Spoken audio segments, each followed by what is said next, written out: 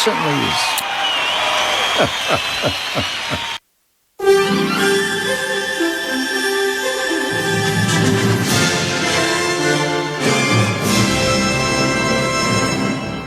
ABC News with Mary McDonald. Good afternoon. Victorian health officials say they're concerned COVID-19 has spread in areas of Melbourne they don't yet know about, as the list of public exposure sites exceeds 450 locations. There were 21 locally acquired cases reported today, which are all linked to the current outbreak, but 10 were in the community whilst infectious. 15 of the new cases are linked to the Glenroy outbreak, 3 are connected to the Altaqua school, 2 have been traced to the Hobsons Bay cluster, and 1 is associated with the Caroline Springs shopping centre outbreak. Victorian Health Department Secretary Kate Matson says she's concerned about the spread of the virus as the source of a number of recent mystery cases remains unknown. We are concerned the virus is in areas of Melbourne that we don't know about yet. New cases have been emerging and we have a number of unlinked cases. Again, please limit your movements. If you can work from home, please work from home. And Victoria's Health Minister Martin Foley says it's vital more people come forward for testing. We have positive cases in multiple suburbs right across Melbourne, and where we see delays between symptoms and making those decisions to get tested, we see the virus spread. Tighter COVID restrictions will be enforced across Greater Sydney with a record 466 new cases and 4 deaths. Danuta Kozaki reports. New South Wales Premier Gladys Berejiklian. And the case numbers overnight are extremely concerning. We cannot see this trend continue. She says the main suburbs of concern remain in Sydney's west and southwest. Blacktown, Doonside, Mount Druitt, Merrylands, Guildford and Auburn. The Premier says everyone across Greater Sydney will be limited to exercising within 5 kilometres of their home. From Monday, there will be 500 extra Australian Defence Force personnel helping New South Wales Police. 4 people have died, including a woman in her 40s in palliative care, a man and a woman in their 70s, and a man in his 80s. The head of food manufacturer SPC says the company is taking a threat to contaminate produce seriously. Police are investigating a post put on the company's social media relating to potential product contamination after SPC became the first Australian company to mandate vaccines for all on-site staff and visitors. SPC CEO Robert Giles says the post showed a needle going into one of their products. We've seen in the media in the past years how serious tampering with food products is. It's actually a jailable offence, and we take that type of responsibility to our product and the safety of our product extremely seriously. The United Nations Secretary-General Antonio Guterres says the situation in Afghanistan is spinning out of control with devastating consequences for civilians. Mr Guterres says continued urban conflict would mean further carnage, with civilians paying the highest price. He's calling on the Taliban to end the fighting. The message from the international community to those on the war path must be clear. Seizing power through military force is a losing proposition that can only lead to prolonged civil war or to the complete isolation of Afghanistan. Taliban fighters are now reported to be in control of 17 of Afghanistan's 34 provincial capitals. British police have revealed that a man who killed 5 people, including his mother, was a licensed firearms holder. Jake Davison shot 2 women, 2 men and a 3-year-old girl in a deadly 6-minute rampage in Plymouth on Thursday. Police say the incident, which was the worst mass shooting in Britain since 2010, was not terrorism related. In online videos, Davison spoke of being beaten down and defeated by life. After shooting his victims, the 22-year-old turned the gun on himself. To sport, and 2 Australian surfers have won their first titles of the year in Mexico's Championship Tour event overnight. 7-time world champion Stephanie Gilmore won the women's event, cementing her spot at the World Surfing League final in California next month. And West Australian rookie Jack Robinson won his first surfing championship tour in the men's event. The 23-year-old has thanked his team for their support. Everything pushed me, just trying to find all the right things to come together, so many things, and got a good team around, good support. The Doras, my wife, Julia, everyone, family and just sponsors. Couldn't do without it. To the weather now, and there's a strong wind warning for the west coast for the state. Isolated showers about southern and mountain areas, but remaining mainly dry in the far north and east Gippsland. For Melbourne, a mostly sunny day with a top of 18 degrees. Tomorrow, partly cloudy, 19. A few showers on Monday, 14. Tuesday, a shower or two and a top of 14 degrees again. Right now in Melbourne, it's 16 degrees. ABC News. When history is made. Over the boundary it goes, and New Zealand are the World Test champions. ABC Sport is there. Lamb away from one, gets it away to Willow Carr. Now I've seen it, a six-bar. Josh Allen carves it again. Commercial free. Bolton! Oh, wow. Up he goes! A hanger in the goal square. ABC Sport. On radio, online, and on the ABC Listen app. ABC Sport. ABC Sport.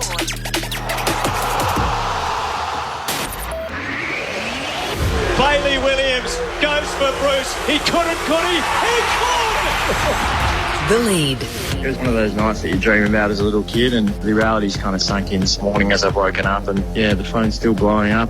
He might have had 39 hitouts, but it's not $1 million a season player at 39 hitouts, but only 10 possessions and not much around the ground.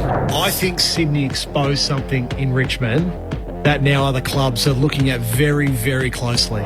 Given the magnitude of Alistair Clarkson's achievements, would you understand if Carlton made a phone call? Oh, as long as they're transparent and clear with me, I'm comfortable. I understand it. The lead. The best trick you've ever pulled, bike into a dam or anything that you've done over the years? Oh, gee, there's have you guys heard of tree parachuting? Tell us more. Please tell us more. The players have said, right, it's time that we really need to have success and to start building something that's really sustainable, and I think there's a real selflessness that's been brought in by the playing group. Bolton! Oh, wow. Up he goes! He is taking his game to ridiculous new heights. This is The Lead on ABC Radio and ABC Sport Digital. The lead items this Saturday. Road Warriors. GWS takes a major step towards making finals, consigning reigning Premier Richmond to a rare September break. Taranto's got 4 and this is sizzling football. Giant for life, Josh Kelly joins us. On the map, a glowing endorsement of Tasmania's bid to join the national competition. But recommendations around the model have drawn the ire of some. Colin Carter joins us to explain his findings. Play on to advantage. The pre-finals bye set to be scrapped as the AFL scrambles to complete the season. Newsbreaker Alicia Muling will have the latest on all footy fronts as a revered Tiger confirms his desire to play on. Hello and welcome to The Lead. There's so much to talk about in football as day by day, inch by inch, we get closer to completing the season. Greg Swan from the Brisbane Lions is going to join us as well on the program today.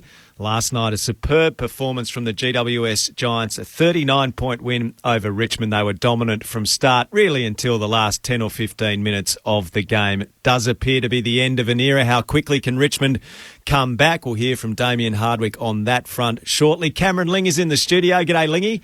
G'day, Al. Great to be here, and hello to everybody out there. Hopefully those in lockdown are staying safe and getting through it, and we're very, very lucky in regional Victoria. Got to go to junior footy, the last game of the year this morning. Little Maxie had his last game. It was fantastic to see them all running around, having a lot of fun. And, gee, I saw some good footy last night with you, Al, from the GWS Giants. And Richmond all but done in the season. I know there's this crazy mathematical possibility they could get through, but pretty much done. They've been the best team in the previous 4 seasons. They've won 3 of those premierships. And the Giants, wow. Is this genuine? Is this something that could just get on this crazy roll for the next few weeks and do some damage, or is it simply a couple of good weeks of footy? Oh, I don't know exactly, but last night, that first half, Al, unbelievable to watch. Adam Ramanauskas is here. Raman, there was a real edge to the Giants last night, the way they came out of the block, 7-2 in the first quarter. Firstly, welcome back, Al. It's good, Thank you, mate. Good to have you back. Good to be here. Pump him up. He wants a big pump up. He's feeling like he hasn't been getting enough love off us. Clinchy did a great job. Yeah. Great job. I reckon he would have felt the pressure, felt the heat. Oh, no doubt. No doubt. I'm just wondering if we're going to be talking about pike positions or hockey or whatever accidentally. The only thing that's diving at the moment is me ducking and diving you two. No, look, the Giants were terrific. Again, it's from moment one. They don't allow the opposition to feel comfortable within the game, and that's what I just felt last night with the Giants. Their pressure was up. Yep, albeit Richmond had more possession, more contested possession, but I think the ones that mattered, the actual ones where the Giants were out in the open and were able to move the ball, is clearly what counted last night. Richmond, at no stage, looked like they were going to threaten last night. I posed this question last night, and I didn't know the answer. Is this 2 weeks of exciting, wonderful footy, but not sustainable? Or is this something that could get on this bizarre, incredible roll, and if they slot into 7th or 8th, they could get deep? Could they make a prelim? Could it go further? Or am I kidding myself, Rama? No, I don't think you're kidding yourself, but they've distinctly changed their game over the last couple of weeks. They're keeping their forwards at home, which is really dangerous. We see so often now linking forwards pushing right up the ground, squeezing the ground, making it small, helping out their midfielders, helping out their defenders. But last night, we're all scratching our head wondering, okay, who replaces Toby Green? How do they get those 3 goals that he averages a week? And to Tim Taranto. Tim Taranto could have kicked 6 or 7 last night. The way he went. We're so used to seeing him as the midfield bull. In there, in and under, possession after possession. But last night, just terrific up forward. And that young back line, so good, restricted Lynch and Rewell to just 3 goals for the game. Josh Kelly's going to join us from the Giants in just a moment. It finished the Giants 16-10, 106. Richmond at 10-7, 67.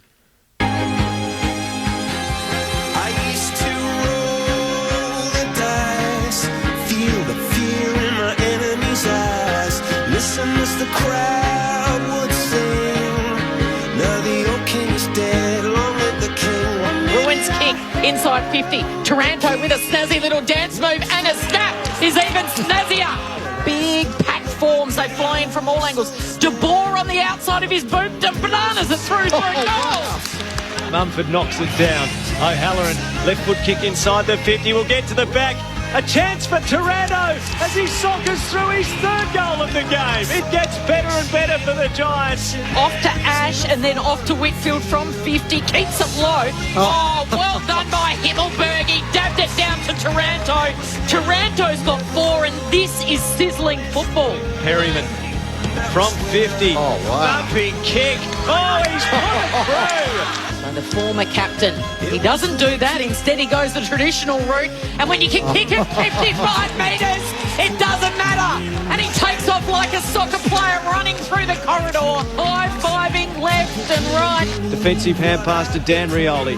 Confronted by Mumford. That's not a pretty sight. That's a bearing down sight. They lose it. Taranto to Mumford. Surely not. Big Mummy. Oh, yes. And the Giants strengthen their grip on a top 8 spot. The Tigers have been reeling all season, body blows. The cut men patched them up. They've had swollen eyes, jelly legs, but they kept on standing until now. The Giants with the killer blow.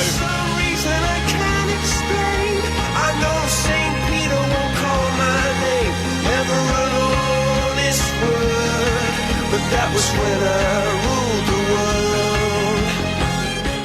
world. It's been a superb reign for Richmond over the last 4 years. 3 premierships, but it will be a September without finals for the Tigers, barring some sort of enormous miracle. And that's courtesy of what GWS was able to do last night. The Giants by 39 points, consolidating their position in the top 8. And Josh Kelly from the Giants joins us on the lead on ABC Grandstand AFL. G'day, Josh.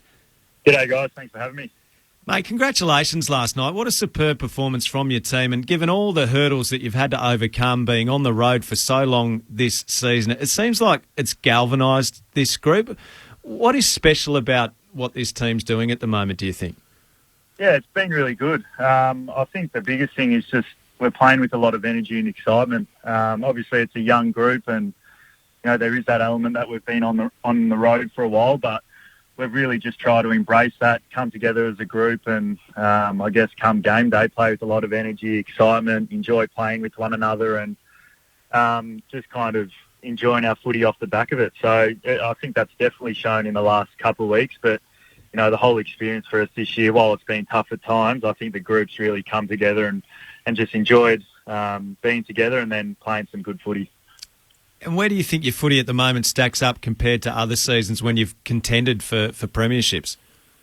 It's probably hard to say. I think, there's always different expectations placed on the group based on how you go at certain times. And I think for us personally, we've just really tried to embrace our roles within the team. I think we're doing that better than ever. Like I said, playing with a lot of energy and on the back of that, just trying to find a lot of consistency with our football. Even at times during this year, we've probably, won games where people probably didn't expect us to, and then, vice versa, lost ones that we weren't expected to. So we've still got improvement in that area. But like I said, one of the big things is just really trying to know your role, embrace that role, and, the outcome will come off the back of that. But I think we're getting a lot of excitement on the back of it.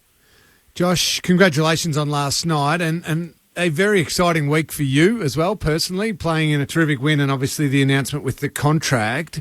Did you, there was all differing views and commentary around the signing. I'll park that for a second. But did you feel freer playing last night because you played wonderful footy, or did you feel a sense of responsibility? I've committed to this big deal and the club's committed to me. I'm going to deliver a bit of a knockout blow to the reigning premiers and give us a shot at finals. Oh, I think it was a range of emotions. It's never really weighed me down, but no doubt, on the weekend, just, now knowing that I'm, completely locked in and, really wanted to take ownership last night on the back of that. There was definitely a sense of freedom. Not that it was, like I said, not that it was weighing me down or feeling like a burden at any time. But it was definitely good. It was a weight off the shoulders being able to go out there and, I guess not have that in the back of my mind. So, it was a good feeling and, of course, good to get the win, but it wasn't something that was a burden for me, no. With the decision, 8 years and now your future is very, very secure at the GWS Giants and an exciting future ahead. Did you consider leaving? How close was the draw back to Victoria as opposed to taking on this great deal with the Giants? Oh, there's definitely some toing and froing. I got a really close family and a lot of good mates back in Melbourne, and there was definitely that lure there. But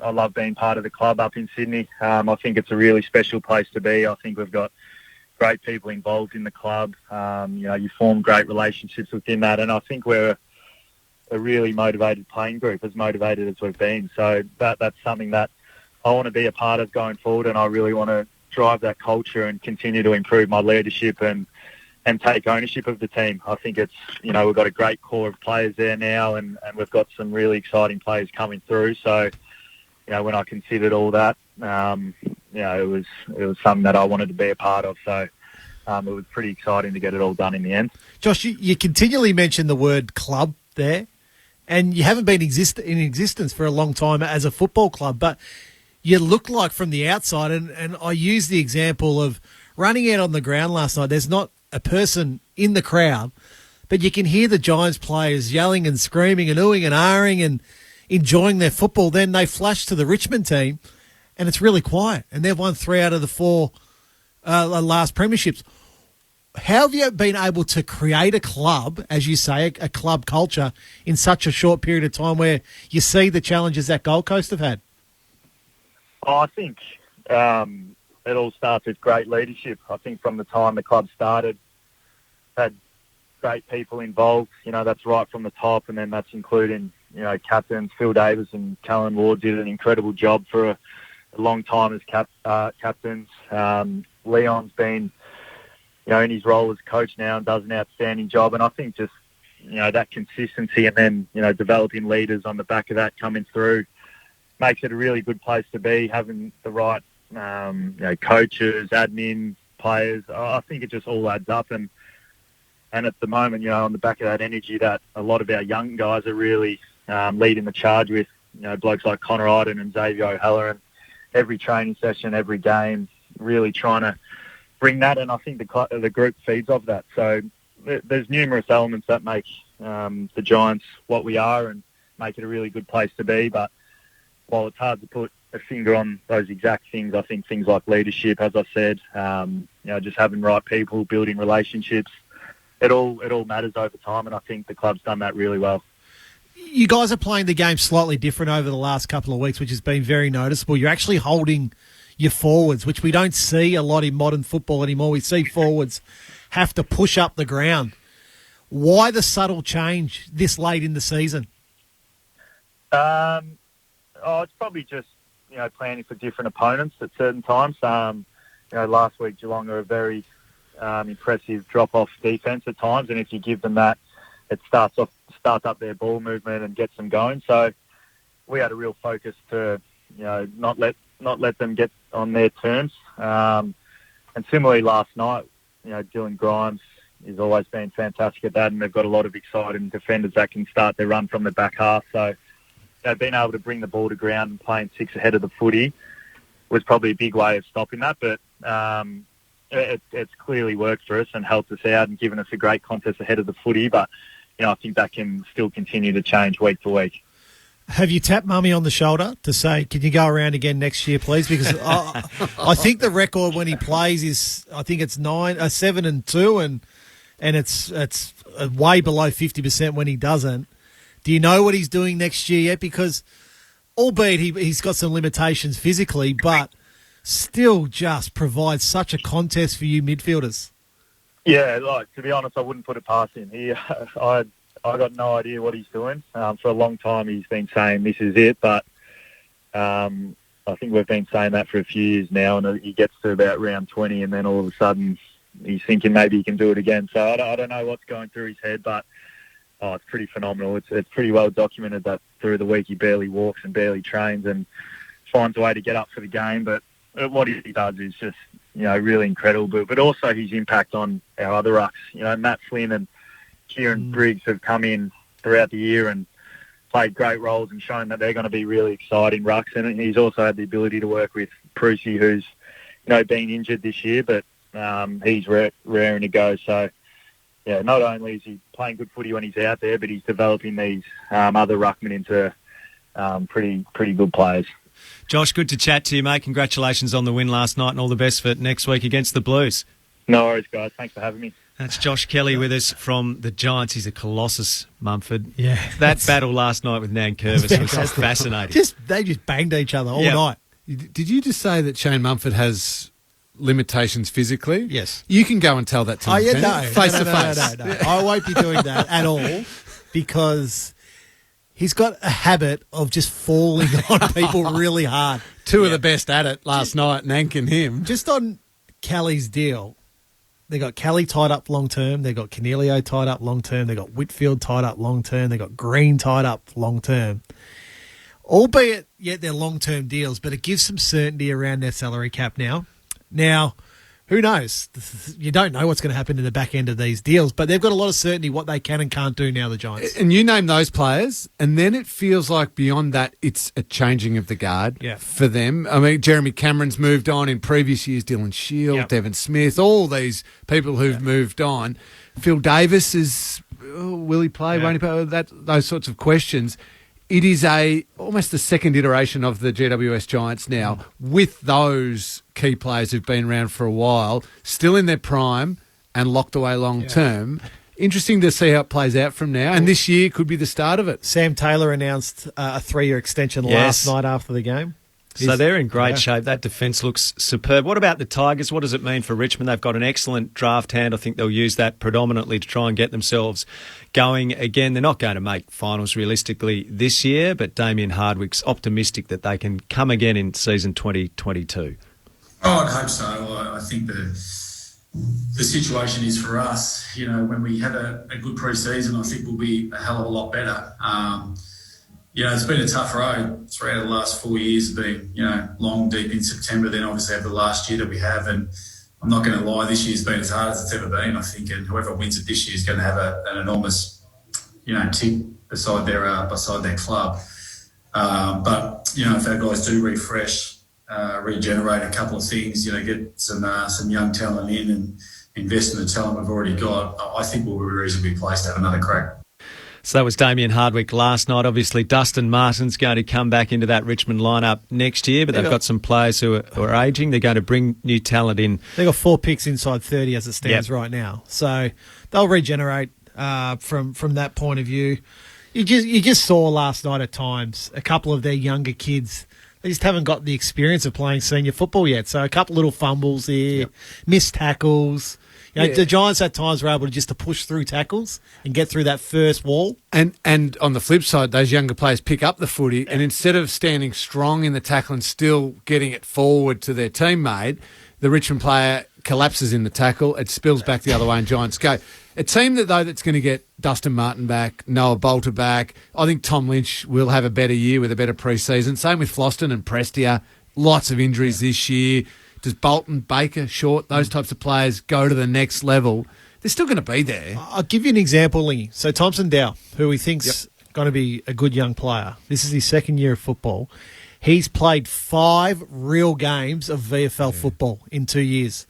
All the rest, last year, scratch matches. This year, combined games with other clubs. He's had 5 games of actual legitimate VFL football in the 2 years. You can't develop that way. It's very difficult to develop.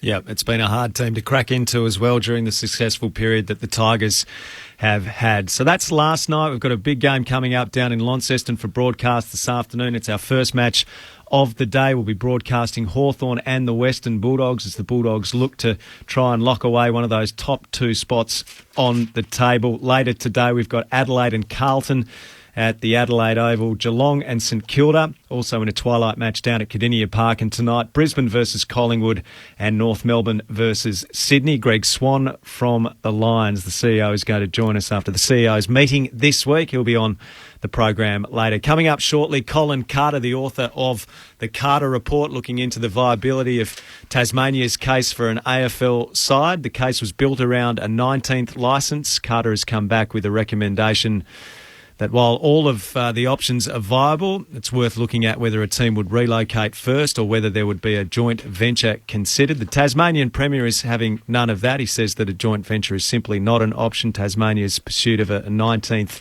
team is what they're going for. And he wasn't at all happy with the AFL's response to the Carter Report. The AFL acknowledged the Carter Report and accepted the recommendations, but in terms of timeframes offered very little around that, which angered the Tasmanian Premier. I have to say I'm very disappointed with the AFL this morning. Once again, they have attempted to kick the can down the road. I must admit, to be frank, it disappoints me that with the Carter Report laid out clearly in front of them, they have still gone down the tried and tested path that they have been down on so many occasions, and that is to deny Tasmania what it rightfully should have. Now, this is unacceptable. I've been clear from the outset that we need an agreement on a timetable before we finalise any agreement with Hawthorn and North Melbourne on future deals to play in the state next year. We've been working with those clubs and we're in a position where we could roll over those contracts for 12 months.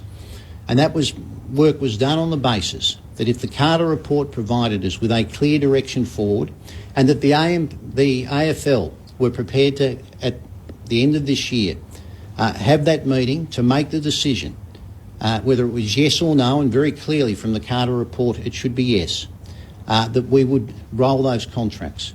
The AFL have not done that. What they have done, based on what I heard this morning from Mr McLaughlin, is that they have once again attempted to kick the can down the road. Now, that immediate response from them, I don't think, is good enough, and we will engage with the AFL in terms of that.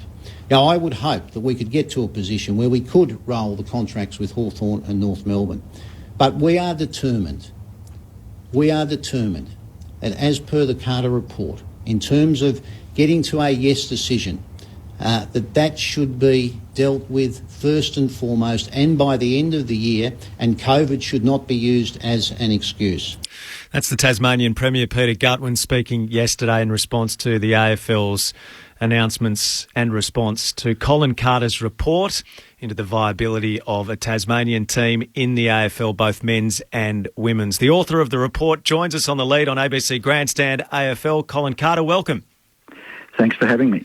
It's a pleasure to have you. Firstly, is a 19th licence for a Tasmanian AFL team viable? Well, it is, and I think that my report sets out to demolish the 5 to 10 common arguments against the Tasmanian team being in the competition, and I think it does this pretty well. And so, yes, it'd be one of a 19th licence, it'd be one of the smaller teams, but the level of support it would require would be within the range of what's already provided to smaller teams in our competition, quite appropriately. And Peter Gutwin is frustrated that the AFL has not committed to a time frame. Your report says that COVID should be no impediment to a yes. Can you expand on that? Well, the decision's a 100-year decision. If you look at sporting competitions around the world, that's what we're looking at. We often get embedded in the short term. I mean, as I said in the report, every team in the English Premier League is more than 100 years old. More than half of our own teams are more than 125 years old. So this is a decision on whether we admit a Tasmanian team, which is a 100-year decision. And so if it takes a few months to clarify timelines, so be it. I was not asked to establish a timeline for a club because it's not competent. I'm not competent to do so. I mean, one would have to work out things like all the drafting rules, the provision of facilities in Tasmania have to be established. The offer is going to be made to the clubs to consider whether they want to look at relocation or joint ventures, and I don't think it'll take too long to resolve whether that's got legs or not. So I should say I'm a great fan of the way the Premier of Tasmania has pursued this whole issue, but one thing I disagree with him on is that the can has not been kicked down the road. If the can was kicked down the road, it would be the AFL saying, the discussion's off the agenda, we've put the thing on the back burner and we'll revisit it again in 5 years' time. That is absolutely not what has happened here. The AFL, in fact, has come out and said they support the idea of a team from Tasmania being in the competition, and that, to me, is an immense step forward that's been taken. Do you concede that your report has created some ambiguity in that you've proposed models around relocation and joint ventures being looked at first before entertaining the 19th licence? Were you not asked to investigate whether Tasmania's business case for a 19th licence was viable, which you have done? Why did you find it necessary to introduce those issues that always hurt football fans? Discussion around relocation, discussion around joint entities are so unpalatable to people. Well, on the very day I arrived in Tasmania to do this work, I was handed the briefing materials from the Premier's office, which included a paper which came via, I guess, the task force, saying that relocation was one of the things that might be considered.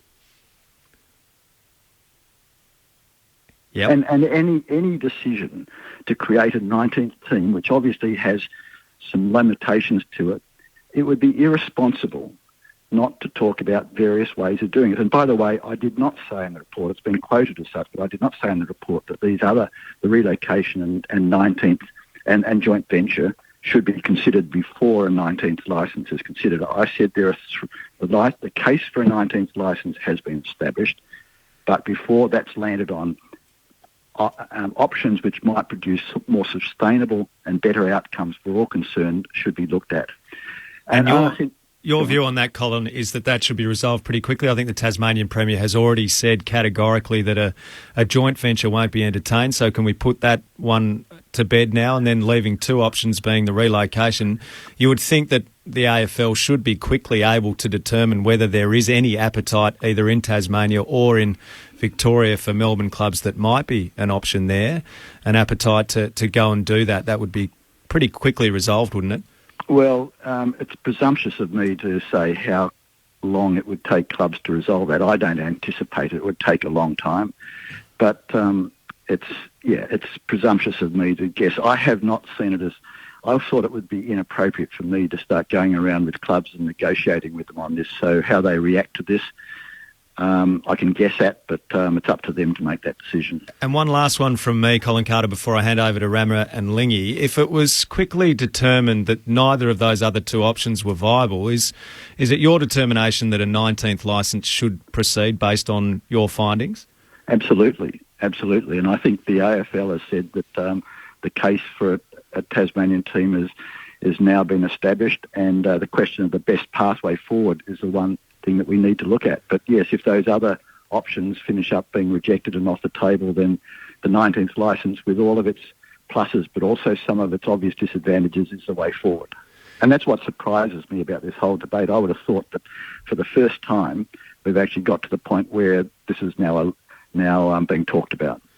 Colin, in regards to that option, the 19th licence option, one of my hesitations, and I've voiced this before, is around the depth of talent available across the competition and whether or not there's enough really high-end players for 19 teams. Now, I understand you reference this in the report, but I just wonder if you could articulate this for our listeners. The Gold Coast Suns and the GWS Giants came in, and I felt it diluted the talent across the competition for a number of years. Does a 19th team do the same thing? Is there enough good players out there? Well, by definition, if you add a 19th team over the 18th, there's a dilution. If you add a 13th over a 12th, there's a dilution. But I think the point is that you ought to look at, first of all, the population base, which over the long haul supports the teams. And there's no doubt that over the last 10, 20 years, population growth has exceeded, and participation growth has exceeded more than the expansion of the number of teams.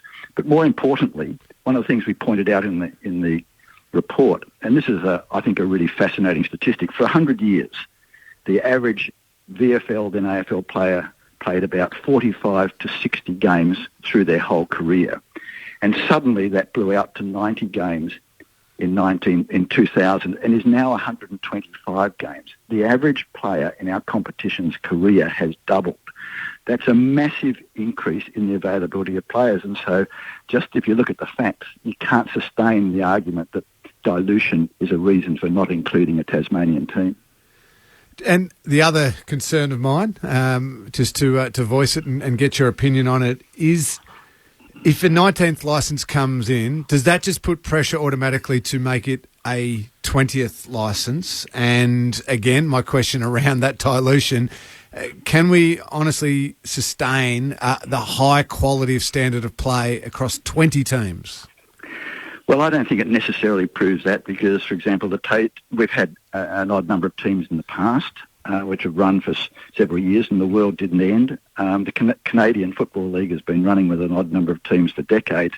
It's not ideal. I'm the first to say that, but it seems to me that it's not an argument why Tasmania should be excluded. And one of the arguments I made in the report, which is a moral argument, is why should Tasmania be the one who bears the cost of that inconvenience to the odd team rather than Geelong or the Eagles or Adelaide or Richmond being the club that has to bear with that. It just seems to me that that's saying to the Tasmanian people, well, stiff cheese, guys, you're the last one, so therefore you're going to have to bear the penalty of having the odd number.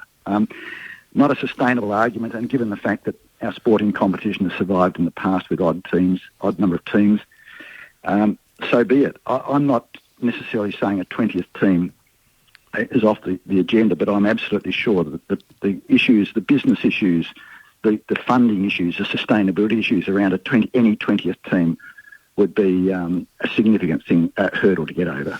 Colin Carter's with us, the author of a report looking into the viability of Tasmania's bid for an AFL team. He's with Alistair Nicholson, Cameron Ling and Adam Ramanauskas. So, Colin, the mechanics of a football club survive on membership, survive on sponsorship. The north-south argument has always been there in Tasmania. What did you find in the report about how the team would be actually supported? Would there be a bias towards the north or the south?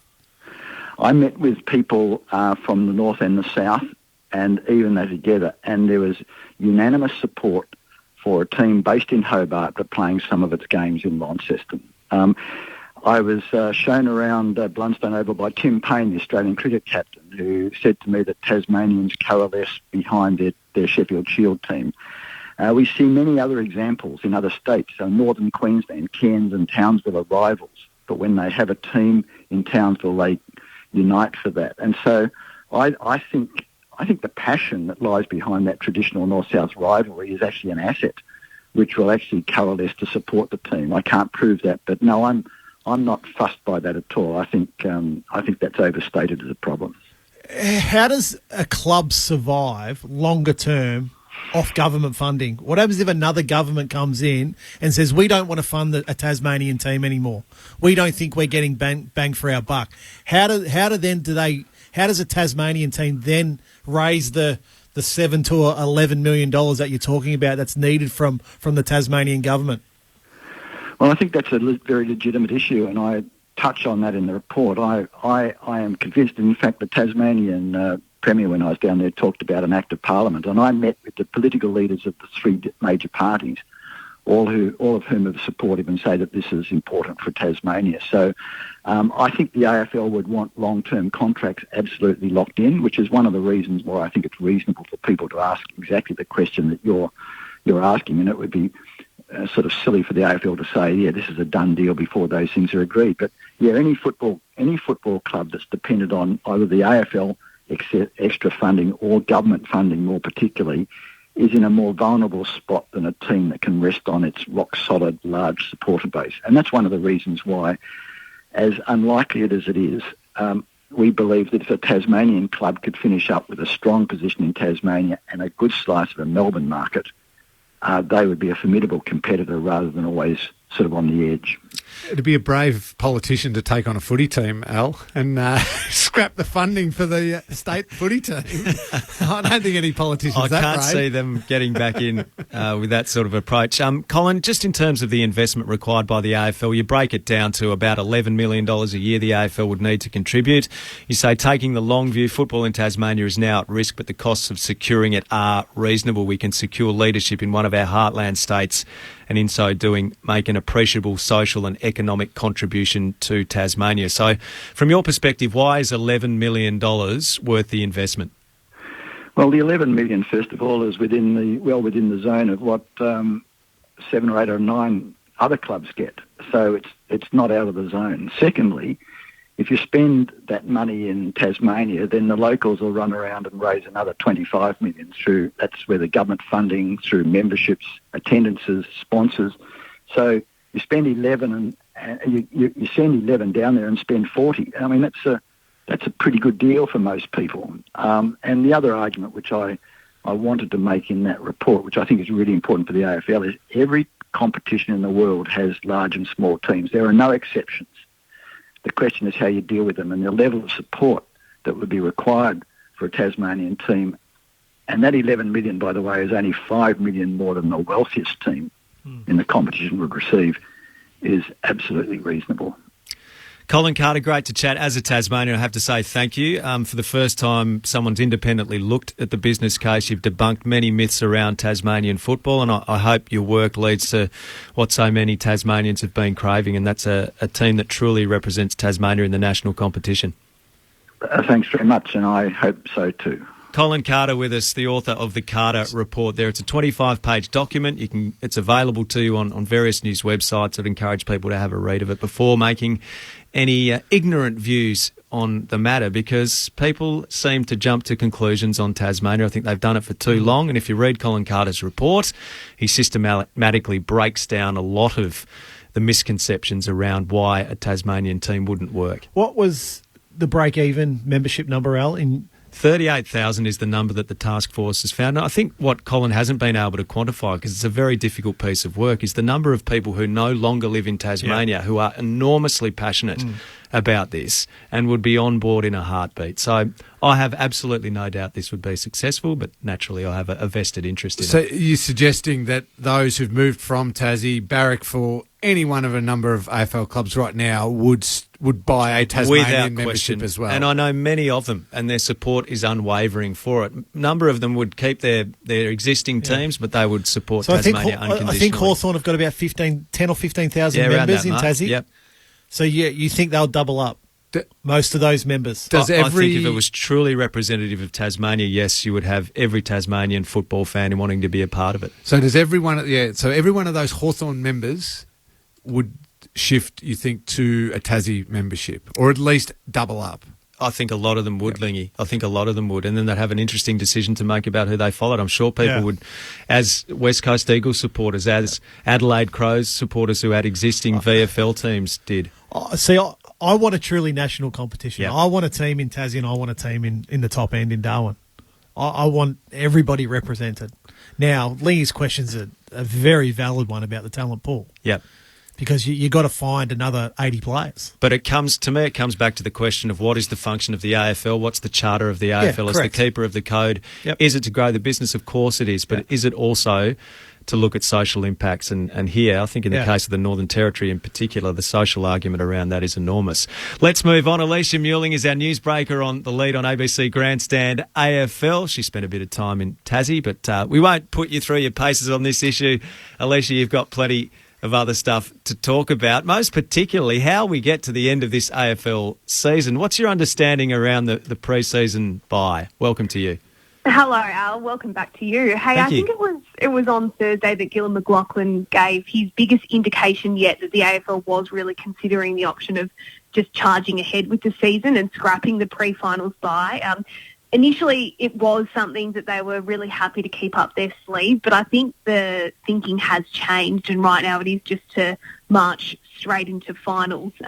We know that the league has already canvassed clubs this week. I know a lot of coaches were asked about it this week. Chris Scott, for example, said it would work for some players and not for others. I guess Mitch Duncan and Zach Tui among them. But look, we know things can change really quickly. We still have 2 rounds to go. And in terms of how round 23 shapes up, the speculation today is that the Bulldogs will play Port Adelaide on Friday night. And then I guess from that you can only imagine that all finals teams would play on Saturday to ensure as long a break as possible before the first week of finals. Alicia, if that pre-finals bye is scrapped, does it still mean the grand final remains on its current date? So there's the potential of the Super Bowl, US-style pre-grand final bye? I think everything is being considered, Lee, and I think that the big thing will be exactly where the grand final is being played.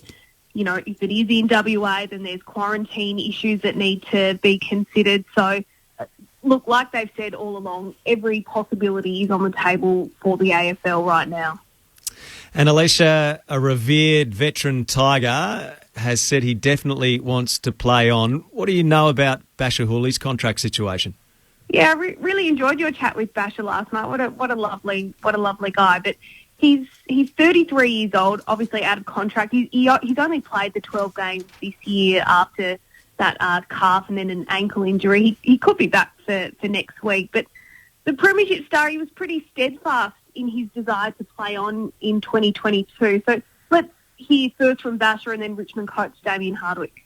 It's all in limbo right now, and I respect the club in what they want to do in terms of signing all those young boys up, and probably the more important people than me. I totally respect that, and I'm a believer of, if I'm meant to go on, I'm going to go on. If not, but to answer your question, I do want to play on.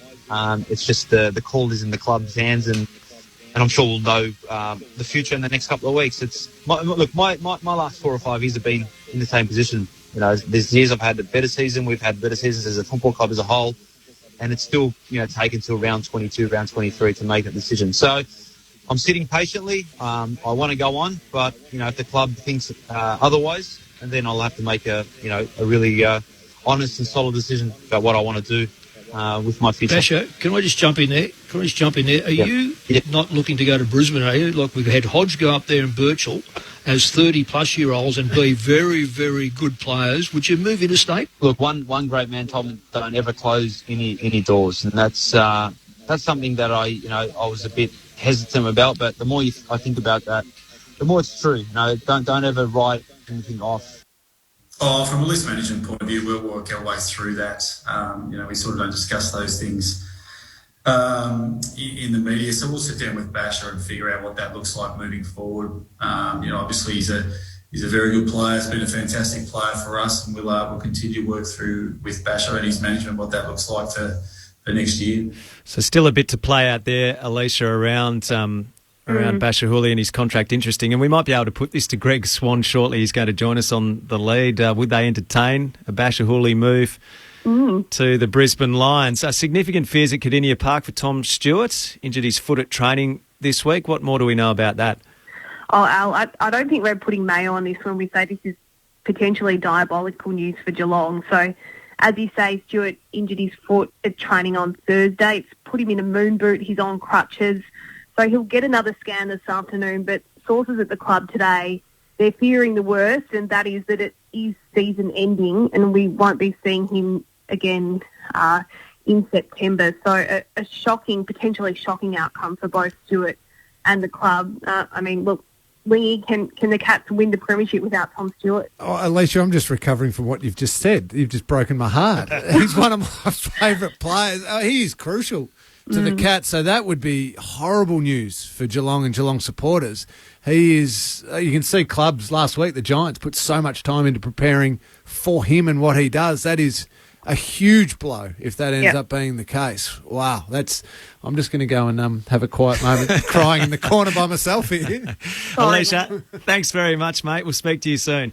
Thanks, guys. Talk to you. That's newsbreaker Alicia Muling with us on the lead on ABC Grandstand AFL. Alistair Nicholson, Adam Ramanauskas and Cameron Ling with you. Just a bit of news coming through. Our first match for broadcast today is the clash down in Launceston between Hawthorn and the Western Bulldogs. The Hawks have confirmed they will be without Jager O'Meara and also James Worpel for the match this afternoon. Worpel withdrawn from the side after being subbed off in last week's win over Collingwood due to a toe injury, while O'Meara has also been left out given knee soreness. So John Newcombe comes in for Worpel. Connor Downey is O'Meara's replacement. We wait for the final teams to drop. Greg Swan is the CEO of the Brisbane Lions, and he's joined us on the line ahead of his side's big game at the Gabba tonight against Collingwood. Greg, thanks for your time. Alistair, how are you? Good. Yep, all good. Yeah, that's the way. Good to hear. I'm really well myself. Thank you very much. CEOs got together earlier in the week, and obviously so much chatter around the makeup of the remaining rounds of the season, indeed the finals. What was your key takeout from the catch-up? Oh, look, I think it was, we're going to try and do everything we can to keep it going. We're near the finishing line. Had a few challenges, but that's been the main focus. And look, there was a bit of discussion about whether they'd keep the season moving or have the bye, so that hasn't been resolved, but there was a little bit of discussion about that. And I think the majority was sort of just to keep it rolling, at this stage, and maybe even use that bye later on if there was a drama in the midst of the final series. So, but the AFL are going to have a chat about that, and I think they'll let us know what they're doing next week. Would that suit your club to keep playing on? Oh, yeah, look, I think with everything that's happened, I think for us, in a way, we're home tonight, we're home next week, and we probably, all things being equal, we'd probably finish 5th or 6th, and that'll be a home final as well. So to stay home 3 weeks in a row would be good for us. But, if there is a bye, then you freshen them up and away you go again. But I think from our point of view, we'd be happy to keep going.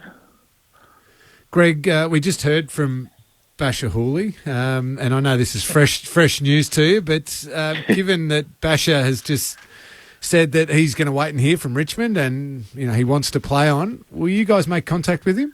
That was my old mate Mickey Moldhouse. He was being a bit mischievous there, I think. No, look, we will have, as we do, list management meetings and things like that.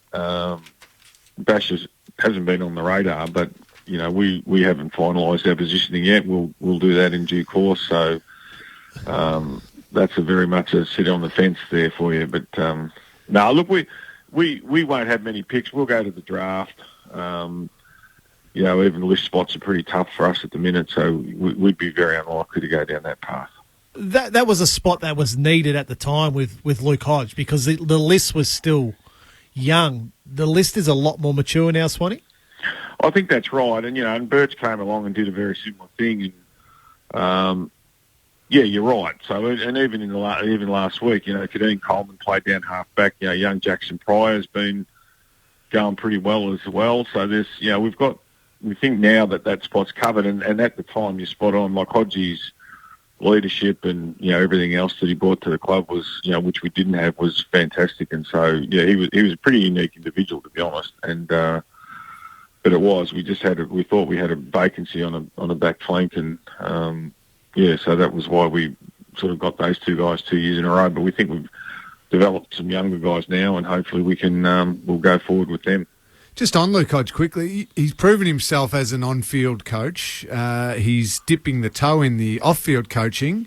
Is the club going to try and convince him to jump into it full time and be one of Chris Fagan's assistants?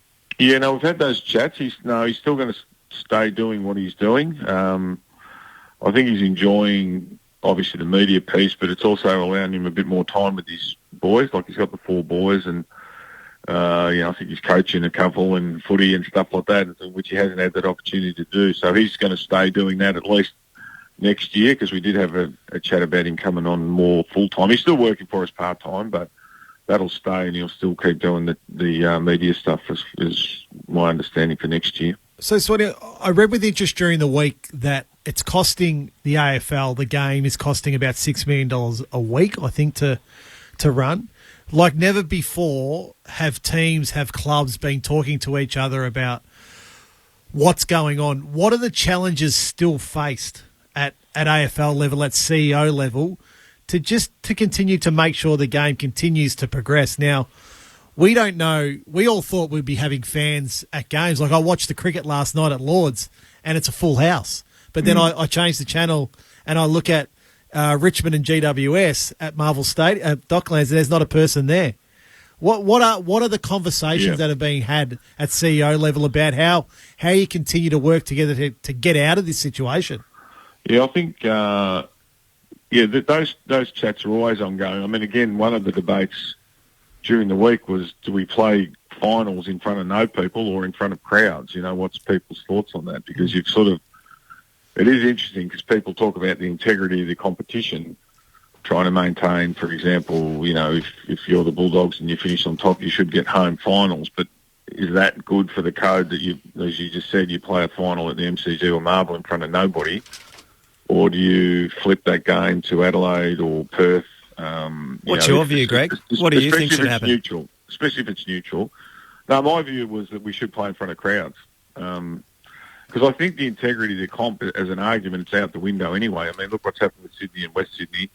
They haven't played a home game practically for weeks on end. And even, I think the Suns have missed the home game tomorrow because of circumstances. So that's been flipped to Melbourne. So I think a lot of the things that have happened this year have put pressure on, in the great terminology of integrity. So I think, the concept of, the Bulldogs and Melbourne playing at Perth in front of 60,000 versus playing at the MCG in front of nobody was a debate that was had. And probably, again, most came down to the thought that for the code, it would be better to play in front of crowds. Lions CEO Greg Swanee is with us. We saw expansion on the table during the week on a couple of fronts, Greg. So the AFLW going to 18 teams, every team represented by season 7 in that competition. Was that a decision that you supported? Oh yeah, that was a no-brainer. I think everybody felt that everybody wanted a team. I obviously wasn't privy to the submissions, but from what I gather, they were all good submissions. And I think every club that you speak to wanted to have a AFLW team, and now we've got it. Well, not this year; it'll be next year, and then then away we go. So it'll be interesting. The challenge will probably still be just having the depth of talent and whether there's enough talent. But there is, certainly in Queensland, the women's code's exploded. So I think that there will be enough people to play. So that'll be it'll be exciting to have all 18 teams represented. Now, Greg, that's all the serious stuff out of the way. We have a little segment on our program every week to end the show called Hospital Handballs, and I'm told you're a willing participant, so let's fire away. Right. It's a hand pass away to Vaughan, and then a heavy bump. Sydney State bouncing straight off Viney.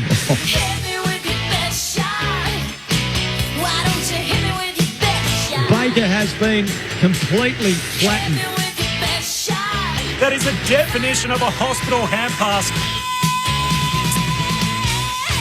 Okay, Swanee, you spoke about the CEO meeting. Now, that happens a couple of times a year, so I'm not going to ask you to throw any of the current CEOs under the bus. But in your past, you've been involved in football for a long time, a lot longer than all of us. Which of those CEOs in the past may have had the loudest voice in those meetings? Yeah. They normally come from big clubs. That's for starters. You're at a big club, Swanee. I was in the old days. Yeah, I was. Actually, that's a good question now that you raise it. Oh, Peter Jackson was always, he's always had a lot to say, Jacko.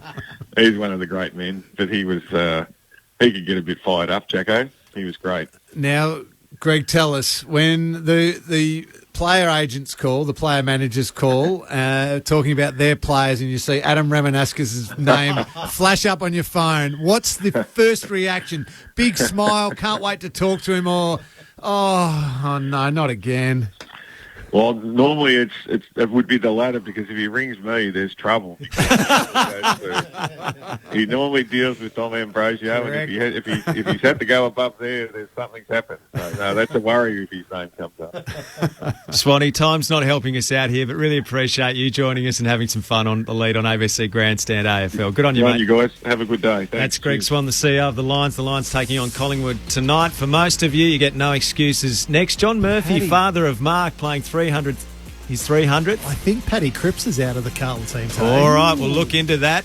South Australian listeners off to the build-up, the Hawks and the Dogs.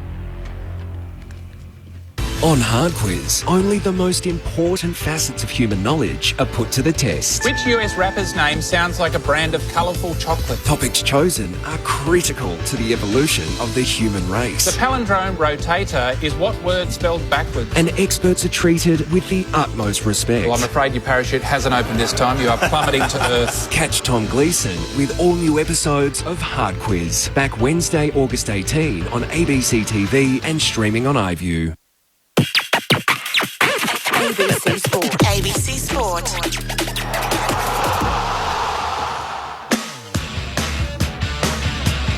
They've got players who looked lazy last night, didn't look interested. There's lots of blokes getting lots of money there and not much output.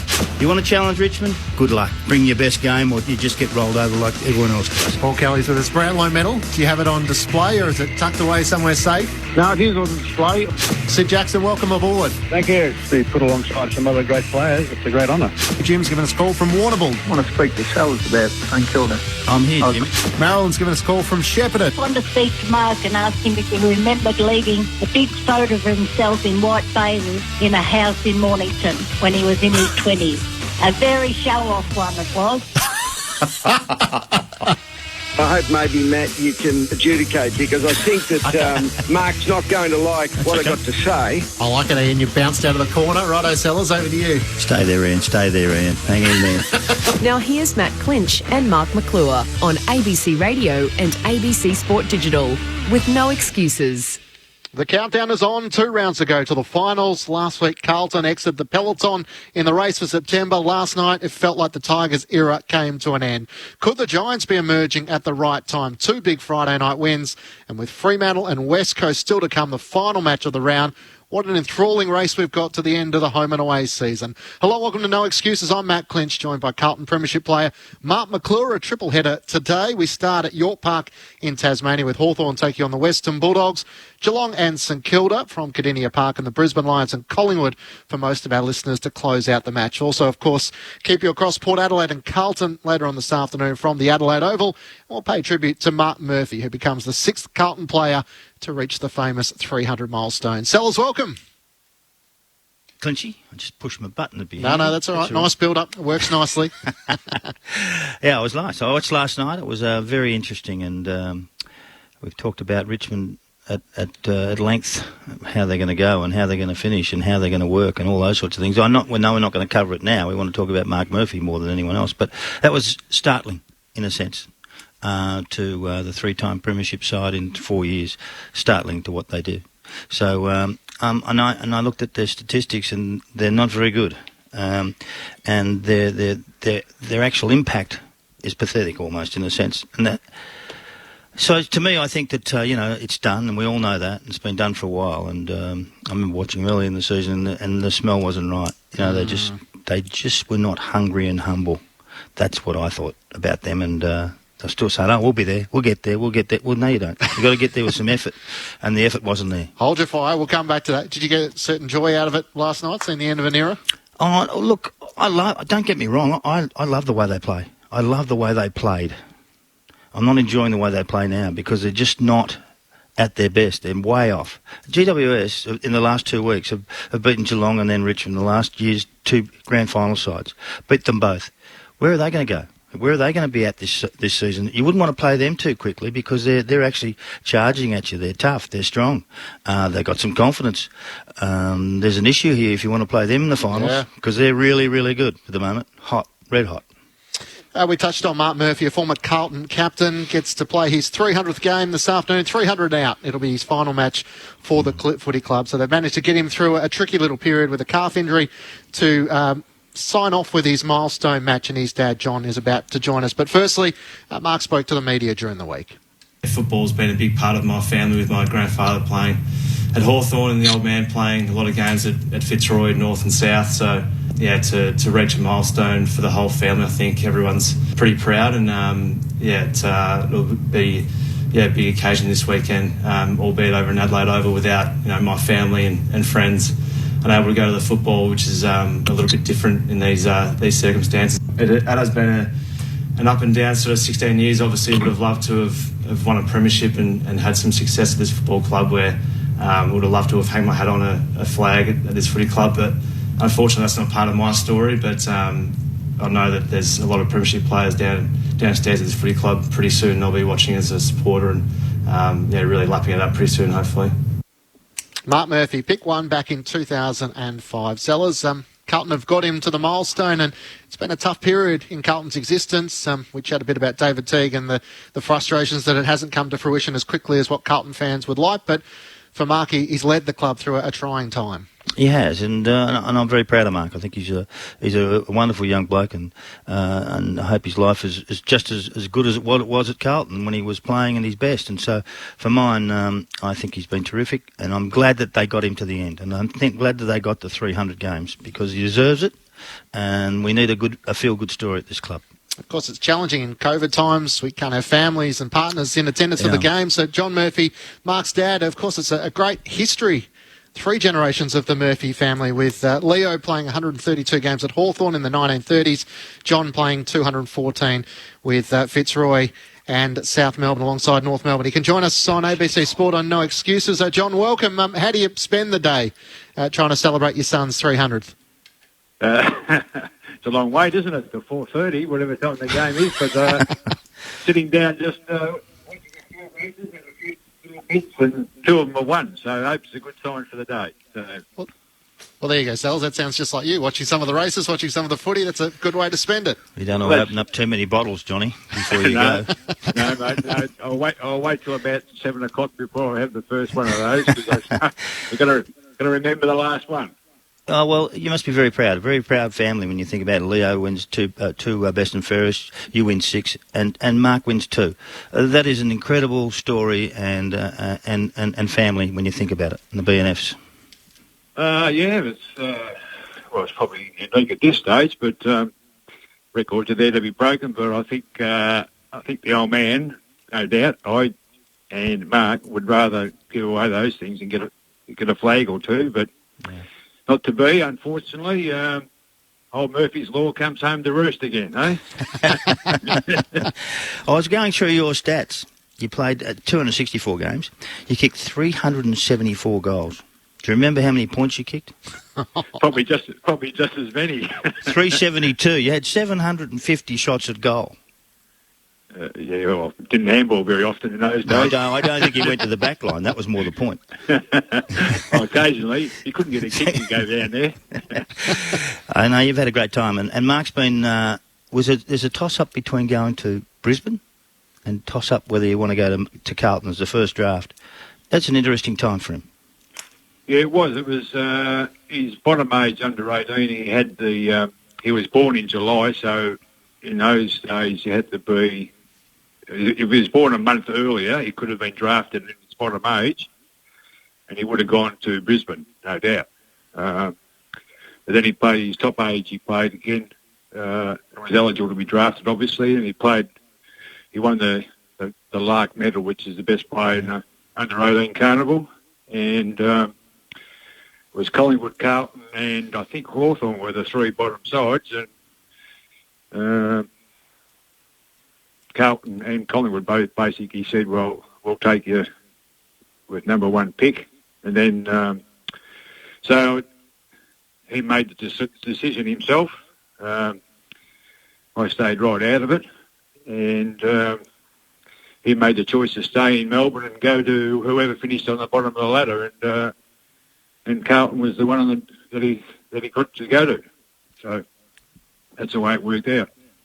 John Murphy, the father of Mark, has joined us on ABC Sports. So given the fact that your dad played at Hawthorn and you ended up at Fitzroy, it is a unique piece of history. How mindful were you to let Mark make his own decision as to where he wanted to play? It was pretty tough because my old man did the same thing to me. He just said, well, you make your own mind up. And maybe I missed out on playing in 4 premierships at Hawthorn, I suppose. But there's that Murphy's Law again, doesn't it? But so I had to do the same thing with Mark. He had to make his choice up. I think the hardest decision the hardest thing he had to do is when he basically told me that he decided to stay in Melbourne and knock back Brisbane. I said, well, you better go and ring Barney up and Lee Matthews up and tell him. He said, do I have to? I said, buddy, I hope you have to. I'm not going to do it. So did they take Mark out for a meal? It was there Lee Matthews and Jonathan Brown and tried to sell the club to him? Yeah, they did. Brownie and Bossy and Lukey Power. A couple of intimidating guys to say no to. We didn't say no that night. They took him out to their wives, and we all went out to a lovely seafood restaurant in Brisbane. It was fantastic, and they did everything right. There's nothing wrong with Brisbane. Did everything perfectly. Kinnear Beeson was the recruiting officer in those days. He was fantastic, and there was no really pressure on the club at all. Craig Lambert was involved and all that sort of stuff, but you can see why they've been a successful club because they look after people. And but the choice was Mark made his own choice to stay in Melbourne. Do you remember the first game they played against Brisbane? Carlton played Brisbane. I certainly do. Tell us what happened. Well, he was fortunate enough to be having a brilliant season first up. He was favourite for the... He's a star. At the early days, really a star. And they first-year player and all that sort of stuff. And round 13, they played Brisbane in Brisbane. And in the first quarter, they got him. Bit of revenge, huh? He did his shot. Well, it's a bit of a coincidence, isn't it, I suppose? Yeah, he did his shoulder, and really, unfortunately, that shoulder has been hasn't been 100%, never been right since. He's done it 3 times, and it's really affected him towards the latter part of his career. But well, they might have got back a little bit, I suppose. But it's part of the game. That's part of the game, John. It's part of the game, yeah. Yeah, absolutely. Every time you go out there, there's a chance that something like that can happen. But, it's the way to go. I don't think that was chance. Well, I won't say anything, but I think there was a few threats made on the field and all that sort of stuff within the first 5 or 10 minutes, which is just normal in those days. We might have been going back when we played Sellers. Yeah, well, let me tell you. I was going to say, it sounds right out of your script. I'll tell you what, I'd rather get the threat than the other stuff.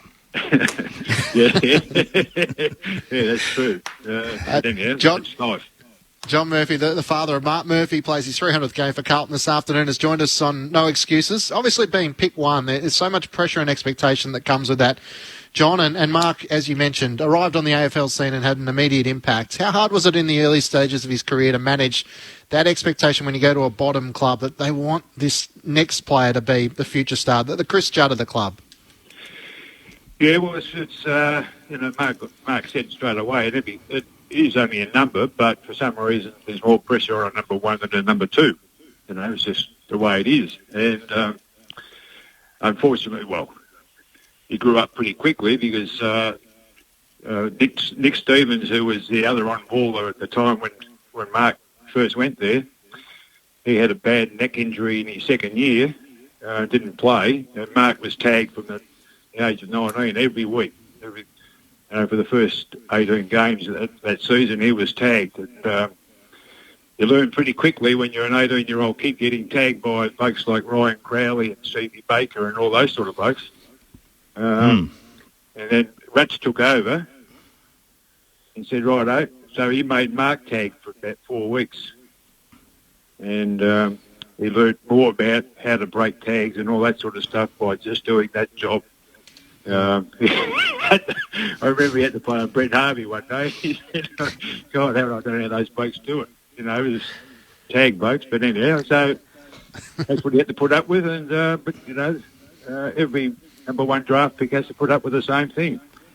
John, that is a great move by Brett Ratten, because guess what? You play on the best players, you learn how fit you got to get, how tough you got to get, and how hard you have to run. And it was a good lesson for him. Oh, yeah. Well, he was a pretty smart man, Brett. Yeah, he was. Yeah. Yeah, and, you know, I heard Mark interviewed in the last week, and he said the 3 biggest people, influences on his life.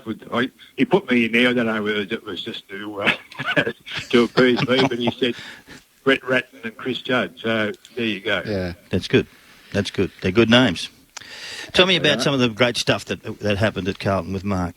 I know there's been some, losses and bad seasons and bits and pieces, but there's got to be some good stuff there. The relationships he built and the things that happened to him. Oh, well, he's, some of his best mates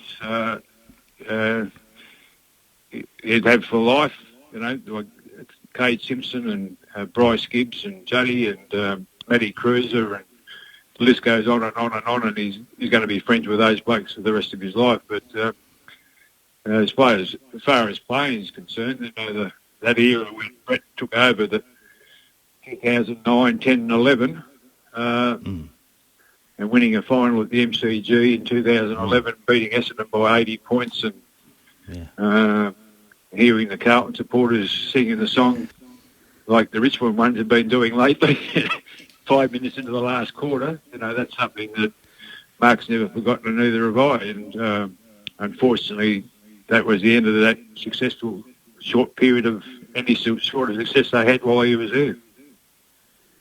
And John, you played in one final, didn't you, with North Melbourne? Mark's played in 6, so we were able to enjoy Mark's success in getting to those finals, given you didn't get a lot of that in your playing career?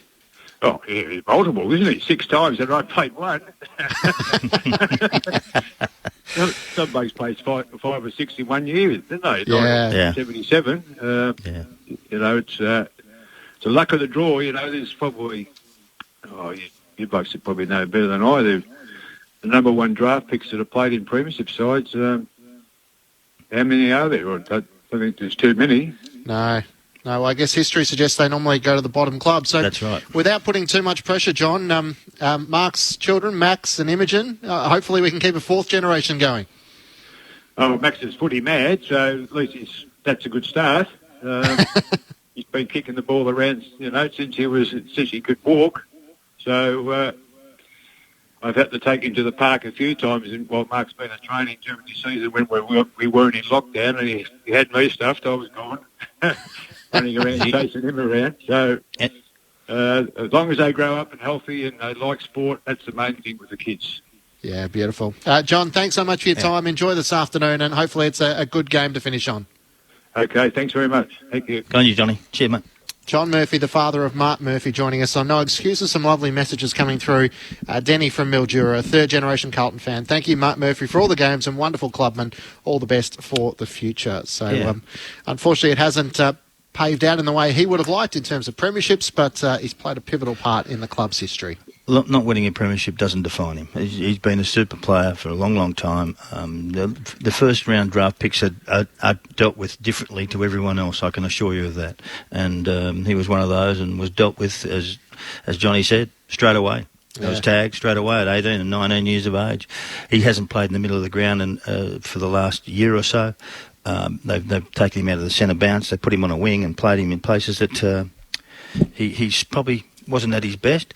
But let me tell you, he's been a star player and for a long, long time. And 300 games is no mean feat. No. So 300 for Mark, 214 for John. 264. Don't forget North Melbourne and Sydney. Yes. Okay, and then plus 132 from Leo, the grandfather. So you're looking at close to 700 games. That sort of joins the Kennedys, Silvanis, Wittens, Fletcher, Shaw, the great footy family. So it's a lovely piece of history in our game. No excuses with Matt Clinch and Mark McClure. The game in which we're going to bring you next is Hawthorn taking on the Western Bulldogs, and there is a late change there as well. So unfortunately for Hawks fans, there'll be no Jager O'Meara, so he's been replaced in the side by Connor Downey. Josh Morris and Anthony Scott are the respective subs. Also, some news coming through from Carlton, as you would have heard. Patrick Cripps is out of the lineup to take on Port Adelaide, so it means there's going to be another debutant alongside Brodie Kemp. Corey Durden will play his first game for the side back in his home state of South Australia. So, interesting, Carlton, with all the events that has taken place throughout the week. David Teague, he came out fighting during the week. When he mentioned he was reached out to by Tigers legend Damien Hardwick. The other night, I've had a few other coaches reach out to me, and Damien Hardwick reached out to me, and he talked about Richmond's courage to back him in when things weren't going. In 2016, he went through a similar thing, and to stay strong. And it gives you confidence that I'm really hopeful that our club backed me in and have the courage to stick to the course and to finish what was started, because I've said all along, I really believe in what we're doing. I believe in this playing group and where we're going. And, the reassurance to have someone like Dimo to reach out to let you know and to understand what you're going through was really nice and comforting. David T chatting during the week. We were there watching as Carlton went down to the Gold Coast Suns by 19 points last week. You joked as we were finishing up on air that change was coming. The review's been completed. Do you have any understanding as to what's in there? I've had a lot of texts, a lot of emails, a lot of things from people around the place who've... This is not just the We Love Carlton WhatsApp group, is it? Well, it could be anyone. Who knows it is. But from people who think they know. And to me, I don't think that I would take any notice of them. There's a lot of different things. David hasn't been resolved yet. David's still the coach of this footy club. I like the way he fights for his job. I love the way he stood up and said, OK, I want to fight for this job and I want to hang on to that part of it.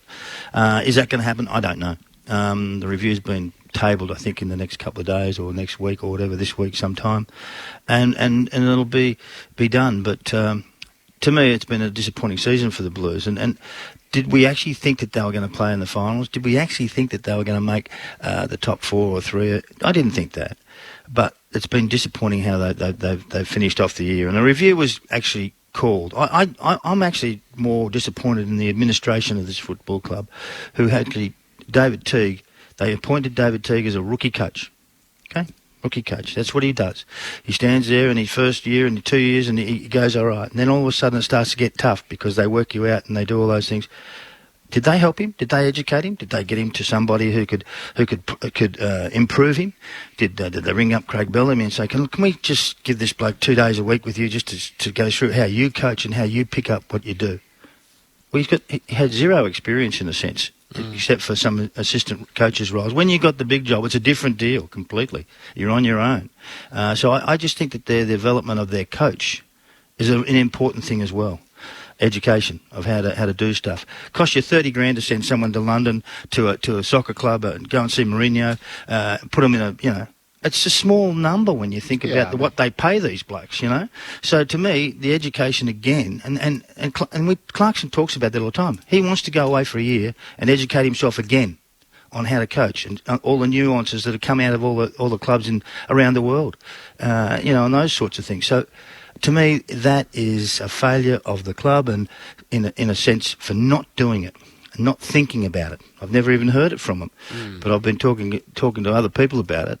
And I think it's important for young coaches. Very, very important. So for mine, he may stay. I don't know. But I think the management have got a big play in this. Yeah. It's the fighting words from David Teague to challenge his board that we've all been wanting, that emotion in his press conference rather than talking about the system, communicating to the fans. And I get it. His club has been as guilty as anyone of trying to force progression before it's ready. Yeah. And this club's been on a journey now for the last 2 years in a challenging time with a global pandemic, but their football director, Chris Judd, is leaving. Their president is leaving.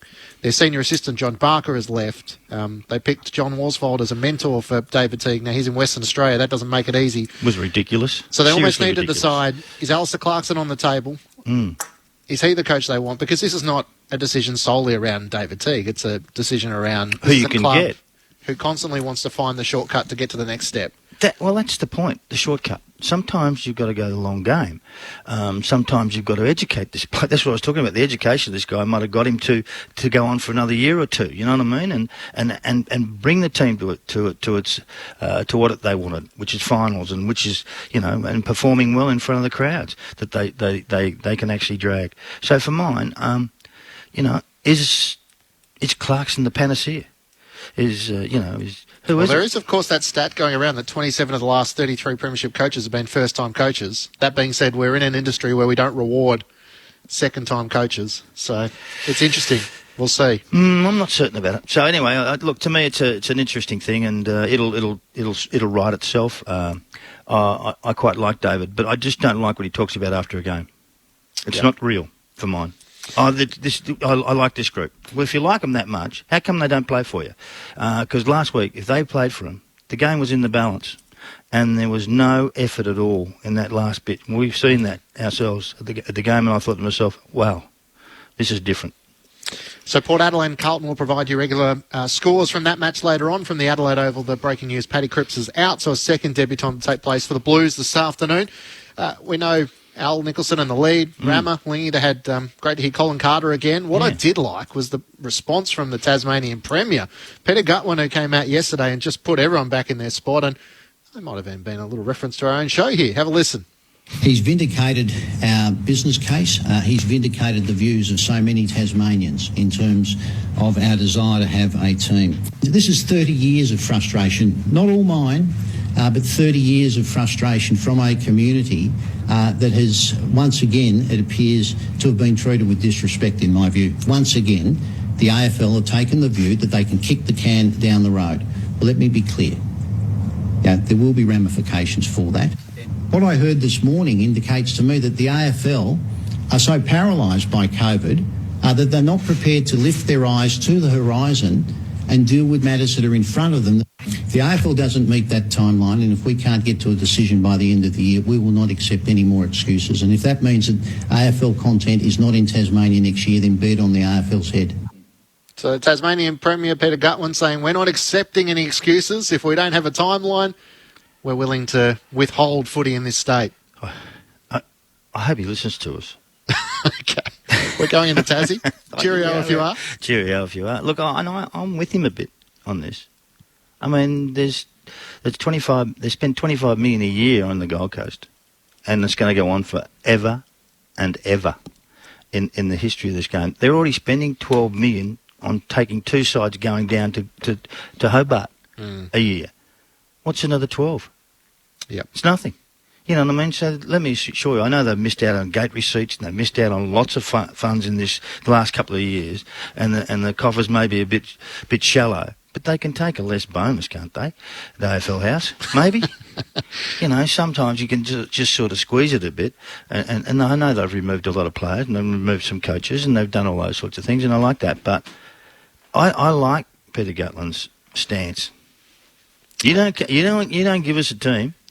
You don't even come here. Yep. And you lose your $12 million that we've been giving you for the last 20 years. Bit of a strong arm approach. I thought it would be right down your avenue. Actually loved it. Yep. So we'll wait and see as to what will come in the next few weeks as to whether we'll see any response from the AFL. Finally, you wanted to finish on the Tigers a bit, and Jack Revolt obviously made this comment about 7 or 8 weeks ago. Here he was speaking on Fox Footy. Good luck if you're playing us in the last 7 weeks. I mean, wherever we sit on the ladder.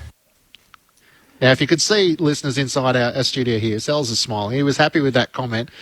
Well, they've won only 2 games, Sellers. 2 of 9.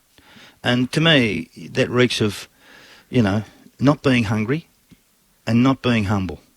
And let me tell you, I love the way they played. Don't get me wrong. I love the way they played when they were hungry and humble, and they wanted to win games. But now they feel entitled. That's what it sounds like to me. That is an interesting statement, isn't it? Good luck if you're playing us in the last 7 games. That is extraordinary for mine, and to me, it's on the past. It's not actually on the present, and they're nowhere near it at the moment. They are a mess. They are fallen off a cliff, and So to mine, I love the way they played. I love their premiership wins. I loved how they did it. But they've changed. And they haven't changed any. I haven't seen them drop anybody this year. Well, they've had injuries, so that's made it harder. Couldn't care less. There's still some people there who aren't performing. You just get rid of them and say, hey, you've got to change 25% of your team after a premiership because otherwise you get fat and lazy. Why are you looking at me when you say that? I'm looking at myself, actually. Anyway. So it'll be interesting. It felt like it was a pretty short fuse for Richmond. Why do you think that way, anyway? Just you looking at me and I felt like it was personal. Oh, please. The energies and the free kicks last night. Put for your Richmond. shirt back on, please. I think that's enough of a visual picture.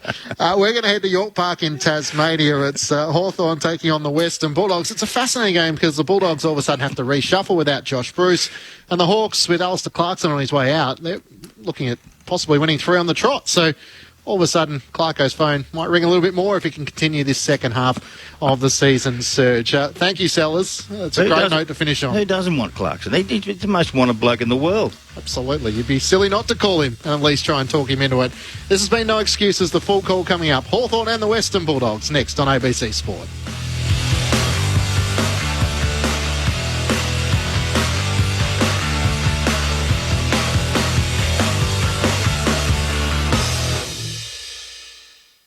Arts, politics and culture from a range of Indigenous perspectives. On Speaking Out. We're seeing a lot of our people, young people, going away. We should be guiding them. We must have a country to call our own. A lot of our women were taking their children back into the bush and hiding. Speaking Out with Larissa Berendt, Sundays at 9 p.m. on ABC Radio.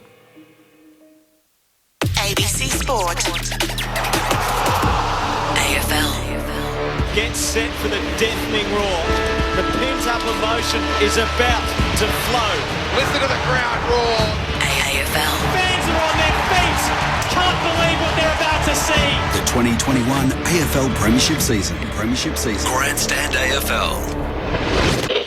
We've got a game on our hands here. This is really good, fierce stuff. This is a fantastic game of football. Someone told me there was something wrong with our game. I can't see it today. Actually, it's a spectacular contest. Dreamers, keep on dreaming. Oh, the impossible angle. Sinners, keep on sinning. Don't go anywhere. The theatre of it all. Winners, keep on winning. And he dribbles one through and blows a kiss to the crowd. Just a new day beginning.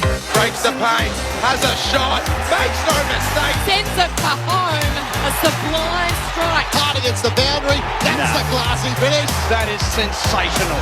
Can he slide it through for the finish? Yes, he can. Wide angle on the paint of 50. May have just snuffed through an incredible goal. Tries the fend off, got him, takes him to ground. Back to that Louis, second don't argue. Go to your best players, go to your match winners. Plays on, mowed down from behind, holding the ball. Perfect tackle. It might be a game saver. Dreamers, keep on dreaming. Ricochets to Martin, you know the rest. The razzle dazzle has arrived. That is spectacular. It's a new day, beginning. On the boot, kicks the goal. Welcome to the big time. Oh, the great mark. Outside of the boot, Eddie. Oh, he has kicked it. Makes no mistake. Goes back. Straightens up towards goal and brings it back superbly. Here's that familiar roar. Double fist salute to the crowd. They might have a new fan favourite. He'll snap. He'll go.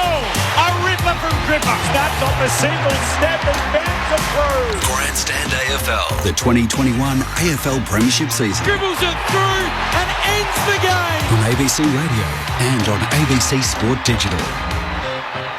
Saturday afternoon football comes from York Park in Launceston as the Western Bulldogs look to shore up a top 2 spot. They take on Hawthorn, aside since recent revelations. The Hawks have found some reasonable form. Wins over Brisbane and Collingwood in recent weeks. A couple of outs, though, for the Hawks with Warple and O'Meara of significance. Newcombe and Downey come into the side. Newcombe has played before. Downey sort of has played before. He was the unused medical sub way back in round 1. We'll get to grace the field, though, so in some ways an official debut for Downey as much as he's been chalked down as playing one game. Josh Morris is the medical sub for the Hawks. No late change for the Western Bulldogs. Anthony Scott, the medical sub for the Dogs, who sit 15-5, currently second on the table, but equal on points with third place Geelong and fourth placed Port Adelaide. That group of teams 2 points behind Melbourne, who had that draw with Hawthorn. Alistair Nicholson to call the action for you alongside Matt Clinch. Good afternoon, Clinchy. Hello, Al. Welcome back. Great to have your company again, and good afternoon to our listeners. It's as interesting this afternoon about who's missing as opposed to who's there. Josh Bruce out, obviously, for the Bulldogs with 48 goals for the season, so the Dogs are going to have to reshuffle their forward line. Jamara Ugle-Hagan has been rested, so you sort of feel like it's a chance, if the pre-finals bye is being eliminated, to get one last rest before the finals might be upon us. And for the Hawks, there without Lou Bruce and Jack Gunston, Dylan Moore, who's been one of their great finds this season. So both sides might have some challenges in kicking goals this afternoon. The one thing is that the Bulldogs got shown up last week against Essendon in stoppages. So they had 60 to 39 inside 50s, but it was the Bombers who looked more threatening inside 50. So I'm sure that'll be one bit Luke Beveridge will be keen to address, while the Hawks' numbers over the last month, they stack up really well. Number one for points for turnovers, number two from points from differential from turnovers, and number three in the competition from forward half turnovers. So they're starting to do a lot right, and all of a sudden this team, which Sam Mitchell will inherit, all of a sudden doesn't look as bad as what it did a month or two ago. Absolutely. These two teams have met once at York Park in Launceston previously. Back in 2008 was the only time that the Dogs beat the Hawks. So 2008, they've met 4 times. 5 overall the Dogs have played at York Park. One of those matches against St Kilda, but the Dogs only 1 win against Hawthorn down there as the Western Bulldogs make their way out onto the ground. We've been well catered for today, Clinchy, because Mark McClure brought in a packet of biscuits, and he sort of, you know how some people hand the biscuit tray around, and he actually threw them like discuses, and we were sort of ducking for cover. But sellers, hospitality is appreciated. Welcome, good afternoon. You seem to have catch it okay in your mouth. Some would say it's big enough, sellers. No, look, I'm looking forward to this. The Doggies have lost a few in this game. I mean, seriously, Bruce is a big loss for them. He's a handy player up forward. He's 6'6", he's quick, he's powerful. Norton has to run the thing on his own almost, in a sense, in that area then. And Bruce has been his sidekick for a long time. So to me, I think that's a big loss for them. Can Hawthorn beat them? I don't know. They've been in pretty good form the last couple of weeks. Clarkson's moulding a pretty good side together, putting them together in a good fashion. But can they beat the Doggies? I don't know. I'm not certain about that, Rammer. Adam Ramanaskas, hello to you. Yes, good afternoon to all our listeners. Yeah, it's an interesting one today. The one player that I was really surprised when I saw the teams come out was Ugle-Hagan going out of the team. I would have thought with 2 rounds remaining, Ugle-Hagan and Norton's partnership together would be all important. There you go. Like continuity of those 2 guys playing together, understanding each other's game, who leads where, who goes where, who does what. Now, Norton becomes the number 1 banana. So Bruce kicked 48 goals this year, so very good year. Very good year. Now, the Dogs are fighting for that top 2 spot, the top spot on the ladder. So there's plenty to play for. And I just look at 5 or 6 changes to a team leading into a final series. You'll want to start settling that down now. But still, he's done it all year, Luke Beveridge. You get to Thursday night and you look at who's in and out for the Bulldogs, and you're never surprised if there's 4, 5, 6 changes. Yeah, he's actually good ones. Often keeping his side on edge, isn't he, in terms of selection? But the interesting part is, what will we see? Will we see Josh Dunkley maybe spend more time forward? Could Marcus Bontempelli? I think you'll see Lewis Young spend a little bit more time forward today. That's the one. I think they'll have English rucking and changing with Lewis Young. So that's how I see that playing out today. Pretty good insight, isn't it? Reckon Rammer's got over it. Nice little whisper there, so we'll look forward to that. All over it. Adam Treloar's reintroduction to the Bulldogs side obviously has had his injury concerns again this season. How much of an influence do you think he can have on the Bulldogs' chances of going very deep this year with that different dimension to his game that he brings? Well, he runs straight. He's not a dodger and weaver and all those sorts of things. He just runs straight with power and pushes the ball into the forward line as quick as he can. And when you've got tall forwards, you know, and Bruce and Norton and those sorts of guys, and English as well when he's down there, it's a powerful tool because you've got a one-on-one. And if you take time, guess what? It's full.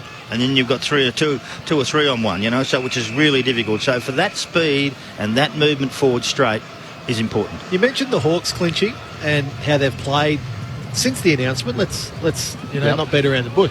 They've played a lot more free. Now, is that because the consequences aren't there anymore now for Alistair Clarkson and probably potentially some players? But I think if I look at it from a player's point of view, there's always consequences because you're always playing for your career. Now, whether you got a long-term deal or you're coming out of contract, every game becomes really, really important. So my gut feel is this is probably the change in direction in game plan that Sam Mitchell may implement coming into next season.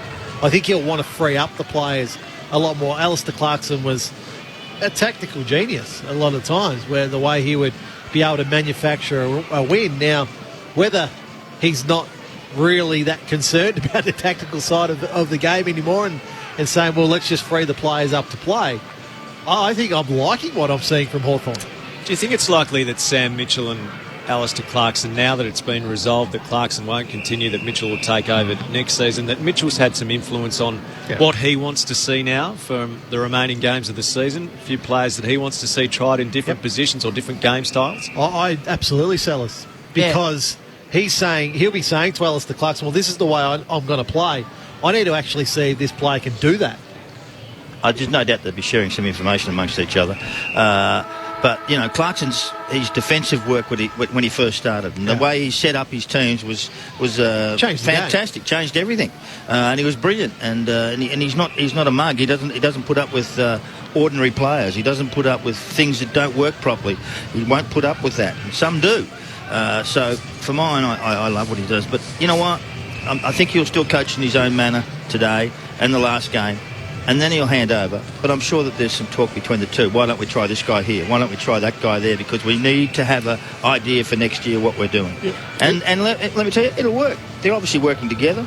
They're obviously in cahoots. So that's good.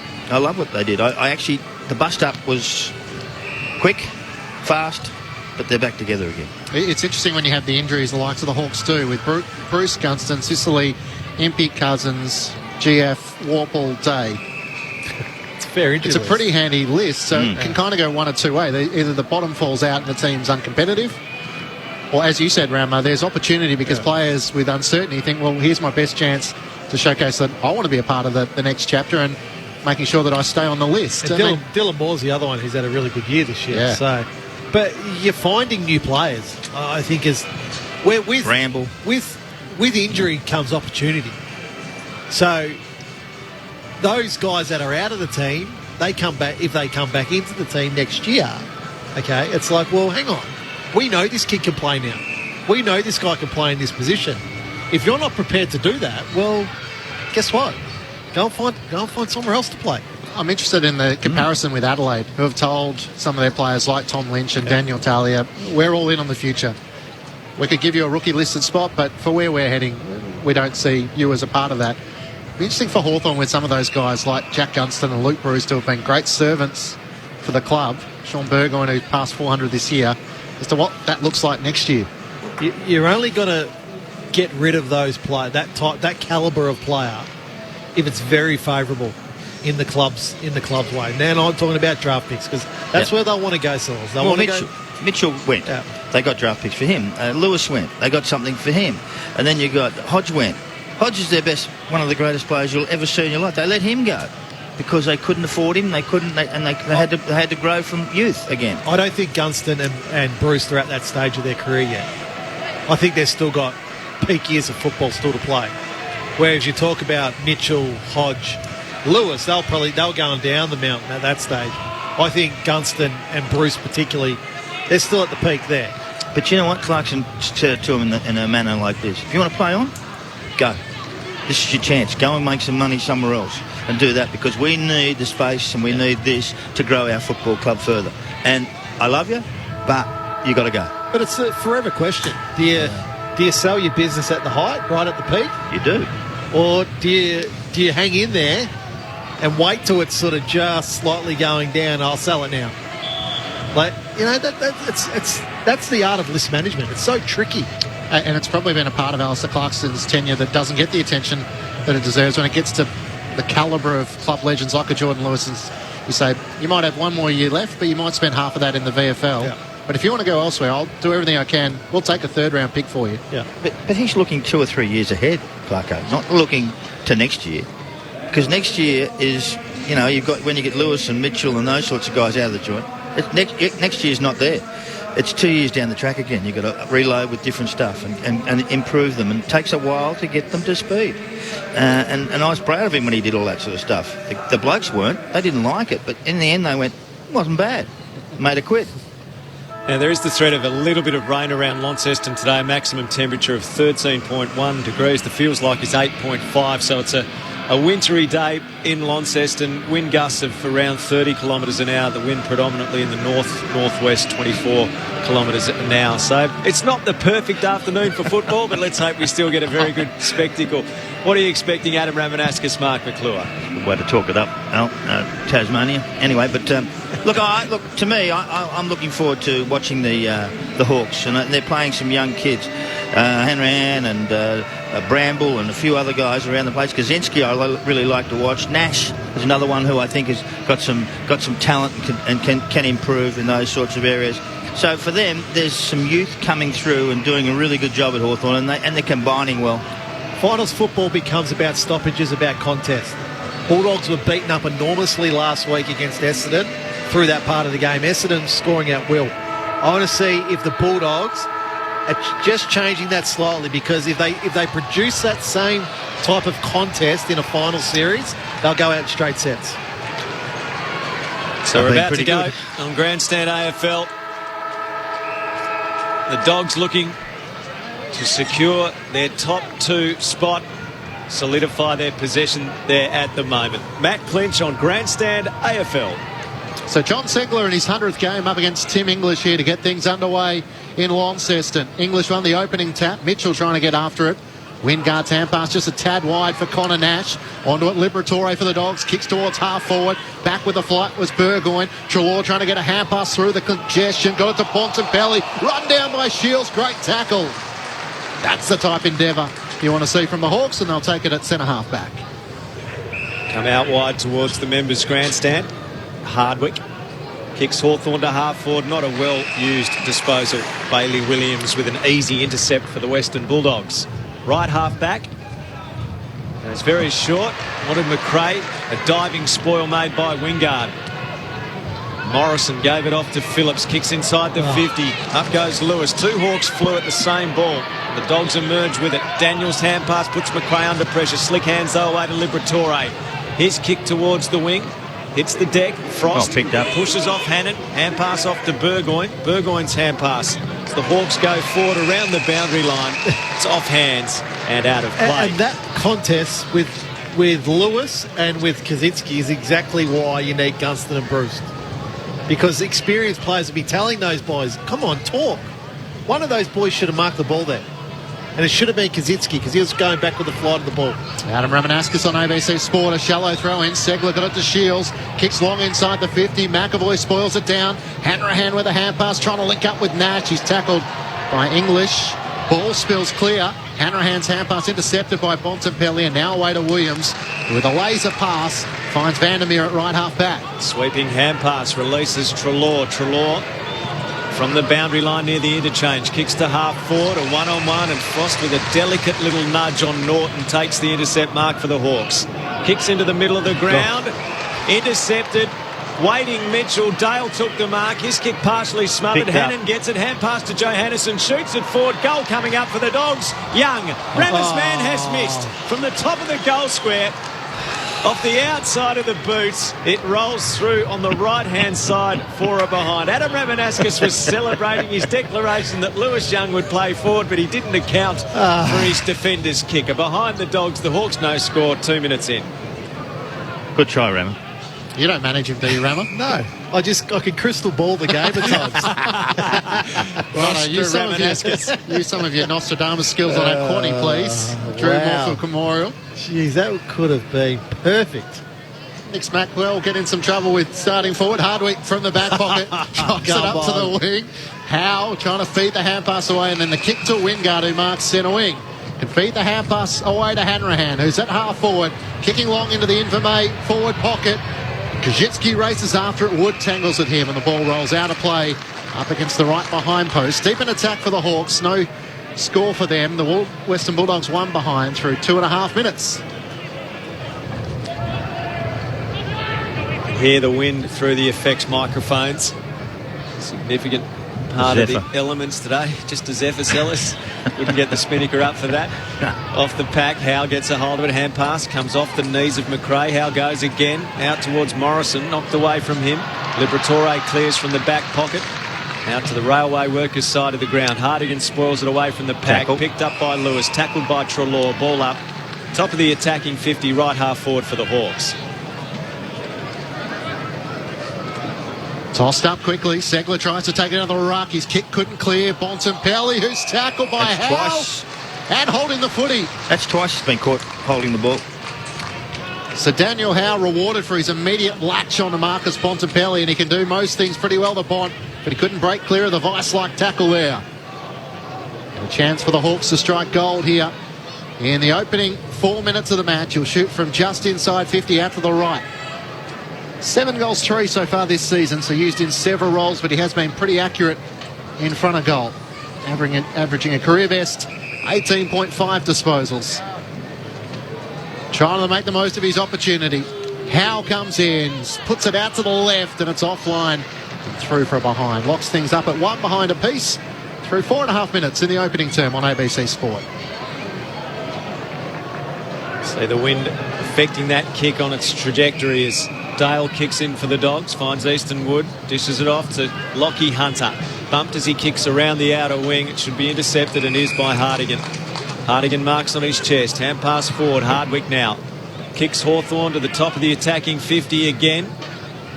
Pack crashed by English, who gets it at ground level. Hand pass to Wood for the Dogs. Off to Hunter.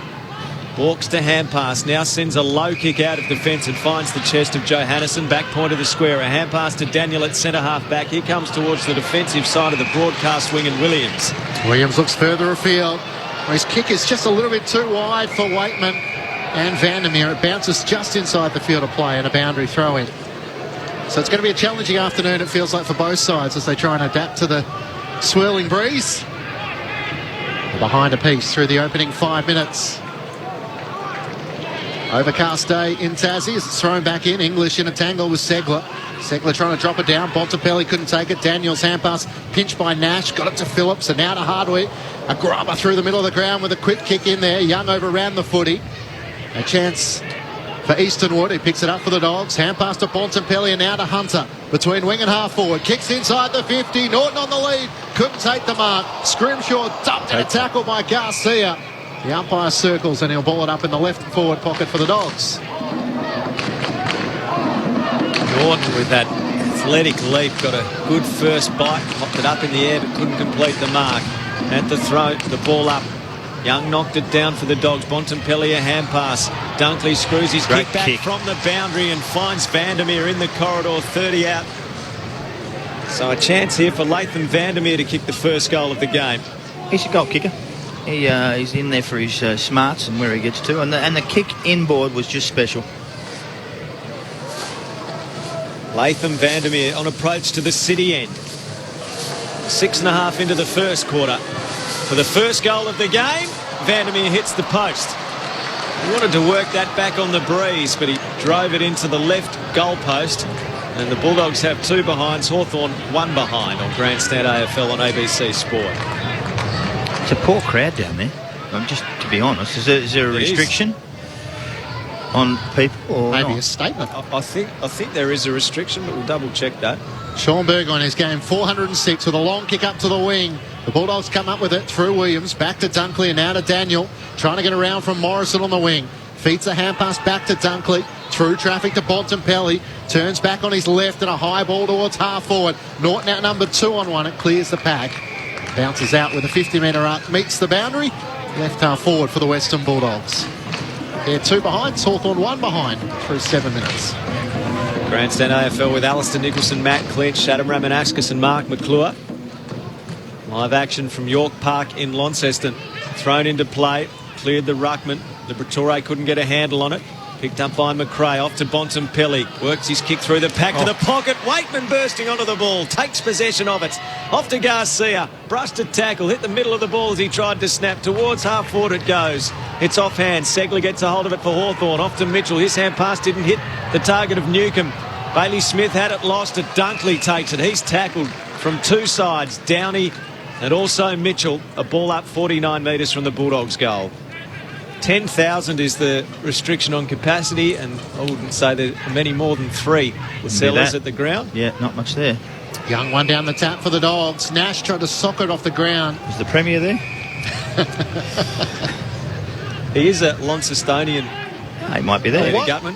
What is he? Launcestonian. He's from Launceston. I'm not sure if that's official, but that's certainly what we used to call them. I was with you, Rammer. Hobartians, Launcestonians. Dovetonians, You're making up words now. Garcia had his hands on the footy as Nash kicked it away, so got the free kick along to the goal mouth. Up Bontempelli, couldn't take the mark. Burgoyne works it back to Howe, kick towards Mitchell under pressure. Hunter spoiled it, and the ball rolls out of play in the left forward pocket for the Dogs. Is that like Carltonians? No, it's got nothing to do with them. Sellers doesn't want you going there, not after recent weeks, Glitchy. No, it's a touchy issue. Okay. Couldn't care less. Toss back in. Dogs deep in attack. Young continuing his ruck battle with Segler. Scrimshaw gathers, gets it to Newcombe. Out of defence for the Hawks. Long kick up to the wing, and Ben McAvoy takes the mark just inside the field of play. So Ben McAvoy, on the outer side of the ground, comes laterally to Scrimshaw. Defensive side of the outer wing for the Hawks. Well, the Doggies have looked more dangerous in this game so far. They've had a couple of easy entries into the forward line, but it's only 4 each inside 50s. So just no one's actually really scored.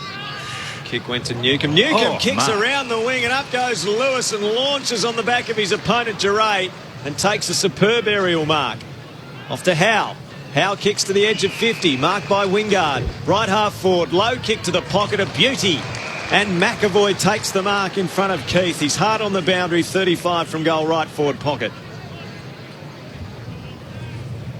Beautiful low hard kick gave Keith the defender no chance to get around that big frame.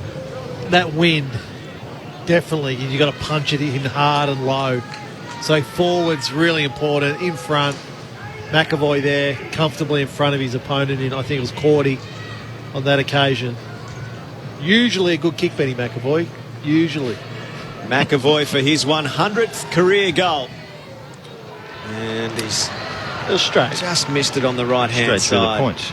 Yeah. So 2 behinds apiece. So 4 behinds in the game. We've been playing 10.5 minutes on Grandstand AFL. We still await the first goal.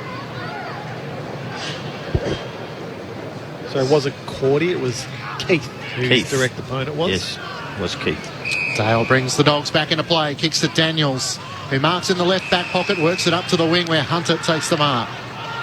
Western Bulldogs 2 behinds to Hawthorn 2 behinds through the opening 11 minutes. Kicks around the wing.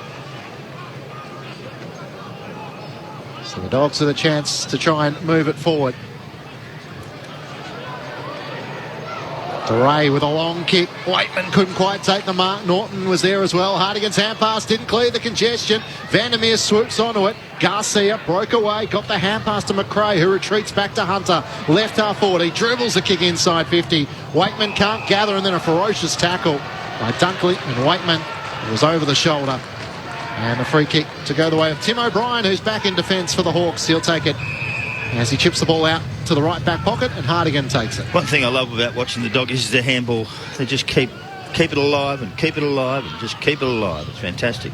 Kick comes out of defence. Newcombe opposed to a couple of Dogs. Got it to ground level. Bontempelli goes through his hand pass. Didn't hit a target. It's over the boundary. 70 around from the Western Bulldogs goal at left half forward. Most of the fans at York Park this afternoon well and truly rugged up. The scarves and beanies and jackets are on.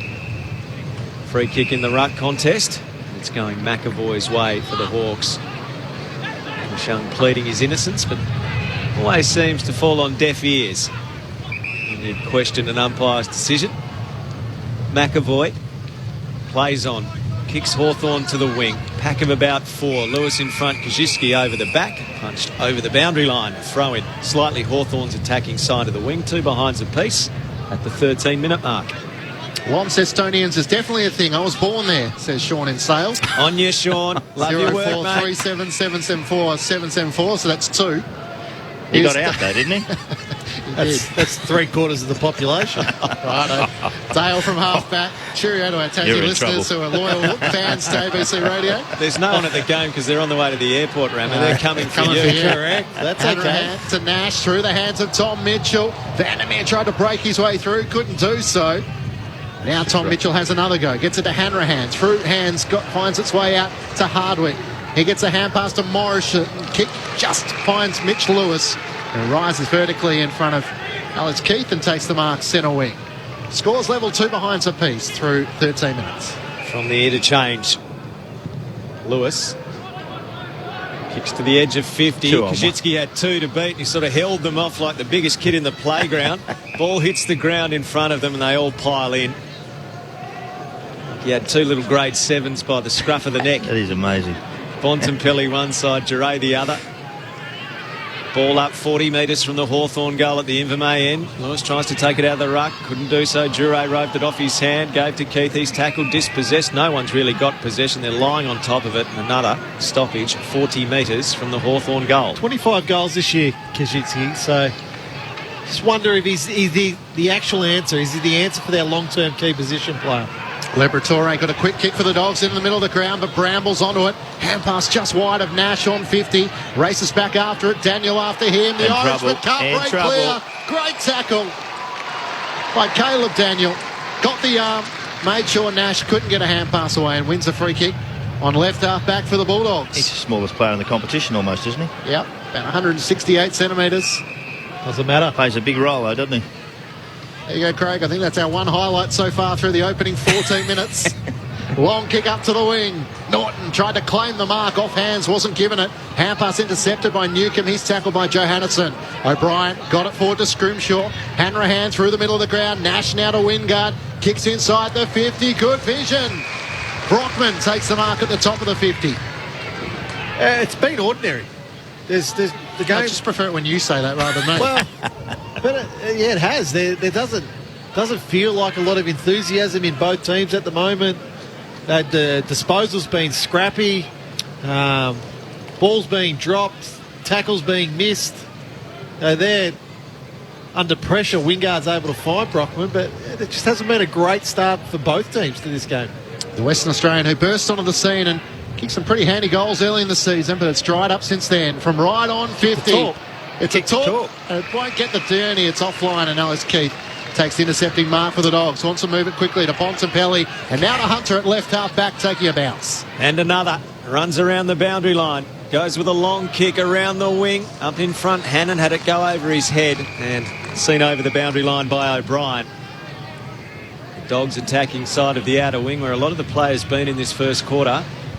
We're 16 minutes in. It's 2 behinds apiece.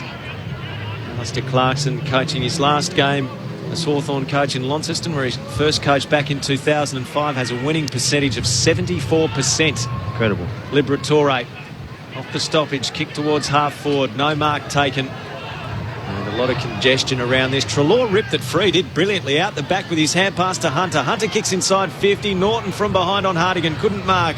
Waitman dangerous at the full. Frost gets a hold of it. Hand pass slapped down by Waitman. Frost goes again. Waitman's still there harassing him. Hartigan takes possession. Norton takes possession of him. It's over the boundary line. Waitman's been felled. Free kick. Not for the first time this season.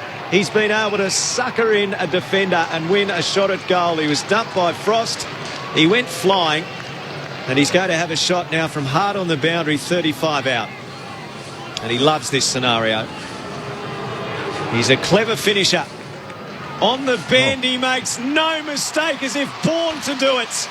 From the left forward pockets, a piece of brilliance. After a nifty piece of, perhaps, I don't know, how would you sum it up? Acting. You're acting. Goal to Waitman. A goal in the game at the 17-minute mark. 1-2-8, the Dogs, Hawthorn 2 behinds. Well, you talk about being born to do it. How do you get a free kick? Well, there it was. That was what we're debating. He got the one around the neck. No, into the ropes. Yeah, well, that's a free kick. It is. It's silly by Frost. Yeah, it is. Yeah, but that happens to Frost. We got to speak to him in the pre-game last week. Cody Waitman rested last week. Grew up a Collingwood fan. Still a Collingwood fan after he got drafted. His hero was Jamie Elliott. Okay. And surfing. He's a mad surfer. You talk about born to do it. You're right, because these kids now, that's just simply where they practice their goal kicking from. Yeah. They snapshots, whatever that may be. They're forever doing that. They don't practice kicking in front, Sellers. It's a difficult one for Frost. He's 6'5", and he's playing on Waitman, who's probably 5'10". So the Dogs are the opening goal of the match, which came at the 17-minute mark of this opening term in York Park in Tasmania. Second ball up back in the middle of the ground. Segler got it down to Newcomb.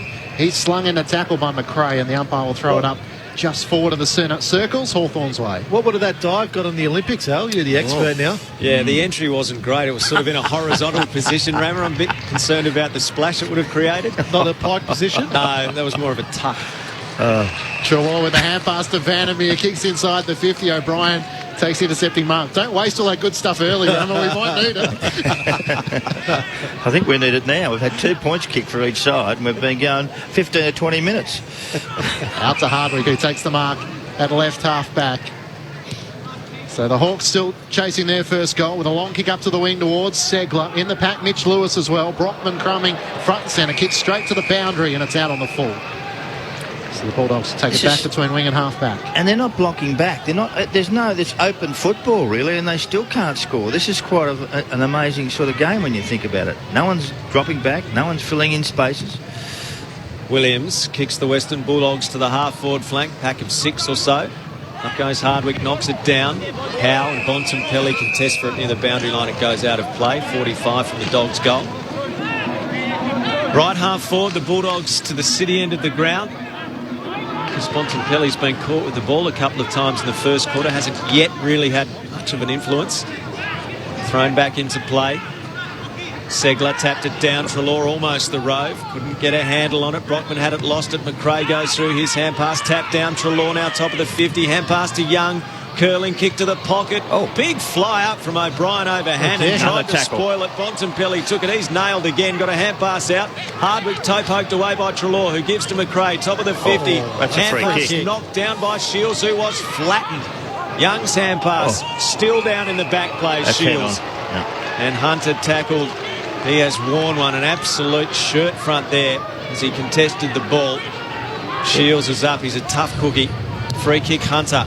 Right half forward, kicks to full forward poorly. O'Brien came out as if on the lead and marked for Hawthorn. Wanted to play on with Waitman right there. He does so out to Newcomb, who has it in the right back pocket. Advances it up the wing, and Mitch Lewis takes the mark. Got a few touches, hasn't he? Working his way high up the ground with Ben McAvoy starting as a key forward. Works it around the eastern wing, and Harry Morrison takes the mark. Another young Hawk getting his crack this afternoon. Morrison sends it long towards McAvoy. Kaczynski flew. Couldn't come down with the footy. Front and centre, Newcomb taken high. Might have been Tom Phillips, in fact, who was lunging at the bottom of that pack. So he's going to take it. Quickly feeds off the hand pass. The long kick inside 50. Lewis shoved out of it. No whistle. As Dunkley gathers and gets the hand pass to Treloar, and the Dogs are out of defence. Treloar ran a long 35 way. metres. Kicks towards vacant pastures on the wing. Hardigan trots across to gather for Hawthorn. Defensive side of the broadcast wing. He fires it into the middle beautifully. Finds the chest of Morrison. Morrison kicks across the centre square. And now a chance for Hawthorn through Downey, who feeds the hand pass to Burgoyne. Centre circle. He used it neatly as well.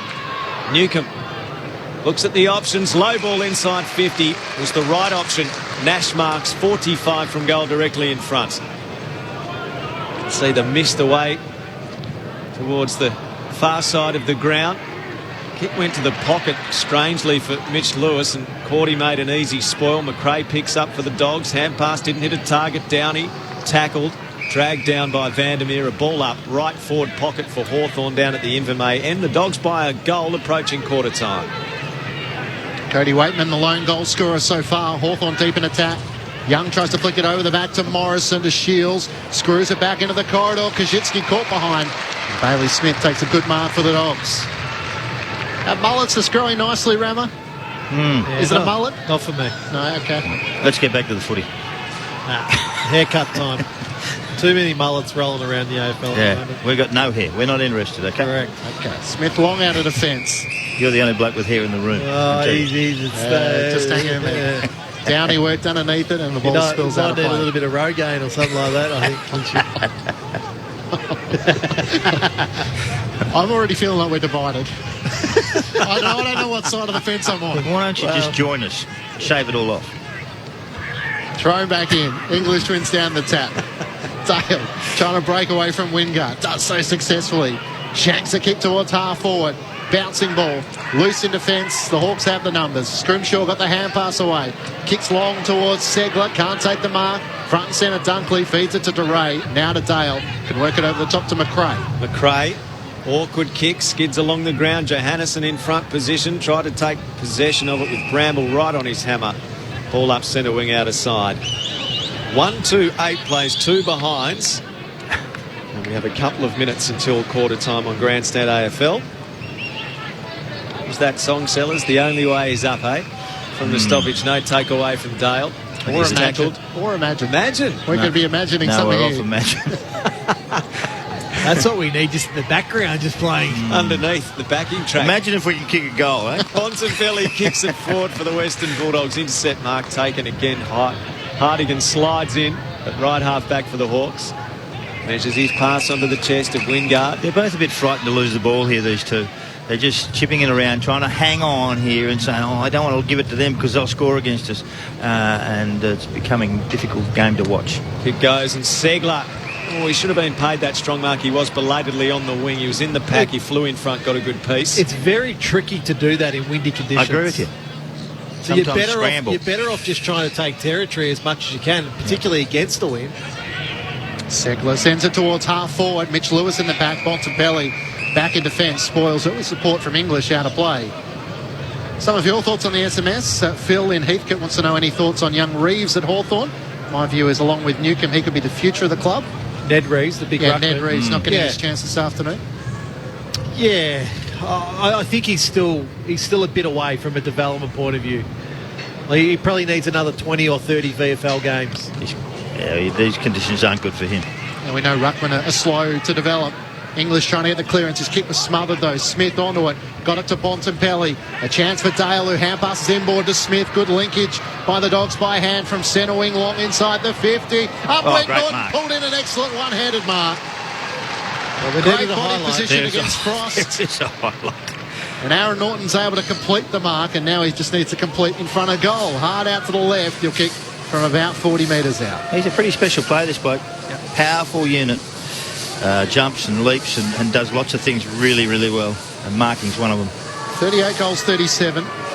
So he's a 50-50 shot. But with no Josh Bruce now, the responsibility rests on his shoulders. It's across the face. And Ben McAvoy back in defence, punches it through for a minor score. So the Bulldogs 1-3-9, Hawthorn 2 behinds. We're closing in on quarter time in the opening term here on ABC Sport. Scrimshaw's going to kick in for Hawthorn. Goes to the outer side back flank.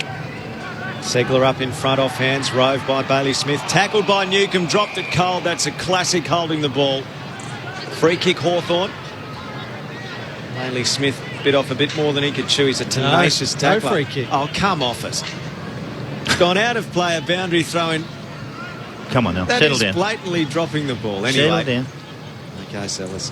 Quarter time's approaching. I'll take a deep breath. Wingard. Everyone needs a deep breath. Compose themselves and go again.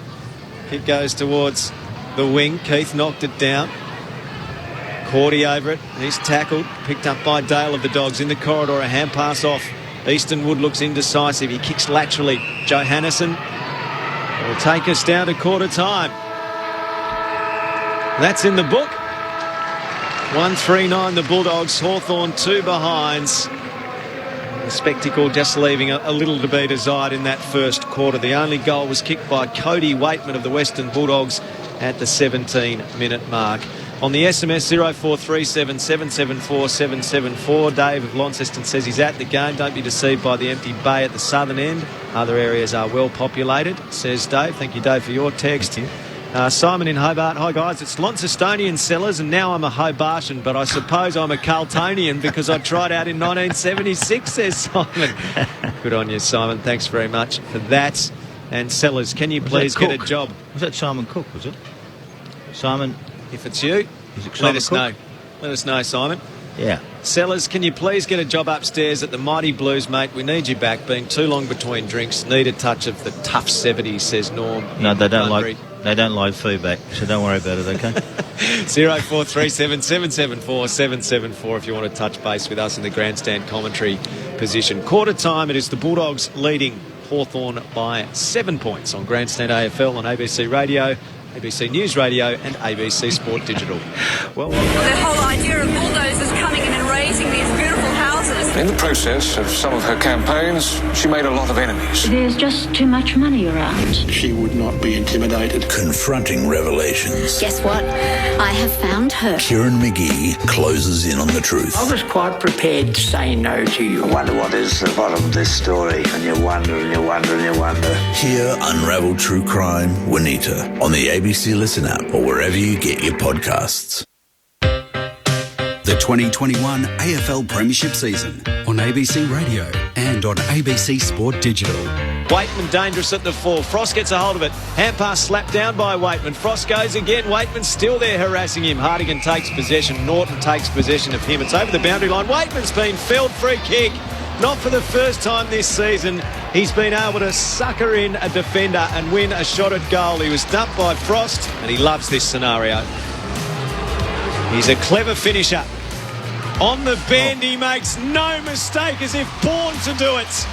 From the left forward pockets, a piece of brilliance. The 2021 AFL Premiership season on ABC Radio and on ABC Sport Digital. The Western Bulldogs leading Hawthorn by 7 points at quarter time on Grandstand AFL at York Park this afternoon. A couple of clashes in the twilight spot, Geelong and St Kilda at Cardinia Park. That's for ABC Radio and Vic, Tas, WA and the Northern Territory. While for listeners in South Australia, you'll get the clash between Port Adelaide and Carlton at the Adelaide Oval. Tonight, Brisbane and Collingwood and North Melbourne versus Sydney. So stick with us throughout the day and throughout the night. All of your footy needs covered on Grandstand AFL. Mark McClure and Adam Ramanauskas are going to do their very best to draw out all the threads from that opening 28 or 9 minutes of football at York Park. Well, let's not sugarcoat it. That's probably the worst quarter of football I've seen this year. Just mistakes. Both teams were slow. There's no enthusiasm or atmosphere really out there. No dare at all, is there? For both teams. No. You're spot on in what you're saying. Both teams are trying to possess the ball against each other. 26 marks to Hawthorn, only 15 to the Bulldogs. So you can see by trying to do that, they're just making errors.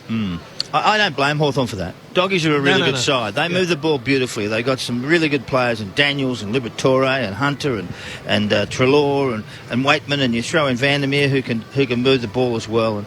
And they are hard to play against. Okay, so what they've done is made it difficult. They've chipped the ball, they've held the ball, they've had more marks than them, they've chipped around and marked the ball a lot more than their opposition in that sense, and they've tried to keep themselves in the game. Okay, great, fantastic. I really think that's a terrific goal. There's 26 overall. There's 26 marks to 15. Yep. So that's what they're trying to do.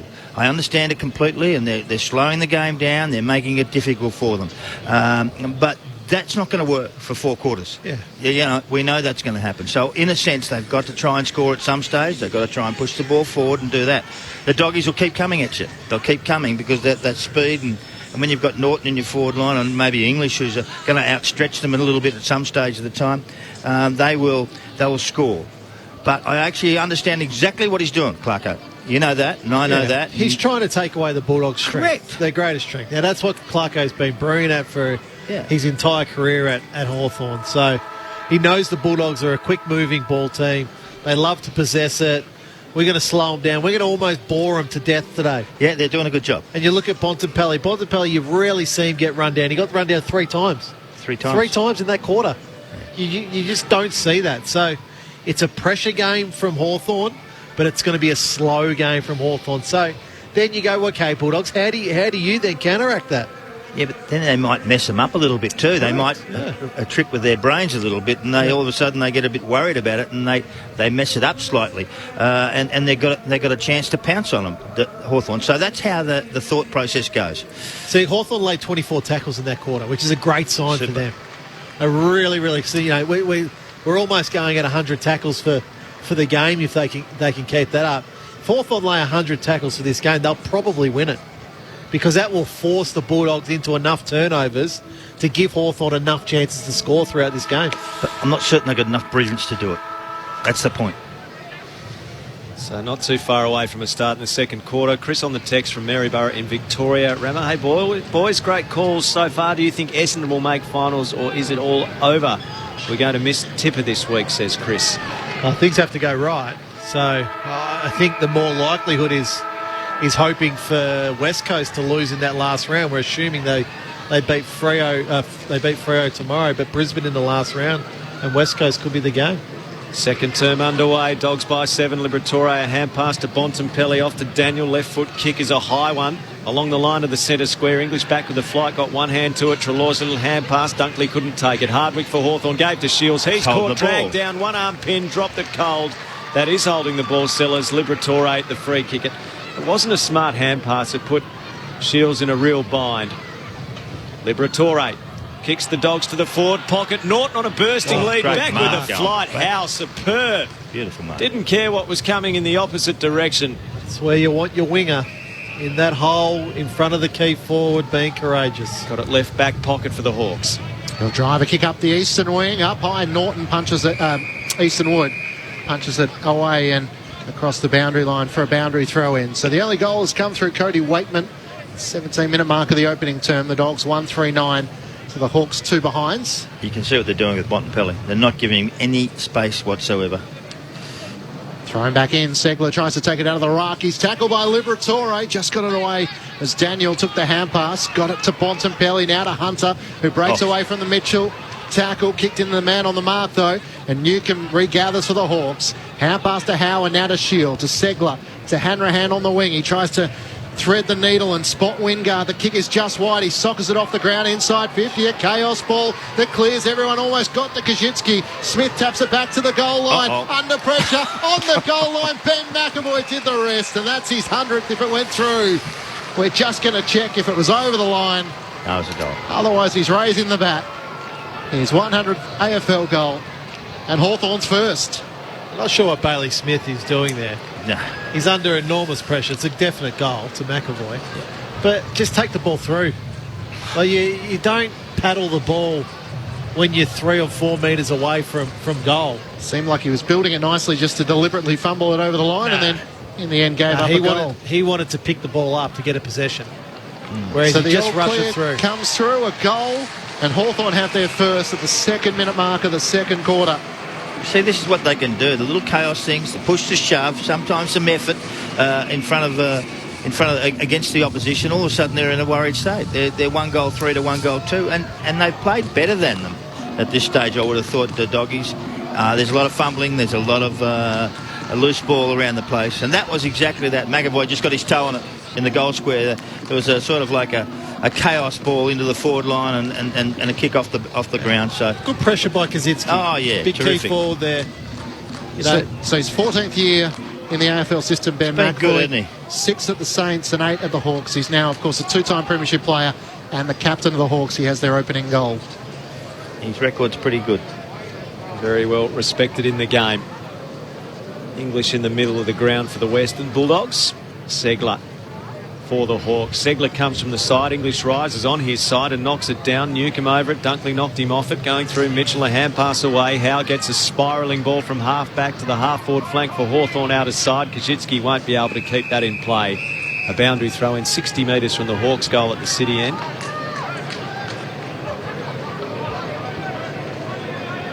So just 2 goals in this game. Both have come to that city end of the ground. Thrown back in. Segler. Big left-hand fist towards the boundary. Hunter's after it. Stays in obligingly for him. Defensive hand pass. Puts his teammate Easton Wood in a bind. He is caught, and Brockman wins the free kick for holding the ball. Good tackle, good pressure again, inside forward 50 for the Hawks. Brockman is going to have to kick this about 52 metres. Man on the mark about 47 out. He's hard on the boundary at left half forward. He went for the torp last one, didn't he? Yeah, he did. He might have to have another go. He's holding it like the drop punt for the moment, Sellers. He's on approach. Now, I reckon the wind is behind him. From about 50, Brockman's kick has the distance but not the accuracy. He misses on the left-hand side. He levels the scores. And we've been playing 4 minutes of the second quarter on Grandstand AFL. It's 1-3-9 apiece. That is poor by Brodie Smith. Looking back at that replay of the McAvoy goal. Caleb Daniel looks to bring the Dogs back into play. Takes a dash in the right back pocket. Couple of bounces as Kajitsky offers chase. Hugs the boundary line with a kick towards Eastonwood. Couldn't quite complete the mark. Bounced off Treloar's fingertips. And back to his as he's tackled by Brockman. And a ball up at the left half forward line for the Hawks. Bulldogs 1-3-9. Hawthorn 1-3-9. It's thrown up. Segler wins down the tap towards Wingard. Trying to link up back with Segler. He's tackled immediately by Liberatore, and the umpire will throw it in the air once more. A lot of numbers around these stoppages. We've had a couple in quick succession. Daniel trying to break clear. Hunter almost taken high as Shields trying to get low to lay the tackle. And the umpire is getting a fair workout over the last couple of moments. We'll do it again. Just closing down the game. That's all they're doing. Keeping it tight. Bontempelli clears it away from the stoppage, gave a hand pass to Daniel, kicks around the outer wing. Norton uses his body on Hardigan, couldn't get it. Running past Vandermeer did, gave a hand pass to Norton, slick hand pass over the top to Young. He's tackled, got rid of it. Johannesson's got a look at the goal, 35 metres out, and he pulls the kick a little and misses. Gotta pass that. He had a free man closer to goal, but took the shot. And he pulled that away to the left. The Dogs lead by that behind. And then doesn't even acknowledge his teammate. 6-minute mark of the second quarter. 1-4-10 plays 1-3-9. That's poor by Johannesson. Waitman was all alone, sorry Clinchy, in the goal square. Misses him completely, then doesn't even put his hand up to say sorry. Bramble long to McAvoy, kicks to Burgoyne at centre half back, works it up into the middle of the ground, taken by Shields, hand pass to Brockman, trying to link up with Phillips, almost run down on his back, got a hand pass to Hanrahan. Newcomb trying to charge his way through. Daniel laid the tackle. Just inside the 50 for the Hawks now. It rolls clear to Dale. And the bullet pass finds Johannesson. This time he gives off the hand pass to Liberatore. Straight down the middle looking for Waitman. Bounces past him. Hardigan offers chase. Dragged him down. No free kick. Frost gets there as Norton tries to close in late. And Hardigan and Frost work it out between them. And the kick is out to left half back where Howell takes it. Yeah, he's completely taken out of it, Waitman. Kick goes towards the wing. Wingard flies. Cordy belts it back the Dogs' way, but Howe's in the road again for a left foot tumble punt, which is intercepted. English marks. Just, I don't want to harp on it, but those little things, right, with Johannesson not giving the ball there to Waitman.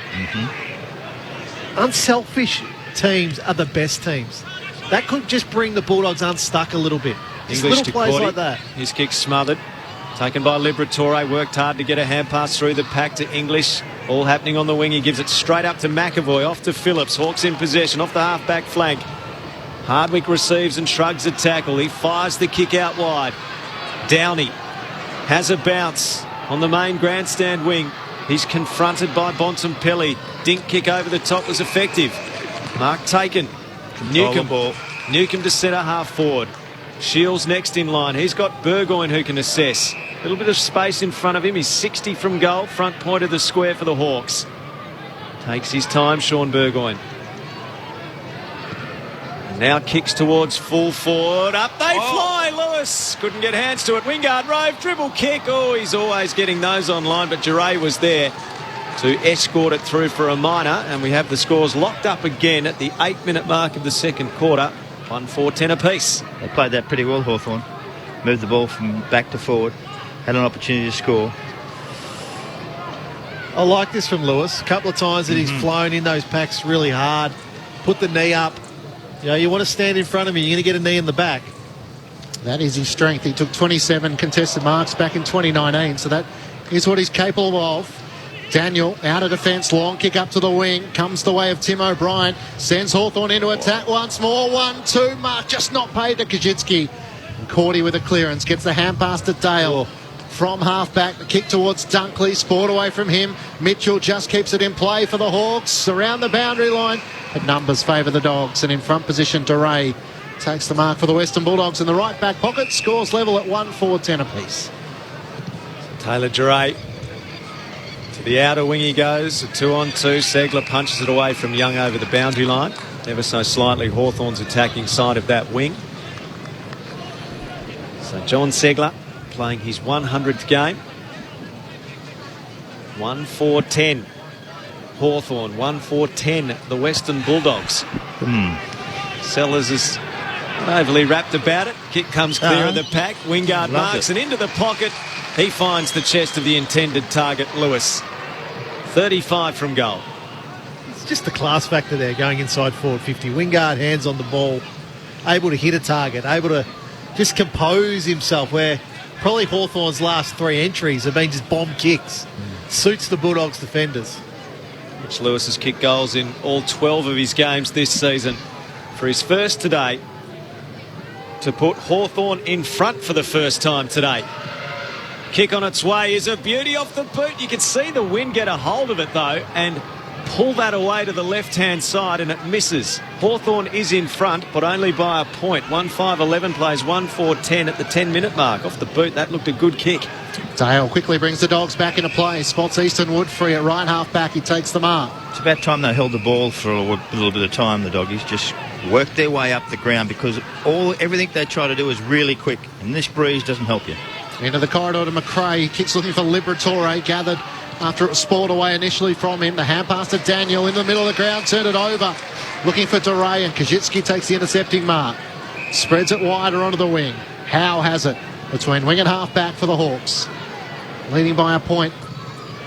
10 minutes gone in this second quarter. Risky kick to half-forward. Nash takes the mark. In between Johannesson and Liberatore. He's just on the edge of the centre square. Leading possession winner on the ground, Dan Howe, with 15. Next best is Bontempelli with 12. Oh, great work from Nash. The Irishman waited until an option presented, and all of a sudden directly in front. That's clever. The mark was there. You can see how low they're hitting the ball. Slocky Bramble, who's been playing predominantly in defence this afternoon, so a chance for him to get his first goal. Playing his 9th game. Joined the club after completing the pre-season, was picked up. One of a handful of debutants for the Hawks this season. County kick his first goal. That's a beautiful kick. And Bramble has the journey. His first goal in AFL footy. And the Hawks fans come from everywhere to celebrate with him. A ruffle of the head. And he'll now get to work his way back to defence. Hawthorn all of a sudden with a 7-point advantage. 2-5-17 to the Bulldogs. 1-4-10. 12 minutes gone, second term. Adam Remenaskis and Mark McClure. Just his first goal. Well, just a tiny bit of risk there. Like Dan Howe marks that football true centre wing, and he's looking inside. He's not looking down the line. He sees Connor Nash there, pulls that kick. And look, it was probably just a bit better than a 50-50 kick, but Nash was good enough to mark the ball. And you see Bramble's just pointing. He's free at the moment, and then Nash is able just to find those little kicks. It's making the Bulldogs accountable. It's making them say, okay, you want to sit off. They're stretching them. That's fine. But now that's Lewis going inside, Wingard going inside forward 50 to Lewis, Nash going inside forward 50 to Bramble, lowering the eyes. McAvoy knocked it down out of the middle to Shields, who gets a clearing kick to the right half forward flank. Williams there takes possession for the Dogs. Morrison tackles him over the boundary line. It goes. And I say that, Al, because the Bulldogs are not a one-on-one defensive team. They more zone. They like to zone. So you can find those little pockets when you get the opportunity. You've got to take them. Adam Remenaskis on Grandstand AFL. Ball thrown in. McAvoy knocked it to the front. Daniel underneath. There's a free kick, though, spotted by the umpire. And it is going to go the way of Tom Liberatore of the Western Bulldogs. Hawthorn have had 18 inside 50s to 14. So they've controlled the ball better inside their forward line, and they deserve their lead of a goal. The Doggies have squandered plenty of opportunities. Defensive side of the wing. Liberatore kicks to half forward. English in front, hands to it. No mark. Clever paddle, though, out to Johannesson. He's lost possession of it. Hardwick Screws a kick around the body to half forward. Kajitsky takes possession. He's slammed in the tackle there by Cordy, and did the head hit the ground? He doesn't look in great shape, Kajitsky. That stung him a bit. He's going to get to his feet. He's all right. Was it a sling? His head hit the turf sellers, and that's the one that they tend to look at. Outcome-based scenarios should ensure that everything's okay for Cordy. Didn't sling him. That was where all the momentum was going. Forward. Free kick all the same. Kick goes inside 50. And Williams in front, dragged down, attempting to mark for the Bulldogs. Will have the free kick in the left back pocket. Hawthorn leading by 7 points. 14 played second quarter. Al, I'd be surprised there was a sanction there. Yeah, me too. So Williams looks to switch play, runs in front of his defensive goal, and then kicks very wide. That was out. That was out. The boundary umpire was right there, having a good look at it as Bailey Dale marked just inside the field of play, but not by too many millimetres. This is what they have to do. Control the ball for some time. Chip it round, open them up, make some room, because they're just sitting back, waiting for you to kick it long. So they can't play their natural risk game here, the Bulldogs, because of the wind. It's simply tricky to go through the wind. Because they play inside of a dome. That's right. Short to McRae and now to Garcia, who has it on the wing. So what about Windy Hill? Did they play there? Or could they play at... the windsock was made out of steel. Kicks inside the 50. English, the target, couldn't take the mark. Treloar front and centre. Hand pass to Smith, who's going to retreat backwards. Quick hand pass away. Squeezes the kick inside 50. English up with one arm, couldn't take the mark. Hannon front and centre, trying to become the crummer. Can't break clear. Hunter can't burst his way through. Clever little tap on from Liberatore. Bramble in defence. Hand pass picked off by Dunkley. Kicks across the face of goal out to the right. And it just clears the boundary line out of bounds on the full. So the Hawks leading by 7 points. I'll take it up against the left behind post. Free kick with Downey. So having his first minutes on an AFL ground in this game. He did officially, at least in terms of numbers of games played, make his debut back in round one, but he was an unused medical sub. Kick went to the back flank, punched away from the pack, and over it goes. Right half forward for the Western Bulldogs. Blustery conditions in Launceston. The sun's out for the moment, but a cool day. McAvoy palms it down. Dunkley got it out to Daniel. Defensive hand pass to the centre of the wing. Bailey Smith, a high kick. Breeze almost pushes it back over itself. McAvoy couldn't mark on his chest. Liberatore got it. Gave it off to English. Scrubs a kick towards the attacking 50. Phillips in the road. His hand pass too slick for Frost. Frost, though, got it on the ground and farmed it back to Hardwick. His kick out towards the back flank. Hardigan there. Garcia on his hammer. Hand pass off. O'Brien kicks to the wing. Broadcast side in front. Cordy got a shove. Didn't mark. Morrison picks up. Hand pass to Bramble. Now on to Newcomb. He had a critical fumble but wins it again. Road contact from Williams. Off by hand to Mitchell. Now to Bramble. Bramble kicks half. Hawthorn to the half-forward flank. And Lewis takes the mark. Mitch Lewis has it at right half forward. Waits for the leads to come into the pocket. In the back. Kashitsky got a shove from Keith. No whistle. And Daniel cleverly bounces it end over end. Out of the defensive 50. Up to Cordy. Looking for Dunkley. Can't take the mark. Scrimshaw now thrown to the turf in a tackle from Garcia. And Dunkley is slow to rise. He's going to come straight to the bench. That right shoulder heavily strapped. Of the top 10 possession getters, Hawthorn have got 3. So the doggies are controlling the ball, a lot of ball in their hands, but gee whiz, they're doing nothing with it. McAvoy one down the tap. Treloar though for the Dogs. Got it to Hunter. The kicks towards a vacant half forward line. Norton racing back. Got past Hardigan.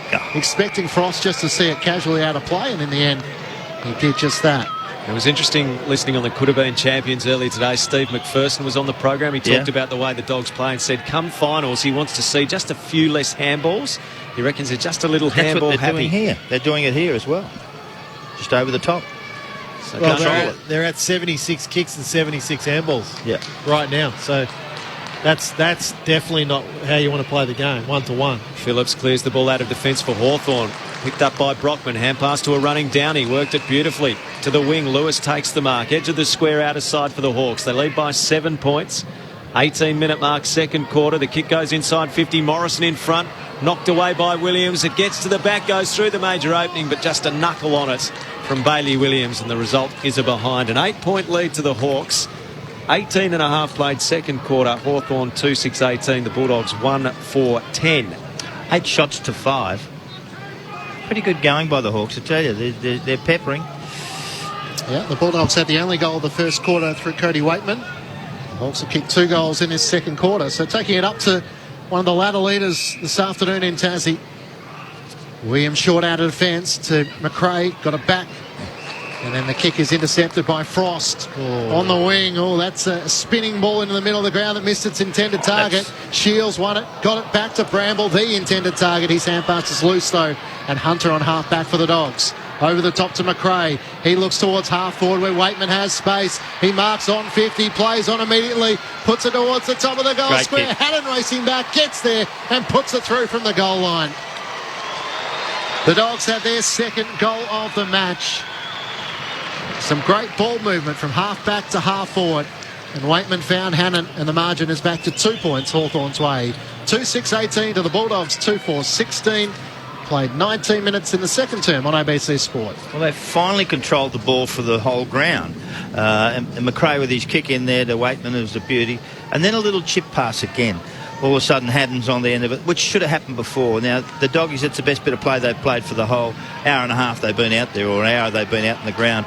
They moved it well, they chipped it well, they hit it well, and they hit some good, skilled players. So that was well done.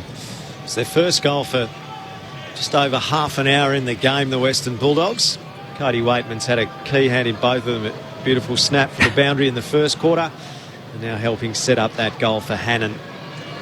So the Dogs back within 2 points. Perfect bounce in the middle.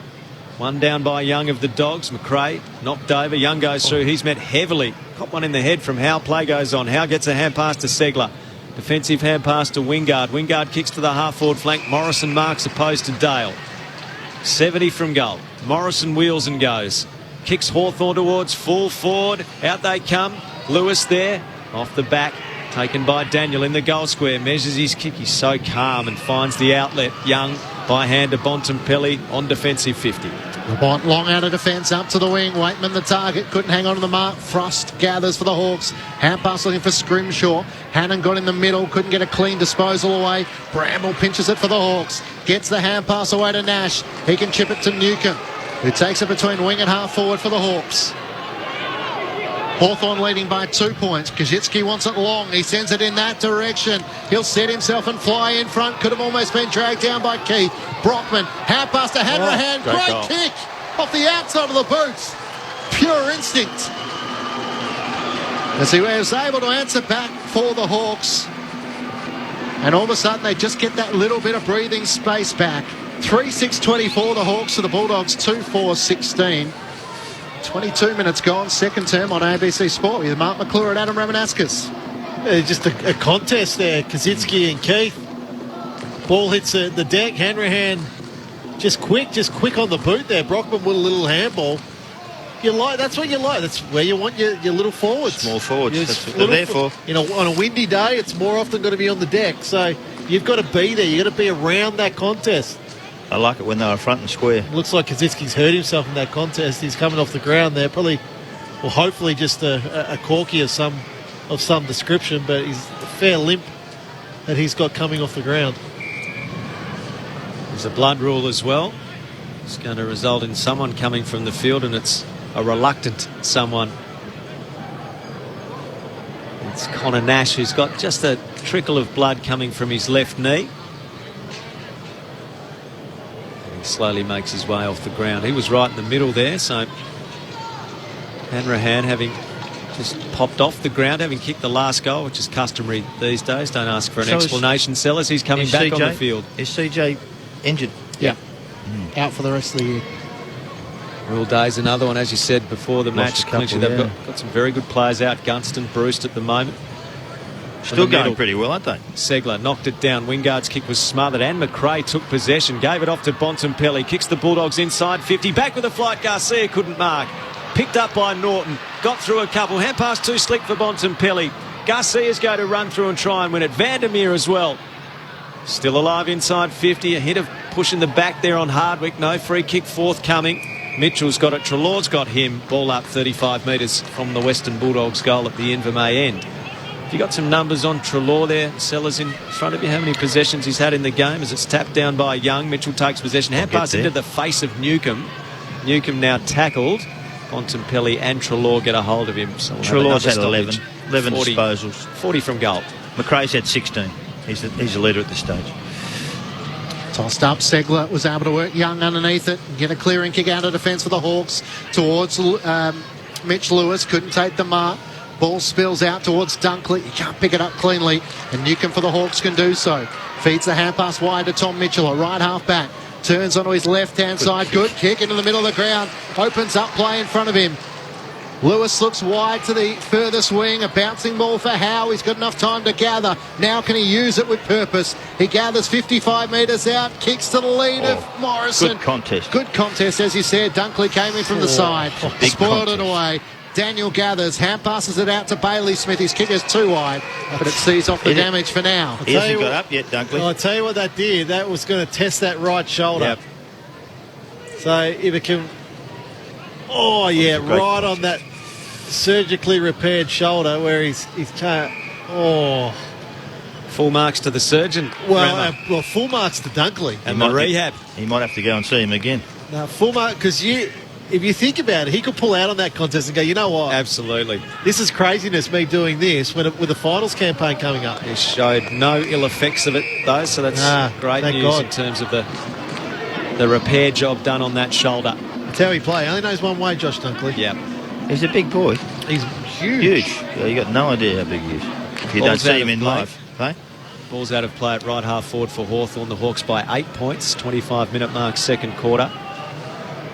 So a boundary throw-in coming up to be contested with Keith and McAvoy knocked down. What a rove by Wingard. A spin gives to Mitchell. He's caught. Got a hand pass out the back. Down he's caught. Dispossessed. Bontempelli knocks it straight to Howard. Spills back to Bontempelli. Off to Bailey Smith. Road to tackle. Hand pass dangerous. Went through the legs of McRae. Mitchell fights hard. Williams gets it out. Daniel taken. The tackle looked like it was initially high and then slipped down from Mitchell. It'll be a ball up 35 metres from the Hawthorn goal. Multiple efforts from Tom Mitchell there to lock it in. Yeah, love the pressure. And Daniels did a good job. Hawthorn with 3 of the last 4 goals, leading heading towards half-time. Wingard got the hand pass away. Downing can't get boots the ball as he's tackled. Had a long time. Mitchell picks it up. McAvoy. Just 15 metres, if that not. McAvoy took the mark. Play on called. Brockman trying to get it to Phillips. Squeezes a kick and puts it through. Thought it was sailing left. The goal umpire was racing right.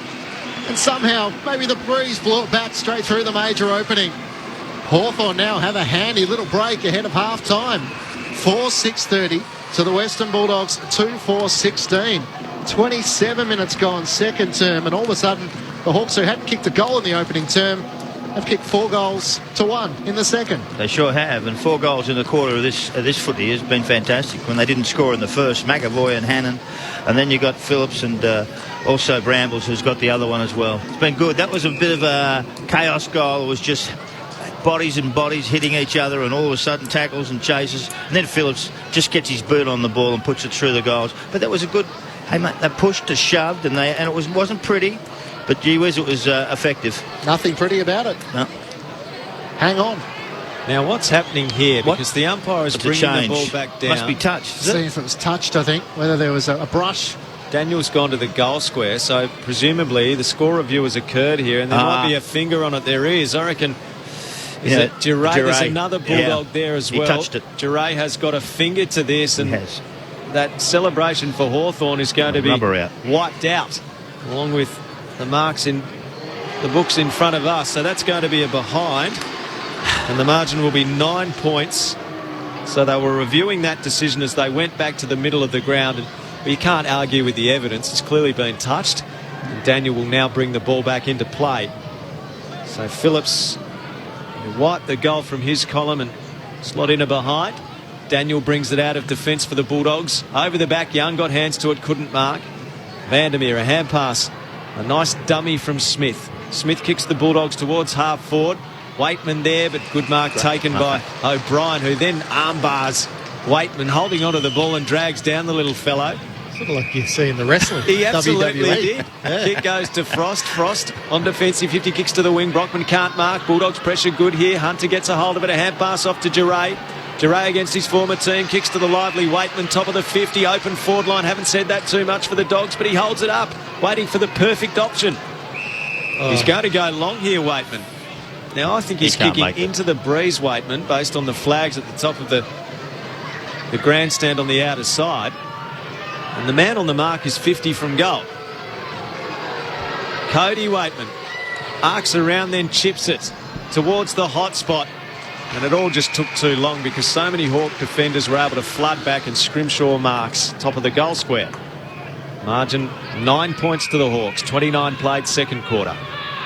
Scrimshaw called to play on, looks at options out to the right, nothing really presents, so across the defensive goal mouth, and Howe takes the mark. Possession 18 for Howe in this half. He's having a great game. Going well, isn't he? Predominantly across half-back. Wing. Yeah. Wing. Short to Phillips, who had that goal denied. Tom Phillips at left half-back. Drives a kick around the wing, spoiled away from Shields. English was stripped of it. Kajitsky back on the ground, so good news for Hawks fans. Gets it to McAvoy, now to Howe. Another disposal. Kicks along the boundary line and bounces out of play. It's play insufficient intent. Of all the days, all we're missing is bucketing rain. It's pretty tough. It'll come. Don't worry, it'll be there. Swirling breeze. And the Dogs are going to take the free kick through. Alex Keith at right half back. I'm interested, Rammer. The Hawks average 60 tackles per game. What are they up to so far? It feels like their intent's been good as Lewis Young, a big fly right on the shoulders of Johnny Segler. Up and away. A beautiful mark from Young. Tackle counts 35. 35 now. So Hawthorn have had 35 before half-time, averaging 60. Yep. Kick to half-forward mark by English. English on his chest, 70 from goal, feeds the hand pass. Bailey Dale chips to the pocket. The mark taken by Bailey Smith. What was that question, Clinchy? Right forward pocket, 35 from goal. 65 tackles a game they average. They've had 35 already. Round figures. So Bailey Smith. Make it 36. I was one out. Tough angle. Good number, that. Need to start this probably at the left goal post and let the breeze work it back. He's 30-odd out, hard on the angle, right forward pocket. And he's really hit that poorly off the outside of the boot. He's never on line, and it's out of bounds on the full. Sellers, your reactions are priceless this afternoon. It's like you're having a rollicking time. Laughing and sighing. Well, it's not easy to watch. I mean, that's not a great kick from a bloke who's supposed to be talented. Had 10 of the last 15 inside 50s, the Hawks. So the Bulldogs struggling to make the most of their limited opportunities. Burgoyne with a long clearing kick to half-back. Hunter blazes away into the pocket. Hawks have the numbers. O'Brien, another intercept disposal. So he's looking good in the Hawks' back six. I guarantee you don't want to go into a final series playing like the Bulldogs have over the past 6 quarters. Yeah, lost to Essendon last week. Trailing Hawthorn before half-time here. O'Brien's kick out of defence finds Howe, and that'll Lewis. First half in the books, and it's a good half for Hawthorn fans. 3-7-25 leading the Western Bulldogs, who sits second on the AFL ladder, 2-4-16 down at York Park in Launceston. So the Bulldogs get the opening goal of the opening and only goal of the first quarter through Cody Waitman. But since then, the Hawks with 3-1 in that second term to open up an advantage at halftime. A 9-point lead, 3-7-25 to the Western Bulldogs, 2-4-16. For the Hawks, goals coming through Hanrahan, Bramble and McAvoy. Meanwhile, for the Western Bulldogs, their goals will come through Waitman and Hannon. Get in touch with us on the SMS if you wish to contribute to the conversation, or you've got a question for Sellers or Rammer. 0437 774 774. Jason in Geelong reckons, what do you mean the Bulldogs can't play in the wind and just play at the Dome? They've won in Ballarat, Perth twice, Canberra, Gold Coast, when windy, and Adelaide just this year, says Jason. Fair point, Jason. It's all part of the fun, Jason. Got you, Sellers. Thanks for your assistance. Steve's been on the text. In many years to come, we'll look back and say, why on earth did it take so long to get a team down in Tasmania? It's a no-brainer that Tassie needs a team and deserves a standalone team, and it will be a major success, says Steve. Thanks very much, Steve, for your text. 0437 774 774. And Gleno in Parkdale's just sent us a picture of that famous record, Sellers. What's that one, mate? They're still back going. of the vinyl. Yep. The what? The back of the vinyl, your CD. Footy Imagine. favourites. Oh, forget it. We never Thanks, forgot. Gleno. Hey, listen, Just to paint a picture for the listeners, though, Sellers is sitting in front of a mic with the headphones around his neck. You're very comfortable with your... Have we just got this on cue now? Get rid of it, will you? You look very comfortable with your work. Kelvin Templeton's looking resplendent in his Let me tell you, tracksuit Kelvin jacket. Templeton was atrocious. Michael Turner just leaning on the drums. This you It's could do it. fantastic. Get Kelvin Templeton up, see how you go. What do you reckon, Ray? No, I'm not looking. He looks pretty comfortable with the back of the vinyl. Oh, yeah. Yeah. Had a wig on that day, I think. I reckon that went platinum, that record sellers. Anyway, what have you made of the first half of football? Obviously, hasn't been a great spectacle, but Hawthorn, from a positive standpoint, Hawthorn have come with season, playing well. They've come with a plan, Hawthorn.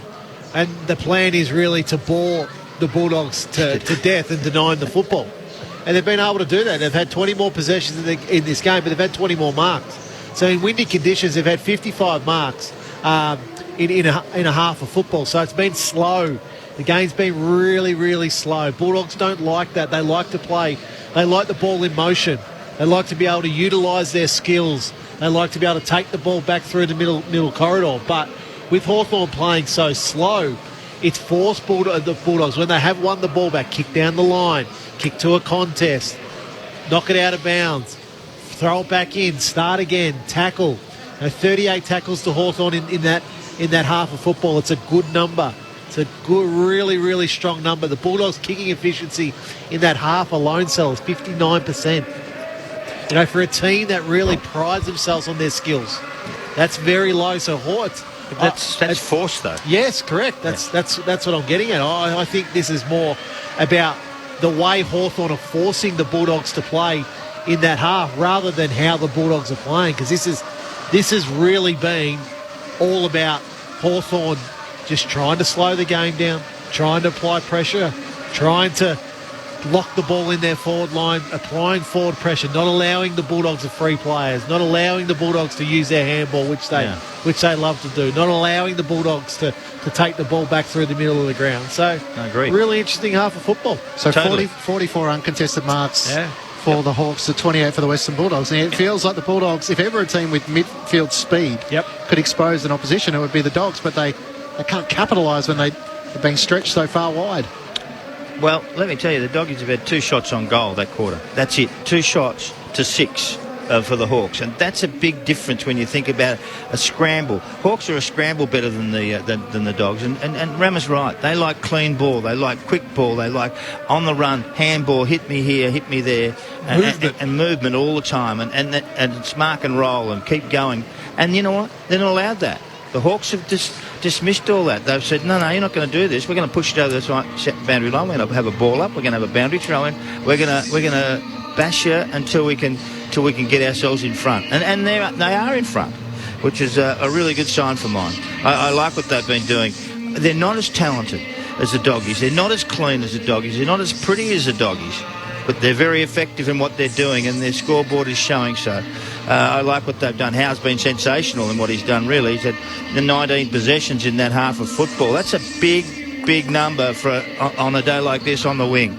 Daniels has had plenty. Most of them come from half-back running. McRae is 16, normal. Bontempelli 15, but not with much accuracy with Bont. Very ordinary there. McRae as well. So they haven't used the ball well, as Ramos said, and they don't like being pressured. They like some space. Yeah. They love the dome, I can assure you.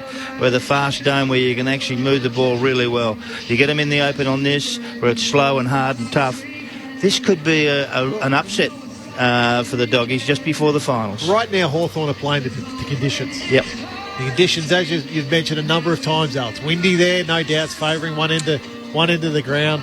Hawthorn are playing to those conditions. Let's see if the Bulldogs can find a way back. A question from Kerry on the text, who's enjoying the call. Sellers, what have you made of Mitch Lewis's performance today? He's kicking back, having a couple of cold ones this afternoon, taking in the footy. Good on you, Kerry. Kerry. Okay. I think Mitch Lewis is a really good prospect. I like the size of him, and he's mobile. He'll get better. Let me tell you, he's going to get better. He hasn't played a lot of games, I can assure you, and to me, I think that he's going to be a prospect for a long, long time. Matt in Arthur's seat, Clarkson's making Kennett look like a fool. What do you think? Well, Kennett can do it on his own. Doesn't need Clarkson to help him. Charlie says, "G'day boys, love the show. The Bulldogs coming into this game look good, but Hawthorn seems to be playing a team game, which is what gets you over the line." Good on you, Charlie. Thanks for your thought as well. And we'll give the final word to Rick in Tassie. "My golden retriever just put its paws over its ears and fled the room when you put that McClure song on." Thanks to you, Rick. 0437 774 774. We'll take a little pause here. You can have a break, sellers. We'll get a cup of tea. And we'll be back with the second half from York Park for you very shortly on Grandstand AFL. It's Hawthorn 3-7-25, the Western Bulldogs 2-4-16. We're off to the ABC newsroom.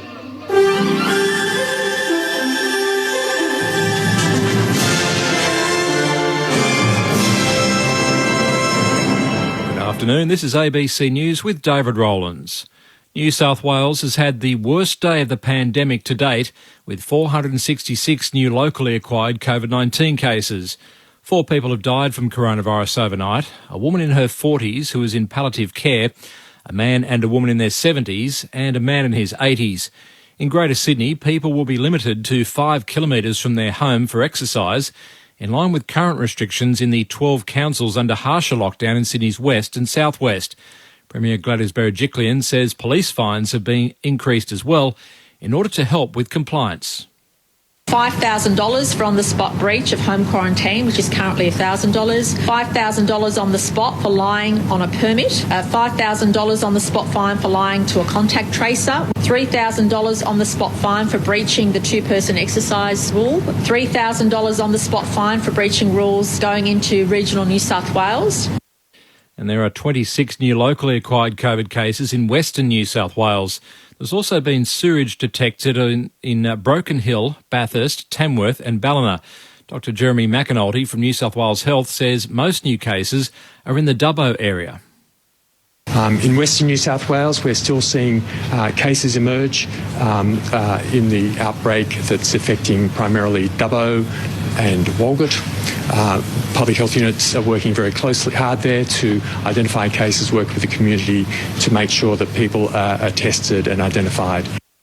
Victorian health authorities say there's growing concern about the mystery COVID cases seen across Melbourne. Victoria has registered 21 new locally acquired cases, with almost half of those in the community for part of their infectious periods. 15 of the 21 infections are linked to a growing outbreak spread across the northern Melbourne suburb of Glenroy, sparked by unrelated mystery cases from multiple households. Victoria's Health Minister Martin Foley says with positive cases in multiple suburbs, it's vital more people come forward for testing. So many Victorians have given up so much for us to be safe and to have, on global terms, a pretty sensible and safe set of circumstances in this state. But it's always at risk. It's always precariously balanced, and we are in that position today. A Western Australian man has been remanded in custody after allegedly breaching the state's COVID-19 rules by not properly self-quarantining. Police say Dominic Charles Priest arrived from Queensland on Monday and allege he gave police 2 addresses he knew he couldn't use for quarantine. They say after leaving the airport, he collected a car and spent 3 days driving around Perth while sleeping in the vehicle. Police say he was later found at a caravan park in Gilderton, camping in a tent, and wasn't wearing a mask as he was required to. He's returned 1 negative COVID test and has been remanded in custody until the day after his quarantine period expires.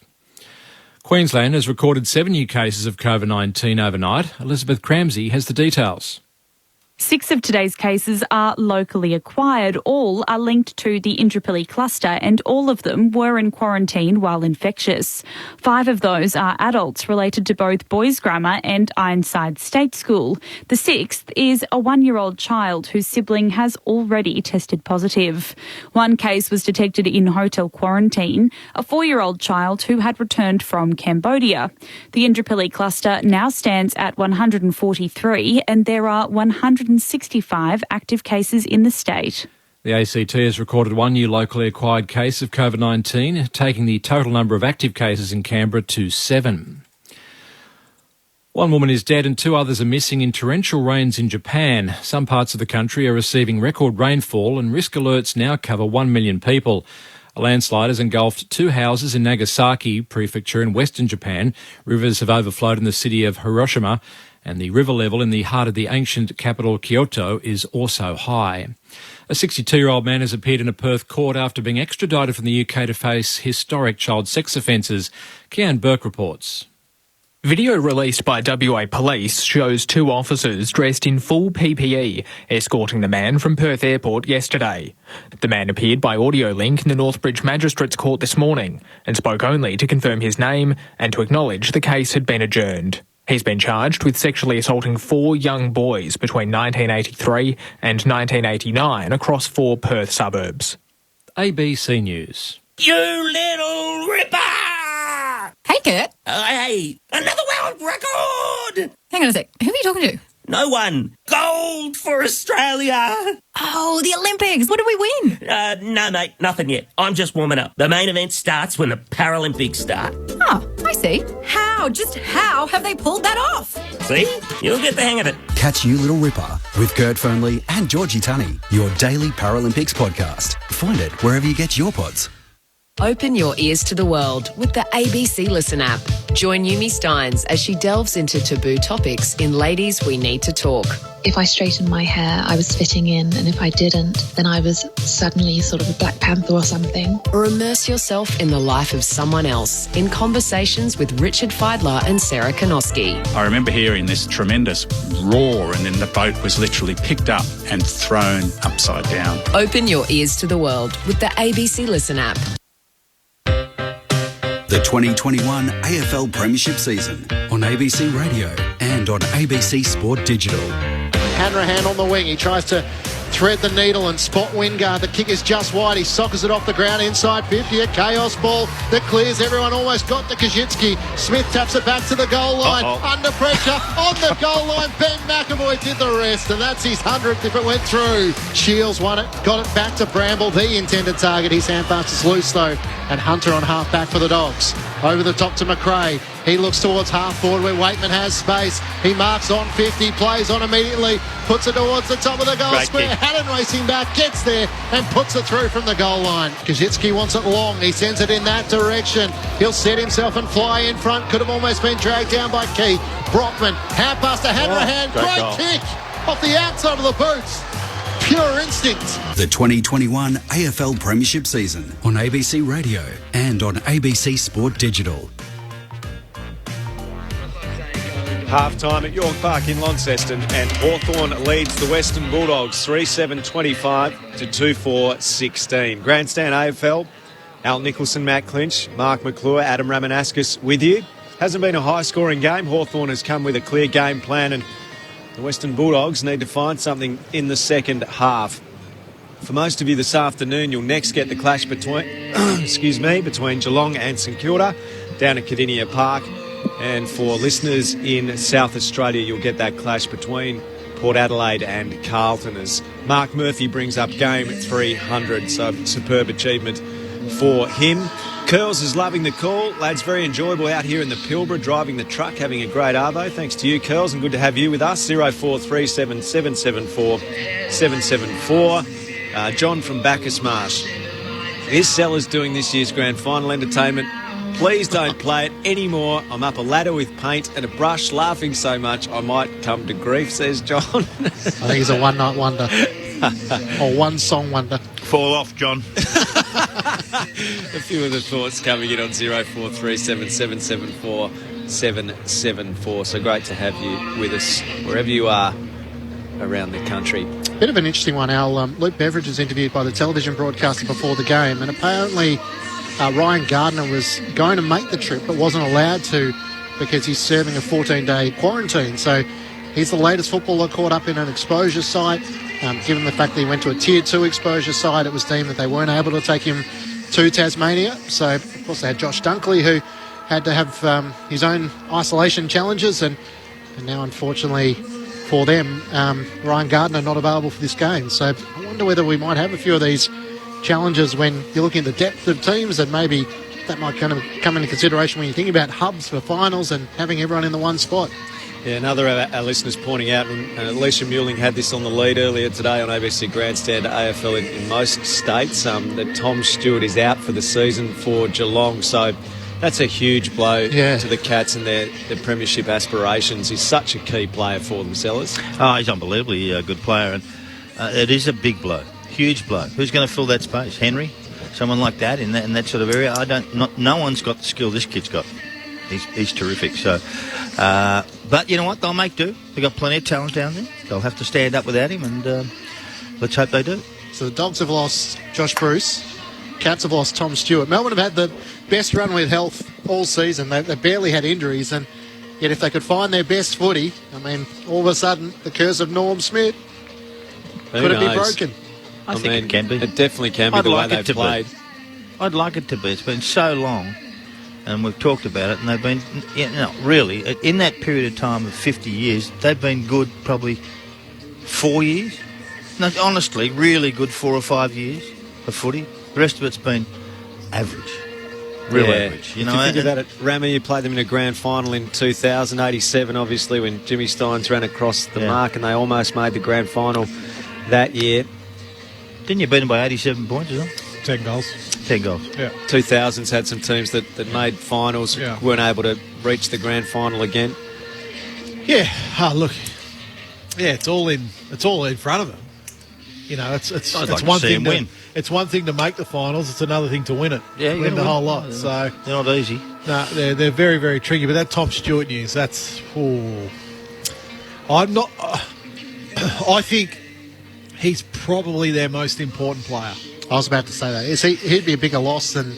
I mean, he's equal to Josh Bruce for the Dogs, but if you pick out one player, maybe Danger, Selwood, Cam Guthrie. He's different to their other defenders. Yeah. A lot of their other defenders are really just, locked down, can take a bit of it. But he takes the game forward with his disposal. He reads the play well. Oh, no doubt. His intercept marking is absolutely elite. But he goes back through the middle of the ground a lot. Their other defenders aren't like that. They're more safe. He's the defender that takes the risk. So I wonder what they do now. I wonder how they reshuffle the deck. Yeah, he's key to their ball movement as well, isn't he? When Geelong slow the ball down and they look stodgy when they move the ball, that's when they're at their worst. And he's a key part of getting that ball moving for them. So that is a huge blow, no doubt, for the Cats. Especially teams with big forward lines. You think of Melbourne with the potential now of Brown alongside Tom McDonald. Jackson floats forward. But then teams like Sydney who would think, if we can expose Geelong in one-on-one matchups, we'll take our chances against them. Port Adelaide, maybe with their four talls. As all over the shop as the season has been, and teams have been on the road like Sydney and GWS, what they've done has been very admirable, the way that they've played.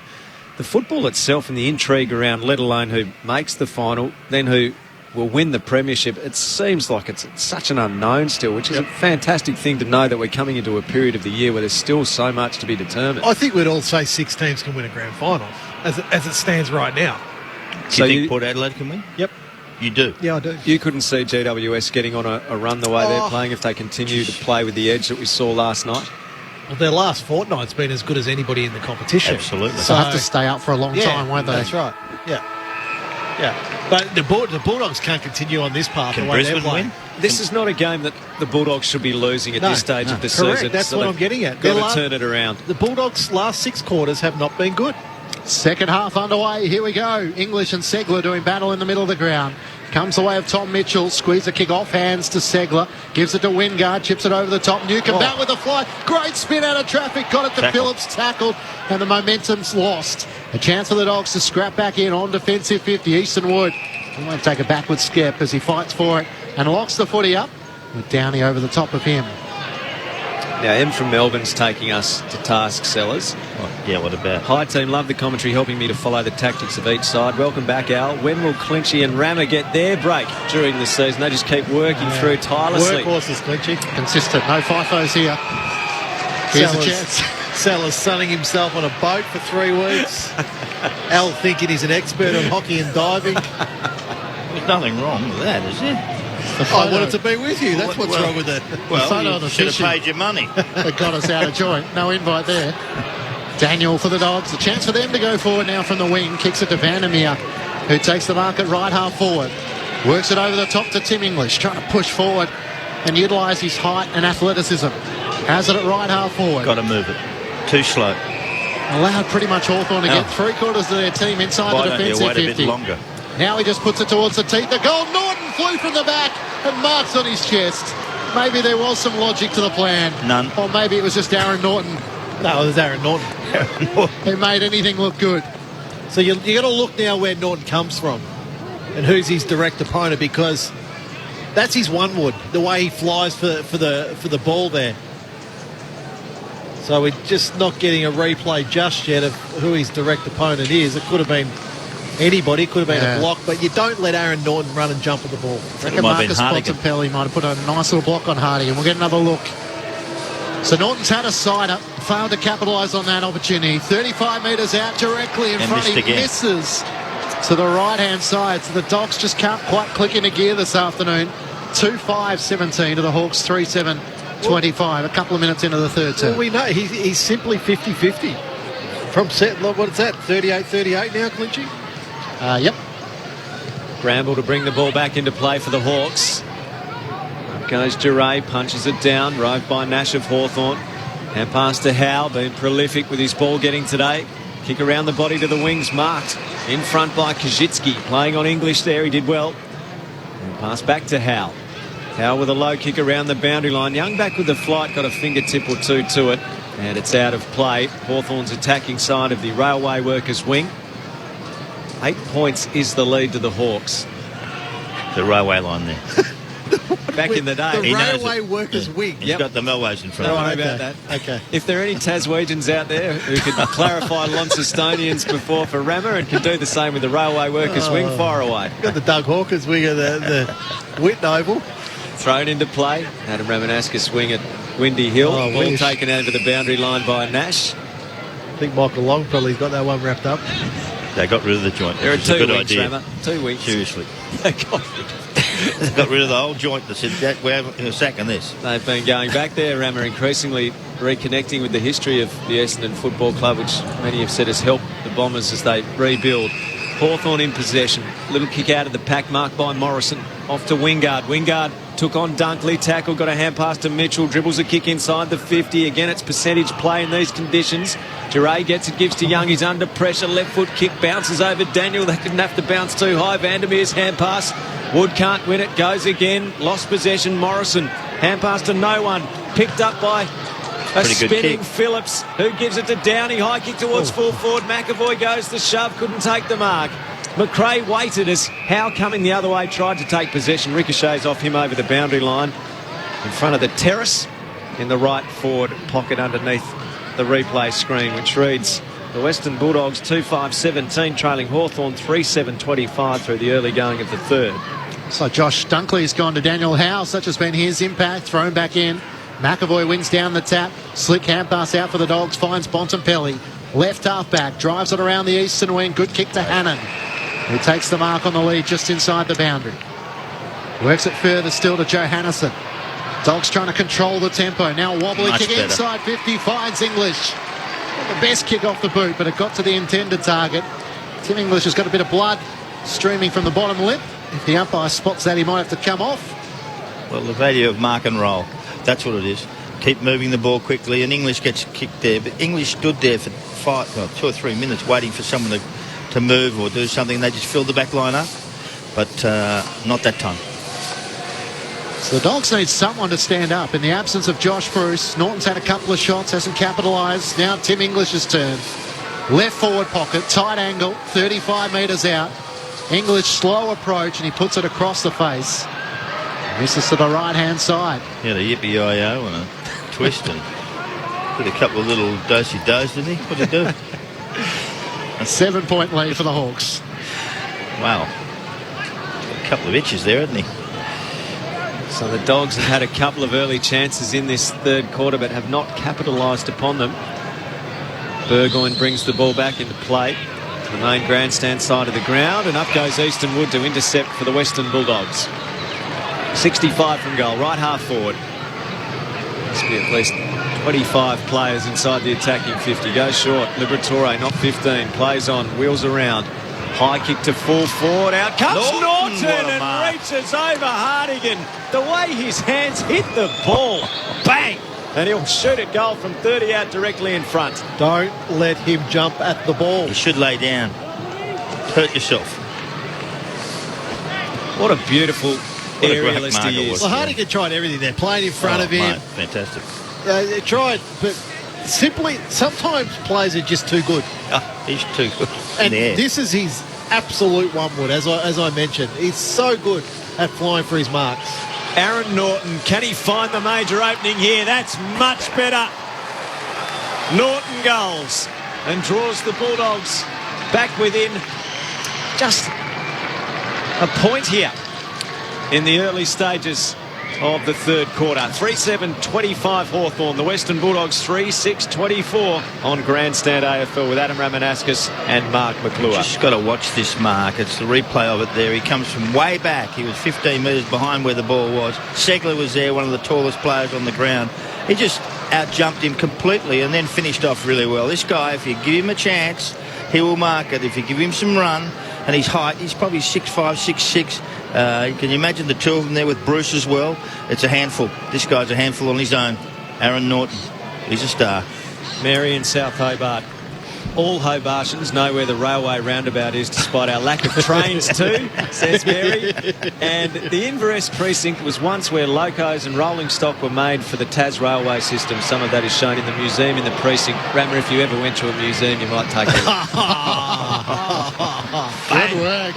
Here's McRae, who emerges from the middle of the ground. Great kick to Waitman on the lead. He marks on his chest in front of Sean Burgoyne. All of a sudden, the Dogs are starting to get a move on. Directly in front, 45 metres out. It's a good start to the quarter. Well, a bit more urgency in their play. I like that. Simply, look, they're actually trying to take the game on this last 4 or 5 minutes now, the Bulldogs. Sometimes you just got to make things happen. Great. Rested last week for the Dogs. Kicked their only goal the opening term. Cody Waitman comes in. That's a great finish. All of a sudden, the Doggies have found their mojo and they take back the lead. Just 5 minutes into the third term and they put on 2 goals. 4-6-30 to the Hawks, 3-7-25 on ABC Sport. You had Mark McClure and Adam Ramanauskas. Oh, it's a good finish by Jack McRae there. On his right foot and just was pushed to his right foot. Has to hit a little target. You've got to find pockets inside forward 50. But you love the attack on the ball from Bailey Smith there. Dan Howe really nailed him with a nice hip and shoulder. Dunkley involved with quick hands outside in the contest there. Just, goals against the flow. And you felt like Hawthorn had control. And just bang, 2 goals, 2 minutes. And they're taking the lead. Cody Waitman is in his second season of senior football with the Western Bulldogs. There looks to be a serious career. And he's playing on the silk of Hawthorn. Out of the middle, Wingard kicks towards the half-forward flank for the Hawks. Williams attacked it, paddled to his own advantage and then saw it over the boundary line. Slightly Hawthorn's attacking side of the interchange. Spoke last week in the interview about almost being intimidated by the high level of AFL footy and realised he just had to play on his natural instinct. Hasn't he got some natural instinct? High flying, great set shot. And just a beautiful finisher, isn't he? It's one of the almost rare arts in the modern game, is someone who can continually slot them when they get their opportunities. He doesn't need a lot of the ball, Cody Waitman, but he also brings so much energy. So now it's the Hawks' challenge to try and find a way to respond after the Dogs have put on a couple of quick ones in this third term. Thrown in. Segler's in front position from a shallow throw in. Tackled and dropped the footy. Wingard's little toe poke trying to find Shields. Rolls out of play. Question coming through from Pat from Hoppers. The ABC footy team do a great job. Question from Rammer: why don't the clubs dock match payments of players by 10% when the players miss easy set shots for goal? Accuracy will quickly improve then. Smith from half-back for the Western Bulldogs. Kicks an accurate ball towards Norton. Couldn't take the mark. Johannesson front and centre. Over the top to Bontempelli to Garcia. Right forward pocket. Classy finish. The Dogs have kicked 3 on the trot and are starting to open up a gap now. Took them a while to find their radar, but they're 5-6-36 to the Hawks, 3-7-25. 10 minutes gone, third term on ABC Sport. Well, that's their Garcia's fourth goal in league football, and it's coming at a good time for them. He's played 8 games. It's his 9th game, so he's a young kid learning his art. They're actually charging now, the doggies. They're actually starting to put some pressure on the opposition and making it difficult for them. Good handball, good over the top for Bont. Give away. Garcia just finishes it off beautifully with a great drop punt. They got some good kids, real good kids, and they use them. They don't just leave them out there to dry. Just a little bit of breaking news regarding the COVID situation in New South Wales. Yeah. It's been confirmed that New South Wales, the entirety now of New South Wales, will enter a statewide lockdown for at least 7 days from 5 p.m. tonight, after yesterday's numbers were the worst that they've recorded during the pandemic. So regional areas in New South Wales have remained largely open. Now the whole of New South Wales in lockdown for at least the next 7 days as that situation worsens. So it's a real concern. And if you're listening in New South Wales, the thoughts certainly are with you. Howe gets the ball going forward for Hawthorn, kicks to left half forward. Newcomb takes the mark, kicks defensively. Mitchell, 60 out, kicks to the forward pocket. Kajitsky is there, Lewis there. The Bulldogs held their bodies in front of that contest and wouldn't budge. Ball comes to the front. Kajitsky takes possession. Wood gets a hold of him. A ball up just outside the goal square. What's interesting now for Hawthorn is they can get the game back on their terms quickly without allowing too much damage for the Bulldogs. Mitch Lewis and Keith doing the ruck work for their respective sides. Howe was lucky, had it for a long time. Easton Wood hemmed up against the boundary, turns it over, kicking into the corridor, trying to clear the defensive 50. Mitchell takes the intercepting mark, and this is probably right on his range, 40 metres out in the left forward pocket. That's what I'm talking about. So there's a scrappy kick in, stoppage. Stoppage is had, and then there's pressure around the contest, forcing Easton Wood with a pressure kick. Just really no. Easton Wood should have taken the ball over the line for a boundary throw-in, but instead he's forced to dump kick it, and it goes straight to Tom Mitchell. 15 disposals this afternoon for Tom Mitchell. Can he have an impact in front of goal? Left forward pocket. Great response from the former Brownlow medalist, leading from the front. And the Hawks, after the Western Bulldogs had the last 5 scores of the match, 2 behinds and 3 goals. And the Hawks find a way to answer back through Tom Mitchell. 4-7-31 to the Bulldogs, 5-6-36. 13 minutes gone, third term on ABC Sport. And it's really tricky to be able to do that within the play, where you have a first half where, everything's going exactly according to plan. Then the first 10 minutes of the quarter, the Bulldogs are able to put on 3 goals, and it looks like, they've wrestled back here the momentum. They've got into their flow in their game. So can Hawthorn now shut the game down again, slow it down, go into the kick mark stop style for the next 5 or 6 minutes, just to hold the Bulldogs to go into a last quarter, at least being really close in this game. 5 points to margin, not much at all. On my reckoning, that's just the second goal kicked at that end of the ground in the game so far. Out of the middle, Mitchell. Tumble punt forward, worked out well. Marked by Morrison. Morrison to centre half forward. He's got the free man in Shields. 60 from goal in the corridor. Shields low kick inside the 50. Hunter had to go back with a flight, charging out the other way. The mark was taken by Lewis. That was brave. 25 out to the left of centre. He can put Hawthorn back in front. Yeah, you're correct. Bulldogs got 1 in that second quarter. Hawthorn 1 in the third quarter else. So this could be the third to this end of the ground only. Lewis actually was extremely brave here. He had to go low, and then Hunter jumped over the top of him not to hurt him and himself as well. So well done to both players, really. Lewis for his first goal to return Hawthorn to the lead. Kicks from 30 outs, and he's put it through. He nursed it through on the breeze from left to right. It arced as it went through the major opening. Hawthorn back in front after the early charge in the third term from the Dogs. Hawthorn moves to 5-7-37. The Western Bulldogs 5-6-36. We're at the 15-minute mark of the third on Grandstand AFL. Well, Adam Ramrashan said, well, listen, this is what they're going to do. And they actually did it again. They've actually They scrambled a couple of goals. They picked up a couple of little kicks here and there around the place. And Lewis was really good there, taking on his knees and a goal. And Mitchell, the other one was before. That's 2 goals. They're back in the hunt. They led for most of the game in this area. And they will not be denied this time. They just keep working away. They're a bunch of kids. There's some really talented players in there as well. And Lewis is one of them. So it's taken a while to get to the main part of the game, but 3 goals in 5 minutes for the Dogs and then 2 goals in 2.5 minutes for the Hawks. Game on. Back in the middle. McAvoy one down the tap. Smith. Chance to get the clearance for the Dogs. Ridden into the turf by Newcomb. Did he have prior opportunity? The umpire says no. Set of clearances are 8-3 in Hawthorn's favour. It's been an issue for the Bulldogs. So, look, it's on both. It's partly Tim English, but partly the midfielders as well. They've got to be better. English swats it down. Smith races after it. Howe got on the bottom of the pack. Can't knock it out. Treloar now dives over the top. Umpire waiting a long time to see if the footy will come clear. And now we'll throw it up. Like Essendon dominated that part of the game last week against the Dogs. You would have thought they would have really concentrated on that during the week, but 8-3 already in this game. And yet a lot of the focus on that has been around Tim English. Correct. Star-started midfield. Gets the hand pass to Howe from centre-half back, a bouncing ball in the middle of the ground. Great pick-up, Brockman. Got it to Hanrahan. Here go the Hawks again. Clever. Hanrahan from 50. Eyes the goals. It's right to the top of the goal square. Kaczynski wrestles, almost gathered. Reinforcements arrived. DeRay got there. They scramble on the goal line. Hand pass to Downey. Couldn't get boot to ball. Now retreats back to Brockman. Off balance. Throws it on the boot. It's across the face. It's frenetic, but it's entertaining. And bouncing along the boundary line. It stays in for a moment. And Treloar's pretty happy to see it over as Newcomb tried to keep it in play.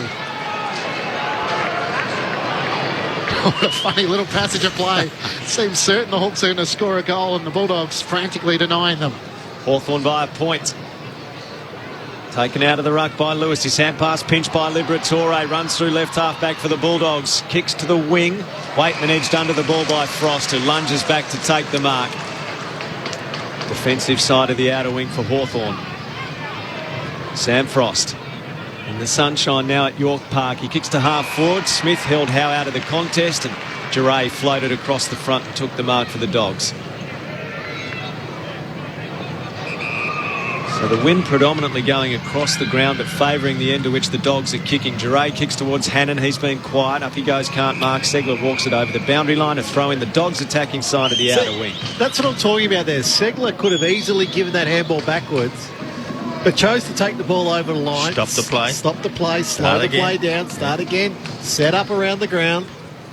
Hawks by a point. Segler worked English underneath it. Couldn't get a hand pass to Nash. Non-officiating umpire with a whistle. And it's going to be a Bulldogs free kick. Bailey Smith to take it centre wing. Hawthorn with the last 2 goals of the match. Umpire calls play on. Smith looks into the corridor. Spots Dale. Has it between the centre circles and centre half forward. Blazes away inside 50. Dunkley dropped the mark. He was uncontested in the end. O'Brien to Frost under pressure. Kick to Brockman. Got a cruel bounce. Easton Ward ran into a dead end. Lewis lays the tackle. No hand pass away. And the Hawks will take it at centre half back through Mitch Lewis. His confidence is starting to grow. Chips it out to Scrimshaw at left half back. Drives a long ball towards Kaczynski. Out half forward, he and Keith battle. Keith emerges with the footy. Great win for the Dogs defender. Gets the hand pass away. Bontempelli through half back. Finds Waitman. Then feeds the hand pass wide to Dunkley. Takes the bounce. Runs to 65. Sends it long towards the goal mouth. Looking for Johannesson. Got rid of Burgoyne. Couldn't take the chest mark. Races back after it. Daniel gets there first. His kick is smothered. And O'Brien with a hand pass to Hartigan for the Hawks out of defence. Clearing kick to the back flank, Phillips and Treloar. Treloar tries to edge out Phillips. In the end, clears a path for Duray. He had a fumble. Treloar took possession, tackled, got a hand pass out, but straight to Nash of Hawthorn. Off to a running Shields. A bounce along the outer wing. Now a kick to half forward. Kaczynski just over his head. And it goes out of play and almost takes the security guard's head off as it bounces over the boundary line. That's almost a territory kick. That they just kick it to the boundary, push it over there, hang again. This is what they're going to do. Keep pushing it into the forward line. Just hold on, hold on, hold on. And that's Hawthorn's mantra. 20-minute mark, third quarter. Hawthorn by a point over the Western Bulldogs. 5-7 plays 5-6 on Grandstand AFL on ABC Sport. Thrown in for English and Segler. Segler tapped it down, rode by Smith. Tackled, dispossessed by Shields. Dunkley's hand pass through the pack to McRae. Off to Cordy. He gets a clearing kick to the wing. No mark taken in the pack by Norton. Vandermeer gets it. Burgoyne gets him. Vandermeer on the ground. Got boots of ball, but belatedly. And the umpire has paid holding the ball. Sean Burgoyne in his 48th game at York Park. The most anyone has played at the venue. And he's going to have the free kick on the wing.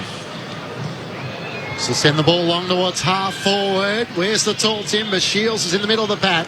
Can't take the mark. Nash front and centre. Hand pass almost intercepted by English. Now does gather. Hand pass is straight to Howe though. Chaos ball inside 50. Hanrahan in front. Marks on his chest. Josh Dunkley with a bit of a punch of his thigh in frustration. In the swirling breeze, the kick just fell short. Hanrahan thought about the hand pass. There you go. You saw the Hawthorn runner just get past Hanrahan. Don't handball it. Yeah. Slow the game down again. Just take your time. If you don't get the distance, so be it. Take your time. Slow it all. Everything's slow for the Hawks. 2016 rookie, former St Kevin's product. He's been a handy player for the Hawks this season from just inside 50. Hanrahan right to the goal line. It's just short. Kaczynski spoiled it down to Brockman off balance. His kick sprays out to the right. He was only about 10 metres out. A boundary throw-in's not the worst result for the Hawks, though. They have it deep in the right forward pocket, leading by a point. This has been a much more entertaining quarter, though. We've actually seen some scoring. We've actually seen some attacking 5 goals play. I've seen this quarter. Yeah, well, that's the most we've seen for a long time. Thrown back into play. Hawks in attack. Taken by Wingard. Clean finish. A left foot snap. And he makes no mistake. He extends Hawthorn's lead. He zipped around the pack. He threw it on his left, and it was only going in one direction. When Wingard's on the ball, he finishes. 6-7-43 Hawthorn. The Bulldogs 5-6-36. 22 and a half play to the third term. Adam Ramanauskas and Mark McClure. He's an extremely talented player, Chad Wingard. Bailey Smith let him go. Gee. Exactly right. And all of a sudden, you know what? They got what they wanted. They pushed the ball in the forward line. They get a throw up or a boundary throw in, and then they set up, and then all of a sudden they pounce on you. And Chad Wingard was just roaming around the back of the pack, picked it up nicely, and away he went. Here's the thing, Sellers. If midfielders go into the forward 50 into a stoppage and they take their direct opponent with them, if you've got a team of ball watchers, if you've got a team of ball getters, that's a perfect example there with Bailey Smith. A little block, so Wingard's handed over to Bailey Smith. Bailey Smith loses Wingard just with his eyes. He's going to the ball. Wingard wraps around goal. They've got a big problem in that area, the Bulldogs. Adam Ramanauskas with you on ABC Sport. McAvoy back into the middle after being off the ground with an ankle injury. Wins down the tap, and Daniel can't break clear as Big John Sendler comes in to lay the tackle. Umpire throws it up. This time Segler will do the ruck work against English. Wins down the tap to Newcomb. Squeeze the kick towards 50. Kaczynski flew against a couple. Wood and DeRay there. On the bottom, Morrison was taken high. Take the free kick at right half forward. He's 55 metres out from goal. In fact, it's Hanrahan who was on the very bottom of that pack. Inboard to Mitchell, not 15. Hand pass to Downey. Retreats back. Gets it to Hardwick. Shows good wheels with a clearing kick inside 50. Great positioning, English. Right in front of Kaczynski, who thought he had a good flight at it, but it couldn't get past Tim English. English at fullback for the Western Bulldogs. Made the little surge at the start of this term. It looked like the Bulldog machine was getting going, but Hawthorn has hit back and leads by 7 points. Kick to the back flank. Wood couldn't mark. Roved at the back by Young of the Dogs. A hand pass to McRae. He kicks to the wing. Bailey Smith's got to go. McAvoy the other way, knocked it down. Hardwick picks up, kicks to half forward, intercepted by Easton Wood. Yes, it was sort of a semi-attempt from Bailey Smith. Sellers. Chip pass goes to Daniel. Hand pass to English at centre half back. English dink kicks a good one. Garcia marks on the AFL logo. Can't pick and choose, I can assure you. Kick to half forward's no good. Phillips gets in front of Treloar and takes the mark at left half back. All of a sudden wants to move it quickly. Hand pass wide to Morrison. Inboard to Shields and now to Phillips. Good linkage of hands, and now the outlet runner has a chance to drive it inside 50. Bramble looking for Kaczynski. One-on-one with Caleb Daniel. Not sure how he ended up with that matchup. And the Hawks were quite happy with that as Kaczynski came down with the contested mark. Can't pick or choose in final, Sellers. No, you can't pick and choose any time because people watch you just and you know. Yeah, you're exposed enormously. And let me tell you, that'll be shown on most people that are playing against you, and that'll be, you're labelled. So Just the 5 disposals so far this afternoon for Jacob Kajitsky. And all of a sudden a chance to make it 4 on the trot for the Hawks. Out to the left, just inside 50. Kajitsky sets it on its path out to the right, and it doesn't bend back. A minor score. An 8-point lead the way of the Hawks as we close in on three-quarter time at York Park in Launceston. Taken 9 marks inside 50, Hawthorn. Good job. Giving themselves an opportunity to kick goals 9 times. Dale kicks in a low one to the back pocket. Duray to left half back and Hunter. Hunter has Bontempelli.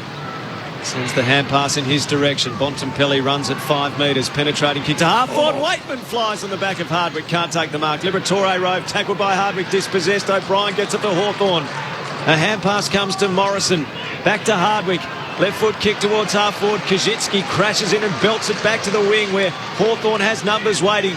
Burgoyne by hand of Bramble. Bramble kicks inside the 50. Wingard's a chance. Daniel the spoil. Lewis the row for the Hawks. Tackle, got a hand pass out. Picked up by McRae. He's barrelled by Shields. The ball will be thrown in the air 30 metres from the Hawthorn goal. Hawthorn's got the wind in its sails, but kicking against the wind. The wind's probably affecting the kicks between 7 to 10 metres perhaps to that end, and they lead by 8 points. Segler one down the tap against Young, but straight to DeRay. Had a long time. Lewis laid the tackle, eventually got it to Bontempelli. And now to McRae in the back pocket. The Dogs out of defence. Long kick up to the wing, but the Hawks have the numbers. Scrimshaw with good support takes the mark on his chest.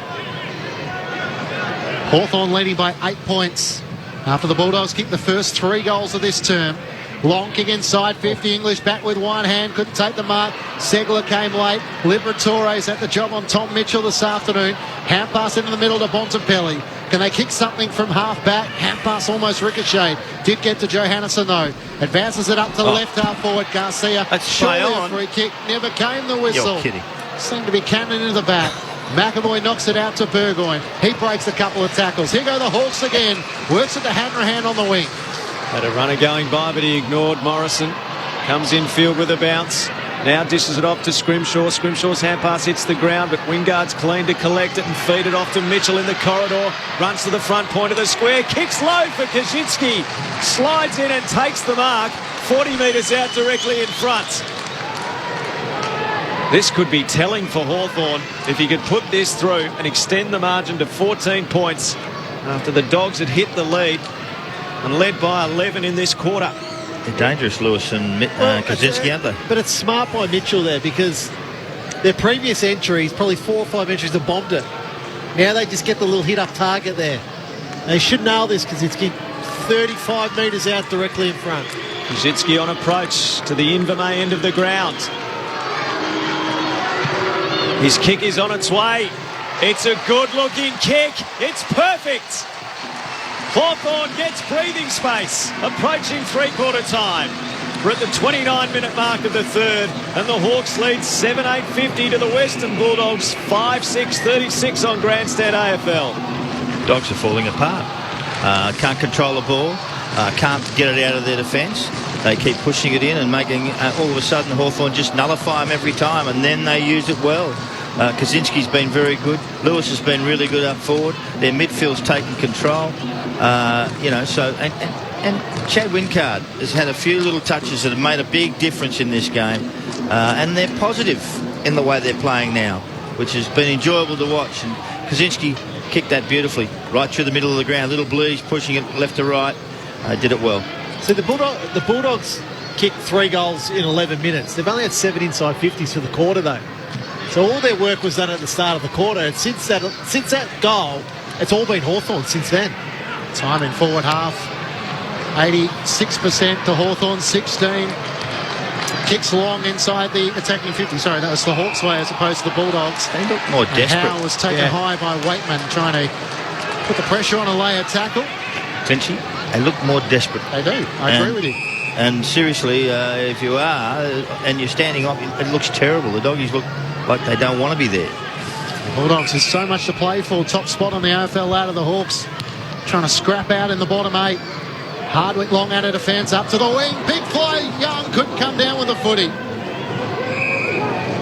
And the pack dives on top. Tom Mitchell just sets himself on top to make sure the footy isn't coming clear. John Segler was tackled by McRae, and Lewis Young, who did his best aerial work but couldn't hang on to the mark.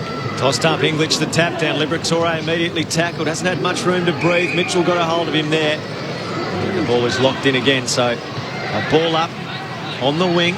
Main grandstand side. Could the Hawks make it 3 wins in a row? That would be quite something, given they played Brisbane, Collingwood and the Western Bulldogs in that run of 3. Kick goes to half forward for the Hawks. Kazitsky can't mark.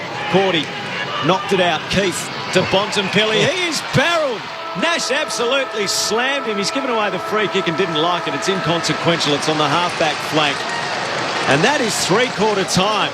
And a fine turnaround from the Hawks after the Western Bulldogs came out and kicked 3 quick ones to lead by 11 points, approaching the 13-minute mark. The Hawks responded with the next 4 and lead by 14 points at 3/4 time. Hawthorn 7-8-50, the Western Bulldogs 5-6-36. The goal kickers for the Hawks are all singles to Lewis, Mitchell,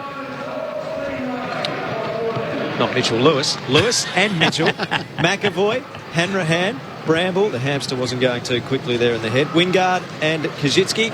And for the Bulldogs, 2 goals to Waitman, 1 to Hannon, 1 to Norton and 1 to Garcia. So the job ahead for the Western Bulldogs, kicking against the breeze. It's going across, but they will be kicking into it as well in the final term. They trail by 14 points on Grandstand AFL, on ABC Radio and ABC Sport Digital. Hi. Hello. We're from the police. We're from McCallum Real Estate. Yep, sorry, that. Come home to Rosehaven one last time. What? Sorry, just a bit excited. It's like a panic attack, but with joy. Attack. Luke McGregor and Celia Piccola are back for the final season. Exactly. What? Couldn't decide whether to say bingo or exactly. Oh, right. Of Rosehaven, Wednesday 9 p.m. on ABC TV and streaming on iView. The 2021 AFL Premiership season on ABC Radio and on ABC Sport Digital. Liberatore, not 15, plays on, wheels around. High kick to full forward, out comes Norton and reaches over Hardigan. The way his hands hit the ball, bang! Aaron Norton, can he find the major opening here? That's much better. Norton goals. Smith from half-back for the Western Bulldogs. Kicks an accurate ball towards Norton. Couldn't take the mark. Johannesson front and centre. Over the top to Bontempelli to Garcia. Right forward pocket. Classy finish. The Dogs have kicked 3 on the trot. Back into play, Hawks in attack. Taken by Wingard. Clean finish. A left foot snap. And he makes no mistake. He extends Hawthorn's lead. Scrimshaw's hand pass hits the ground, but Wingard's clean to collect it and feed it off to Mitchell in the corridor. Runs to the front point of the square. Kicks low for Kaczynski. Slides in and takes the mark. His kick is on its way. It's a good-looking kick. It's perfect. The 2021 AFL Premiership season on ABC Radio and on ABC Sport Digital.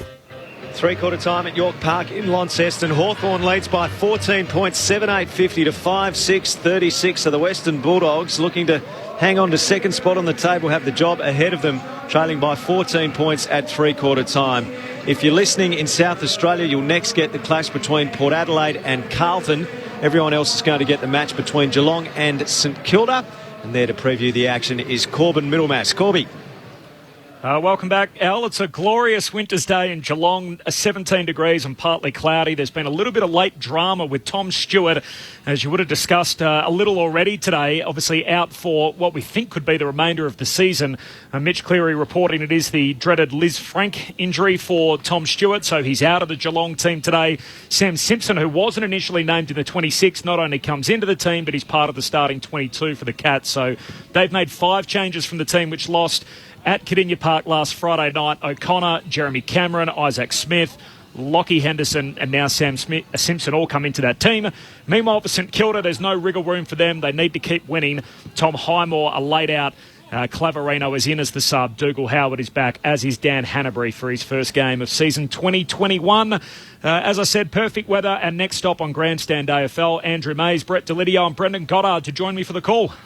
Good on you, Corbs. We'll be with you very soon down the highway at Geelong. For listeners in South Australia, though, Port Adelaide and Carlton. And Port Adelaide, one of those teams looking to take a top 2 spot from the Western Bulldogs. So that match coming up for you in South Australia on 0437 774 774. Gaza says, enjoying the call sync to the TV in Thailand, in Chiang Mai. Still wondering why Kennett got rid of Clarko. Time for Kennett to go, says Gaza. And Fran from Melbourne, hi team, if Clarko is listening, come to the Pies, please. What is the problem? Doggies were looking good, surging. Now they are sluggish, says Fran. What is the problem, Mark McClure and Adam Ramanauskas? What have you seen of this match in the third quarter that has taken your eye? Well, I think the Doggies are worried about their finals performance coming up, to tell you the truth. They're not as hard at the ball. They're not as tough at the ball. They're not actually putting their head over it and really going hard at it. And I think that's where they're getting fooled. And if you come into this game, you can't flick a switch halfway through and say, oh, hang on, I'm going to get tougher now. Because at the start, you've set the mindset is already set. And all of a sudden you go, hang on a second, we can't lift ourselves. They're 14 points down. It's not insurmountable numbers. But if the way they're playing, they can't win. The way they are playing at the moment without any real gusto and some push and shove, that to me is not going to win. And Rama's right. Their ball ups and boundary throw-in stuff is ordinary around the ground, and you can see that all their numbers, they're off on their numbers. Everything's green on the Hawks side, and everything's dark on the Bulldogs side. Contested possessions, marks, all that. They're down on contested possessions. They're down by 20 almost in that area, 16 or 18 in that area. That's not tough enough, not hard enough. They're going to be struggle to win a final if they do that. About to go in the final term. Just repeating that breaking news out of New South Wales that the whole state will enter a statewide lockdown for at least 7 days from 5 p.m. tonight after the big numbers recorded yesterday of COVID-19. So that's the whole state, all regional areas, all parts of Sydney as well, now going into a strict lockdown for at least the next 7 days from 5 p.m. in New South Wales tonight. First clearance goes Hawthorn's way out of the middle. Kajitsky has taken the mark at left half forward. He's about 45 metres from goal. And he's kicking with the aid of the breeze. Kajitsky taking his time. Kicked one this afternoon on approach. Kick from right on 50. Oh, good looking line on the kick. Has he got the carry? Yes! And he makes it even harder for the Dogs with the opening blow inside a minute of the final term. Hawthorn's lead out to 20 points. 8-8-56. Plays 5-6-36 on Grandstand AFL. Adam Ramanauskas, Mark McClure. Well, you've got a set of clearance, okay? So we've spoken about the Bulldogs' issues there. Wingard involved again. He just simply lost Alex Keith there with the flight of the ball. But I want to talk about the kick for goal. This is understanding what the breeze is doing and then allowing the breeze to do the work with the ball. Kajitsky knew exactly where to start that ball, came back with the breeze nicely, and it gives them the absolute perfect start. 20-point margin. Catches if you can now, Bulldogs. Yeah, throws down the challenge. How much do you want top two? Yeah. We're about to find out from the Bulldogs. Back in the middle of the ground. Seckler one down the tap against English. Comes out to Tom Mitchell. Squeezes the kick around his shoulder up towards half forward. Williams in front. Takes the mark against Hanrahan for the Dogs. Off to the runner, Dale, who tries to find a path through the middle of the ground. Kicks towards Caleb Daniel. Up with one hand, couldn't take the mark. Garcia gathers to the Bont. Can Marcus Bontempelli gets involved. Hand pass to Wood. Back to Garcia. He sends it wide towards Johannison on the bounce. Can't gather cleanly. And is taken across the boundary line for a throw-in. Just short of left half forward for the Dogs. So they kicked 3 goals in that third quarter. 3 of their 5 for the match. So they're going to need a little burst again at some stage, the Dogs, if they can start to build anything. Seckler punches it straight towards the boundary line against English. Newcombe races after it, but not before it crossed the line. He did that because they got time on their side. Just keep pushing it there until we're ready to set, and then we go. Boundary throw-in on the wing. Seckler tapped it down. Liberatore underneath, uses his right boot, slams it on the boot high towards half forward. Up goes Treloar, can't take the mark. McRae gets it, gives to Liberatore, almost slipped over. Did slip a hand pass out to Dale. Dale low kick to half forward. Marked by Smith, he's 70 from goal. Left half forward. Move. Yes, correct. Just play on. Short pass to Johannesson. Play on, force him to move ahead of the ball. Aaron Norton's on the lead. Johannesson goes shorter Straight than to the that. wrong bloke. The target was Daniel when Segler was standing next to him, so that's a height advantage of at least 60 centimetres. No, it's a dumb kick. That's what it was. I think it was English, but he turned and head back to the goal square. Daniel went to contest and Segler just stood there and took the mark. So clearing ball comes out of defence. Shields now has it. Strong mark by Shields. It's always the ball carrier who's fault here. Well, they own the game. I know that. When the ball's in your hand, you own the game. And your fault. Correct. Shields wide to Bramble, who's going to go back inside defensive 50 to Frost. Kicked a goal earlier, Bramble. Part of the Williamstown Pride. No doubt Andy Collins played a role. Now at Box Hill with Sam Mitchell. Gets the hand pass to Hardwick and then back to Howe off a step. Kicks around the boundary line. Good mark. Tim O'Brien in the pack. Play at either end of the ground, but in defence this afternoon. Kicks towards half forward. McAvoy in front of Keith takes the mark. So 27, Howe. 29. 7. 29. My computer's not quick enough. Refresh. More than Marcus Sponsorpelli, more than Jack McRae. McAvoy has it at left half forward. Kicks into the pocket. Not a good kick. Kajitsky caught too far behind, and Easton Wood takes the intercepting mark. Back to the last line to Young, and now to the run of Bailey Dale. Dale down the middle. Finds Liberatore, still inside defensive 50. He goes out wide, changes the angles to Bontempelli. Bontempelli finds Johannesson. They're trying to wheel and go. Johannesson plays on. Shocking kick. Kicked it straight to Frost. Their mindset's nowhere near where it should be. They're going to finish on top of the ladder. They're not going to finish on top of the ladder with this stuff. Frost mark near the interchange for Hawthorn. And goes long back inside the 50. Kajitsky there, knocked down by English. Kajitsky at the 4, got it out to Mitchell. Tackled, his hand pass comes free. Dale gives it in tight. Cordy's clearing, kicks a skidder. Trelaw's got to try and beat 2 Hawks. McAvoy slapped it back to O'Brien.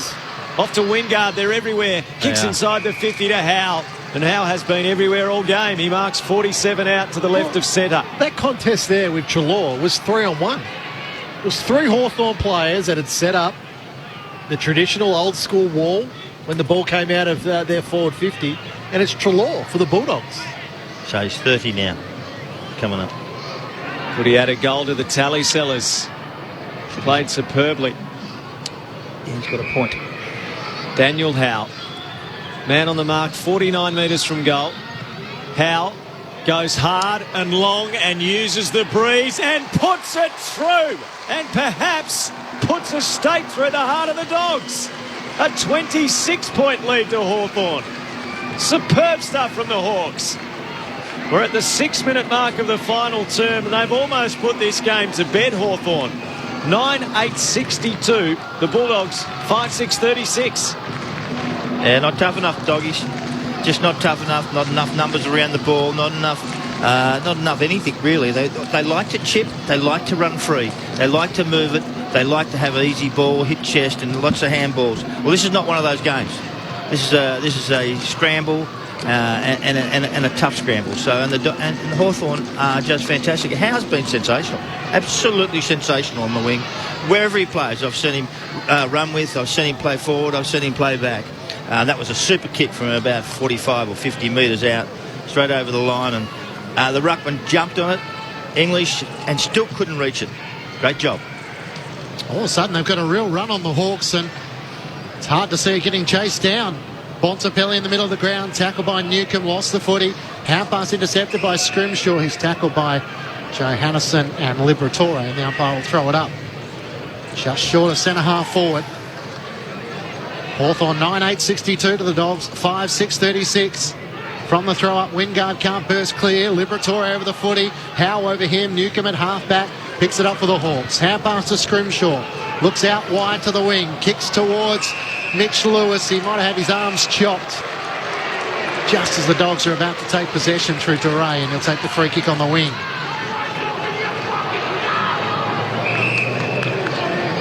I didn't hear that. Getting a bit agitated down there. A few of the fans as the kick goes to half forward. English punched it down. Young road for the Dogs. Hand pass towards the boundary. Hunter throws it on his boots. Floating kick out of defence. Lewis intercepts. Outmarks Keith.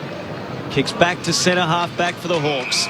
Frost out to the dare I say it, railway workers wing. Hardwick takes the mark. Plays on with his kick around the boundary line. Howe, another possession. How many workers are there? I think Dan Howe's been working on the railway He because absolutely has. He's got all his possession on that side of the ground. And now the kick inside 50 for Hawthorn. Segler up in the pack, had to be paid. Got a great piece of it. Lost it at the last second. Hawthorn irresistible at the moment. He's 40 metres out to the left of centre. So this is pretty much where Kaczynski kicked the first goal. Howe was a little bit further out. You just got to hang it out to the right a little bit here, and the breeze will just take it back nicely. But you've got to remember, he's a ruckman. Correct. Segler with his ears burning on approach. In his 100th game, Segler can't do what others before him have done. His kick started at the left goalpost and kept working left. So the margin 27 to Hawthorn. It's going to have to come in an extraordinary rush from the Western Bulldogs. What have they got? They've got to kick 5 goals to win. Got? They can't. They've got to kick 5 goals to win. They've kicked 5 goals in 3 quarters. How are they going to do that? Oh, Dale went for Cordy, turned it over. Newcomb takes the intercepting mark on 50 for the Hawks. It's a great victory. Can they end it right here? Sends it to the top of the goal square. Morrison's there in the pack. Brockman trying to tap it down.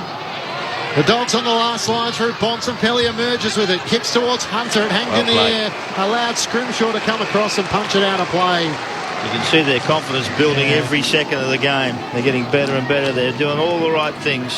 They're a spirited outfit, the Hawks, at the moment, and they can sense what might be possible. An upset against one of the ladder leaders, leading by 27 points. They've had the last 7 shots on goal, and they've kicked 6 goals from that. Tom Mitchell racing after it. He's happy to step it across the boundary line as Bontempelli lays the tackle. A throw in 55 metres out from the Hawks' goal. We've got some breaking news, Rammer. Sellers. What? This will most appeal to Sellers, I think, Rammer. Don't think so. Boundary throw in. Yeah. Segler took it out of the ruck gate to Newcomb, off to Mitchell. Mitchell on his right boot, kicks into the forward pocket. Up they go. Cordy marks in the left back pocket for the Dogs. It's just been pointed out to me, Sellers, that Rammer actually manages Daniel Howe. He might be able to get him a 5-year contract the way he's going. Bontempelli out of the do you take, Rammer? Norton marks. 99. Any interest in managing Sells' the singing career? He wouldn't make much out of it, I can assure you. Bottle of red, maybe? You should go on the Voice, Sellers. The Chipmunks spin a few chairs. I don't think I'd spin anything. Smith to Liberatore to Caleb Daniel. Time running out. McRae inside the 50. English was there, couldn't take the mark. Hannon front and centre, trying to get the hand pass to Garcia. Came to Dale to the top of the goal square. In the right place at the right time was Tim O'Brien, who marks for the Hawks on his chest. I don't know if you can see how many intercept possessions he's had, Rammer, but he's been pretty good this afternoon. Long to Segler. He gets taller the longer the day goes. He marks at right half-back. Tim O'Brien's had 10 intercept possessions for the game. Good game. Yeah. Kick to the wing. English knocked it down away from Morrison. Daniel roved it. Goes back to Young. Young's kick to the back point of the square and Dale. They don't seem to go anywhere with their football at the moment, the Doggies. Yes, it's not been their method this year either, Sellers. Have been so successful moving the ball at speed. That's right. Handball, quick. Not out now. They go. You just wonder what the loss of Bruce in their confidence to kick to a contest. Maybe that's it, but it's still the ball carrier is the one who holds the key. Steph and they're Martin not doing it. in the side, so English has to be in the middle. Well, he's a big loss, They Steph only had Martin. 32 inside 50 for the game. Yeah. So, oh dear. Young has nearly missed that kick at centre half back. It skidded along the ground and Smith got it and cleared it wide. And Vandermeer marks. Sorry, Rammer. So you could have Tony Lockett and Jason Dunstall in there. You've got to give opportunities. But it does feel like a game where they've tried to avoid kicking to a contest.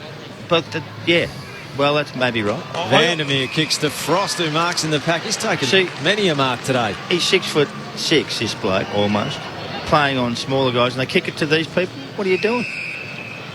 Why would you do that? We were really critical of the game in the first quarter. It was just slow. It was boring. It was a rubbish game. But as it's progressed, you understand what Hawthorn have tried to do. It was actually, it's tactically a very, very smart play, just to almost bore the Bulldogs. Yeah, they're doing that pretty well, and a lot of other people too. Hawthorn leading by 27 points. It would be their 7th win of the season. It would be 3 on the trot for Alistair Clarkson, who's on his way out the door. It's extraordinary, isn't it? Some way to sort of bid can't believe farewell. Segler takes it out of the ruck from the throw-in. He squeezes a kick. It bounces on the boundary line, and all of a sudden Young has to see it out of play as McAvoy lays the tackle. It's just a little parting gift to every other club to remind them, I can still coach the game. I'm 53 years old. I know what I'm doing. It's his footprint, isn't it, really, when you think about it? This is all over him. Segler wins it out of the ruck back towards the boundary line. Yes, Adam Ramanauskas was right onto it early. The slow ball movement, the deliberate quietening of the play, try and take away the Bulldogs' strength, which is that speed of ball movement. Well, the Bulldogs haven't tried to play on today, really. Well, thrown in, Segler tapped it down, Shields underneath, sockers it inside 50. There's some wrestling going on, picked up by Dale, nailed by Morrison. Did he have Pryor? Hands go in the air, appealing for a free kick. Umpire, hands go to the chest, calling for a bounce. 50 metres out from goal. Hawks in attack towards the city end. Segler another tap down. Mitchell goes through, loses his feet. Picked up by Liberatore. Hand pass back to Dale. Dale arches his back and goes for a run and kicks out to half back where Woodmark's on defensive 50. He's held up by Phillips. Comes into the corridor now. Mark's taken by McRae. Wants to bring it out wide into the wing where Cordy has space. He takes the mark and hand passes around Howe. Gets it to Hunter. Not a lot further afield, so has to retreat back by hand to Eastonwood, who looks for options around the boundary line, and Teray, who's gone forward, had it spoiled away from him by Frost and over the boundary line. Seems to be the only one they kick to is Norton in a contest. That's it. Other than that, you just chip it around until you can kick it to Norton. And that surprises me. So the Bulldogs have got Port Adelaide at Docklands next week. All of a sudden, that Big shapes day. as a crucial clash leading into September. Both sides will be there. Nash crumbs it from the throw-in for the Hawks, gets the hand pass away, kicks to Kaczynski. Another great mark, seamless transition. The hand pass to Tom Mitchell from 55. It bounces off to the right. A minor score. A second goal for Tom Mitchell. That would have been some sort of afternoon. There's been plenty of comments about his accumulation of stats, but he's been damaging today. The Hawks leading by 27 points. Well, it's funny. So he's had 24 possessions, but he's felt like he's had a real impact on the game. Kick from Dale was low out of defence. Half volley pick up from Dunkley, but under mass pressure just did well enough to squeeze a kick, but it skids out of play in the pocket. Dogs have not had clean ball movement. They're scoreless in the final term, and the game was on the line and they had to come trailing by 14 points. They've had no answer. Hawthorn having kicked the last 6 goals of this game. 7 actually. 7 goals. Goes back inside the Hawthorn 50. Phillips had it, lost it. McRae goes through tackle, gave to Liberatore, just throws it on the boot, hacks a kick out of defence, but underneath it, Hardwick takes the mark. As Garcia back with a flight, collided with him. Kick into the middle, not 15. Scrimshaw, hand pass to Frost. Frost on the run. Hand pass to O'Brien. He's caught by Treloar. Tumble punt inside the 50 off the hands of Nash. Comes to Hanrahan. Hand pass back into traffic. Spills back to Hanrahan. His kick buffeted down by Keith. Young gets it. Off to Smith. Smith in the back pocket. Had a poor day by his standards. Kicks towards the back flank. Dunkley there. Knocked off it. O'Brien gets it for Hawthorn. Hand pass to Bramble. Bramble's hand pass to Nash. Nash back to Bramble. He loses Vandermeer. He's tripped by Vandermeer as the tackle dropped low. And his boot was taken. Hawks free kick, 65 from goal at left half forward. He's got something about him, this Bramble. He's quick. Good ball user across half back. The Hawks are happy to spread it through the middle of the ground, out to Hardigan on the wing, into the side the forward 50. Mitch Lewis crashes the pack, and a couple of dogs are worse for wear as a result of it. Young and Hardwick and Vandermeer grabbing at his elbow. That's a concerning sign for Dogs fans. Well, I don't think they can win this now, the Doggies, at all. They've got 10 minutes to go in the game, or 7 minutes to go in the game. They've kicked 5 goals in 3.5 quarters. Yep. I'm not going to kick 5 goals to win it from here, I don't think. I think you can call it. 28-point lead. The Hawks way. Smith tackled by Morrison. Great intent. The footy pinned to his chest. Hawks fans down in Launceston thought he had long enough to try and dispose of it. There are a few in attendance. Umpire didn't agree. Quickly thrown up. Lewis can't wrestle it away from Hunter. And the umpire will throw it in. Hawthorn have got Richmond at the MCG next week, so here's another interesting battle. Oh, they'll beat them. Good nodding, Rammer. That's good It's for hard radio. to argue with that. Yeah, it's hard. The way Richmond played last night and the way Hawthorn playing now. Lewis knocked it out of the rough. Toure got it. He's fought hard, Liver. Off to Young, off to Jure. Jure on the boundary line. Kicks towards the back flank. Bontempelli up, couldn't mark. Daniel Rhodes, strong tackle. Wingard rolled him in the tackle, avoided slamming his head into the turf and did that very effectively. A ball up, Hawthorn's attacking side of the wing.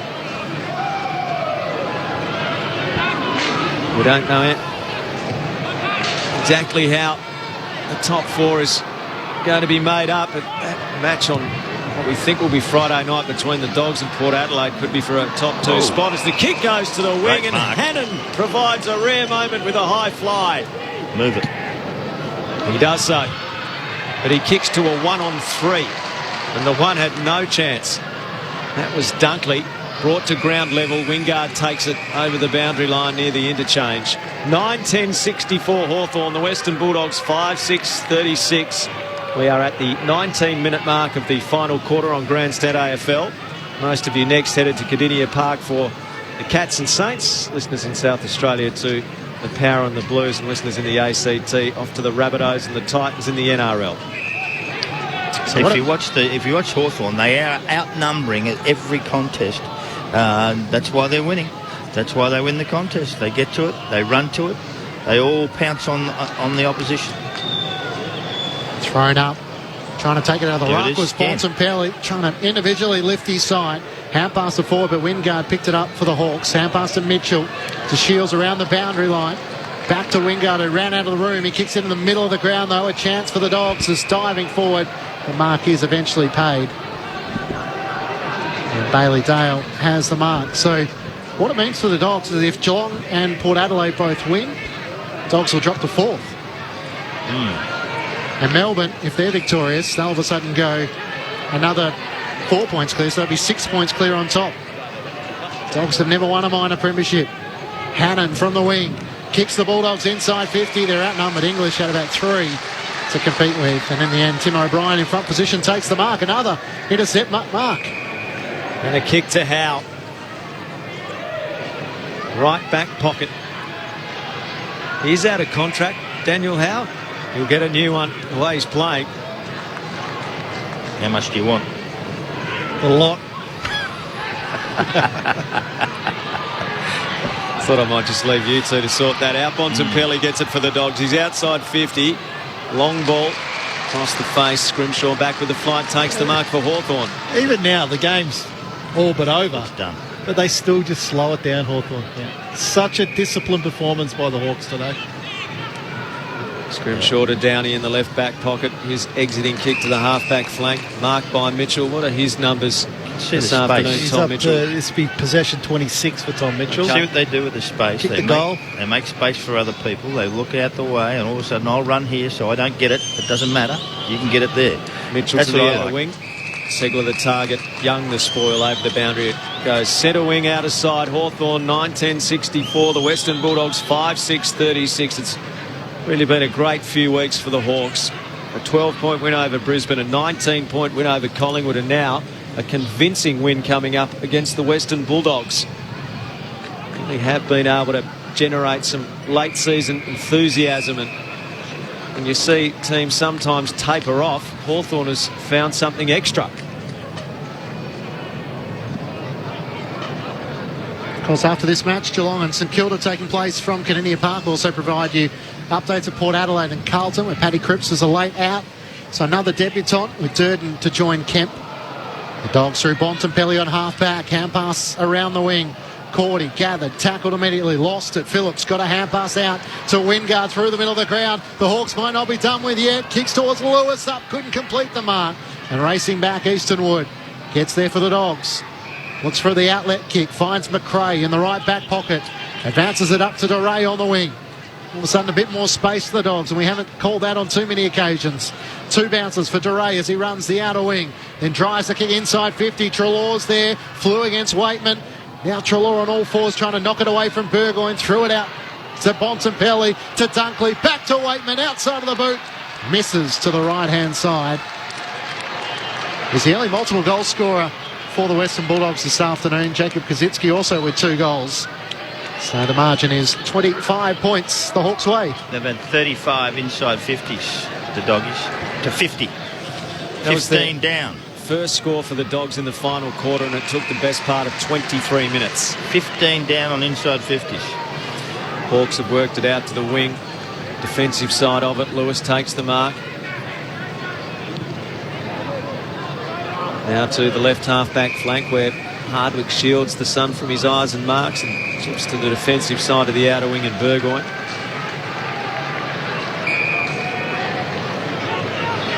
Back it goes to Hardwick on defensive 50. One of our listeners on 0437 774 774. Football is a head case. It's why every time a coach gets sacked or leaves they win and continue to win. Attitude and effort increases. Look at Hawthorn and look at Richmond. It's all in the head, says one listener. Ball's out of play on the far side as Hawthorn were in no hurry to take that ball down the ground. 24-minute mark, final term. Dogs have not offered a yelp, which is a little worrying for a side that is so high up the ladder and has done so much good work to give itself a shot at winning another premiership. No takeaway from the stoppage. Wingard is tackled. McRae got a hold of him. A ball up outer wing. So inside the last 5 rounds, they've defeated now the Brisbane Lions, the Western Bulldogs, drawn with Melbourne, beaten Collingwood. It's not a bad close of the season for the Hawks. Smith's kick is wide at half forward, and Hawthorn will take the free kick out of bounds on the full. Jack Scrimshaw to take it. Sam Mitchell would just be rubbing his hands together.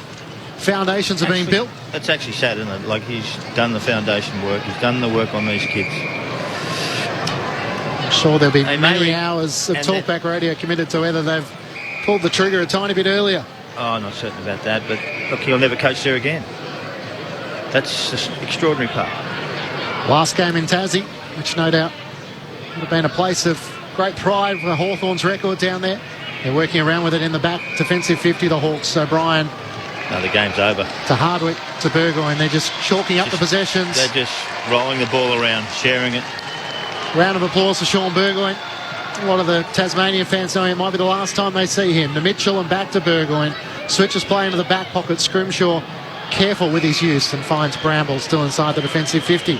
So they've gone nowhere. And they don't mind. They do not mind. Because they're in a happy place. It's an exhibition. Chip pass, Mark. Now the kick out through half-back. Newcombe had it punched away by Bontempelli. So the moment they did something decisive, they lost it. Off to Daniel. His kick no good. Hawthorn wins possession again, and Bramble's now on the run. Now the 4A40 went for the barrel. It's a tumble punt inside the attacking 50. It's bouncing. It's essentially off-breaking over the boundary line in the pocket, and the umpire says throw it in. Jure went there, stood there to take the free kick on the assumption it would be insufficient intent, but Taylor, let's be honest, that was just a hack forward that bounced very awkwardly as our oval-shaped ball can and went out of play in the pocket. Toss back in, Hawks in attack, 25 from goal. No decisive knock in ruck. Cordy gets it off to Williams. Williams clears for the Dogs. Kicks towards Norton, who takes the mark on his chest at half-back. Turns with intent into the middle of the ground, trying to move quickly. Oh, but sold Dunkley into a dead end. He's tackled by Burgoyne, but the tackle was high. He apologises, Sean Burgoyne, such as the class of the character, with a tackle over the shoulder. And the Dogs work it out to the broadcast wing, where the mark's taken by Bailey Smith. 9:10:64, the Hawks to the Western Bulldogs, 5:7:37. Smith runs his full measure. Drives the kick towards half forward. Norton's in the pack. Hannon as well. Neither could gather. O'Brien quickly with a hand pass to Hardwick, to Bramble, around the boundary line, and Howell takes the mark. Bontempelli's had 30 possessions today, but I reckon he's been caught probably 10 times in tackles. There's a couple early that were really Three telling. in the first quarter. Yeah. Kick from Howe to half forward off the back of the pack. Williams for the Bulldogs, gives to Dale. Dale unsure, flat-footed. Throws it on the boot into the corridor, weighted up well to Bontempelli. He's bumped again, got caught again, Bontempelli, affecting his kick. Shields gets it. Off to Hardwick, slaps it on the boot. And the Western Bulldogs, for all their good work, everything they've done to build a foundation, it's been jeopardised in recent weeks and today. Sam Mitchell must be rubbing his hands together how good his inheritance is looking at Hawthorn. 9-10-64 to 5-7-37. The Hawks make it 3 in a row. And Clarko, he's farewelling the Hawks in happy style.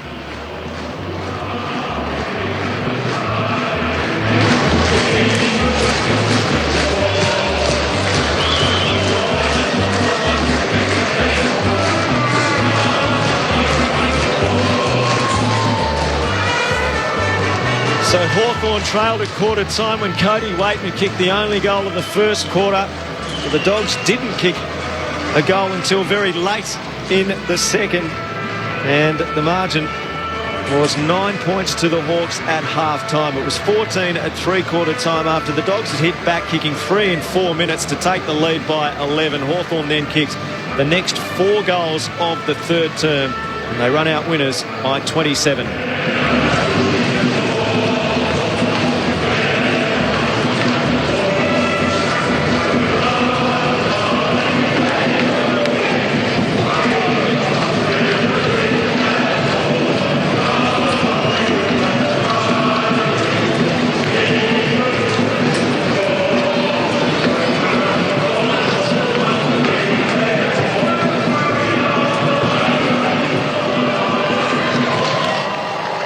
So Hawthorn convincing winners 9-10-64 to 5-7-37. The Bulldogs were just one behind in that final term after trailing by 14 points at three-quarter time. The goal kickers for Hawthorn, Kajitsky kicked 2 and then singles to Lewis, Mitchell. As Alistair Clarkson makes his way down the grandstand at York Park and he high-fives the fans who thank him for his contribution to the Hawks. It did become a home away from home for Hawthorn and for Alistair Clarkson since 2005. He's been going down with his Hawks to play matches in Launceston, and there's all the affection for him as he makes his way onto the ground. Continuing those single goal kickers, so Lewis, Mitchell, McAvoy, Hanrahan, Bramble, Howe and Wingard. For the Western Bulldogs, Waitman kicked 2 singles to Hannon, Norton and Garcia. So plenty for Luke Beveridge and the Bulldogs to think about, and plenty for Hawthorn to celebrate. The third consecutive win, 9-10-64 to 5-7-37.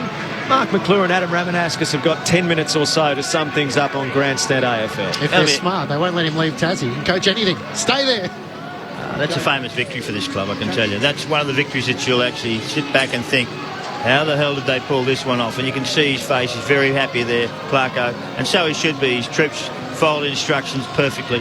Rama called it early when they were just pushing it around to the boundary, holding them, stopping them, actually moving the ball quickly. Actually, all the time they just pushed it to the boundary, another throw in, another ball up.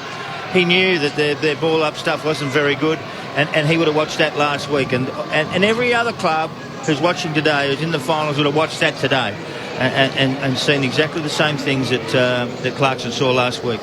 That was a really good display.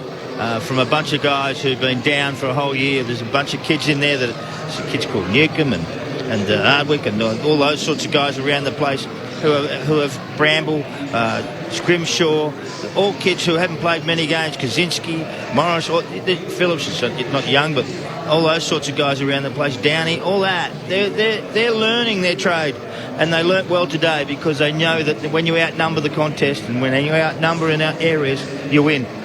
They stopped the Dogs' movement. That was the key for them, stopping them moving the ball and being fancy and flash. They made it a scramble and a battle. Loved it, enjoyed it. Gee whiz, they're finishing the season in a blaze of glory, aren't they?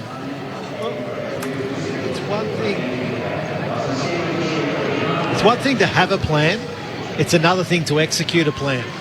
And that's where the difference can lie in developing teams. They can go into a game with a plan and be able to go, okay, yeah, we're able to do it for a quarter or for a half, and we'll see how things go. But Hawthorn executed that from minute 1 to minute 120 today. They were terrific in what they tried to do. They played along both boundary lines. If the ball was close to it, they just pushed it out. They started again. If they took a mark, they stopped. They started again. They made sure everyone was set up. They didn't allow the Bulldogs any time to win the football back and then just link up with handball. I can't remember a handball chain for the Bulldogs today which they've been so good at, of just linking up through the middle of the ground, taking the ball inside forward 50 and hitting a target. So terrific effort by the Hawks today. Again, when you watch a developing team, and I've said this with North Melbourne over the last couple of weeks, you look at the younger guys. And Sellers, you just reeled off a lot of names there of guys. Who the hell are they? Yeah, that's right. That's it. That's right. True, though, but they're forging their careers. Yeah. And when you've got the opportunity to do that, you've got to take that chance in your career. Lockie Brown, no one knew about him to start this year. Who was he? He's playing local football. He's playing VFL football. And now all of a sudden he's been able to play a number of good games for the Hawks and looks like he's going to have a career. John Newcomb come in a mid-season draft. And 5 games, 6 games he's played. Now, he looks like he's a player. Alistair Clarkson just getting they're versatile in Tassie. cheer. They've got the yellow bits of cardboard on one side, thank you Clarko, on the other side, thank you Silk. So they're getting bang for buck out of the same bit of cardboard. But, I mean, Sam Mitchell alluded to it. There'll be praise of Clarkson for how good he's been, and the narrative is always going to be, how can you let a coach like that go? But I'm more interested in the Bulldogs. Like, what does it mean for them? Yeah. The great coaches find a way to level the playing field where there is a clear mismatch, and yet the Dogs all of a sudden seem like a side who are bereft of confidence right when they should be building. And that's I think that's more what today's about. Is about the Bulldogs now. It's now, I mentioned half-time or 6 quarters, it's 8 quarters now of football that I don't think they haven't been well. They played a couple of periods against the Bombers last week where, they looked dangerous, but on the whole, last week, they were really ordinary. They were really ordinary at contests. They were really ordinary at stoppage. Again today, they lose centre bounce clearances. Again today, there's goals against the Bulldogs from forward half stoppages. So it's an area that they need to clean up really quickly. They've got one more game against the contender in Port Adelaide next week to be able to do that. But you look today, Aaron Norton inside forward 50, Cody Waitman inside forward 50, and that's it. That's it. They had 35 inside 50s for the game, so albeit they didn't get much of an opportunity, those forwards, but there's not another forward on the ground for the Bulldogs today that I could actually say, yep, he looked dangerous. How many did they have in the last quarter? They hardly had the ball in the last quarter inside 50, because I know there weren't too many. There was probably 3 or 4 max. They had it inside 55 times in the last quarter. Well, that behind is average at best. Yeah. So they've had equal possession with the Hawks in the last quarter, 96 possessions each for 5 inside 50s. Yeah, but they fiddle. What are you doing with the ball? Yeah, they fiddle. Sellers and I have been calling for it for the whole day. Play on. Yeah. Just play on. 2 goals to none, Hawthorn that final term. Play on blindly. Move the ball. There's no movement from the Bulldogs at the moment. Sometimes through the middle of the ground, Al, when you win it, when you take a mark, when you get a handball, say just go. Force your teammates downfield to move. What I do know is Luke Beveridge is a very good coach. No doubt.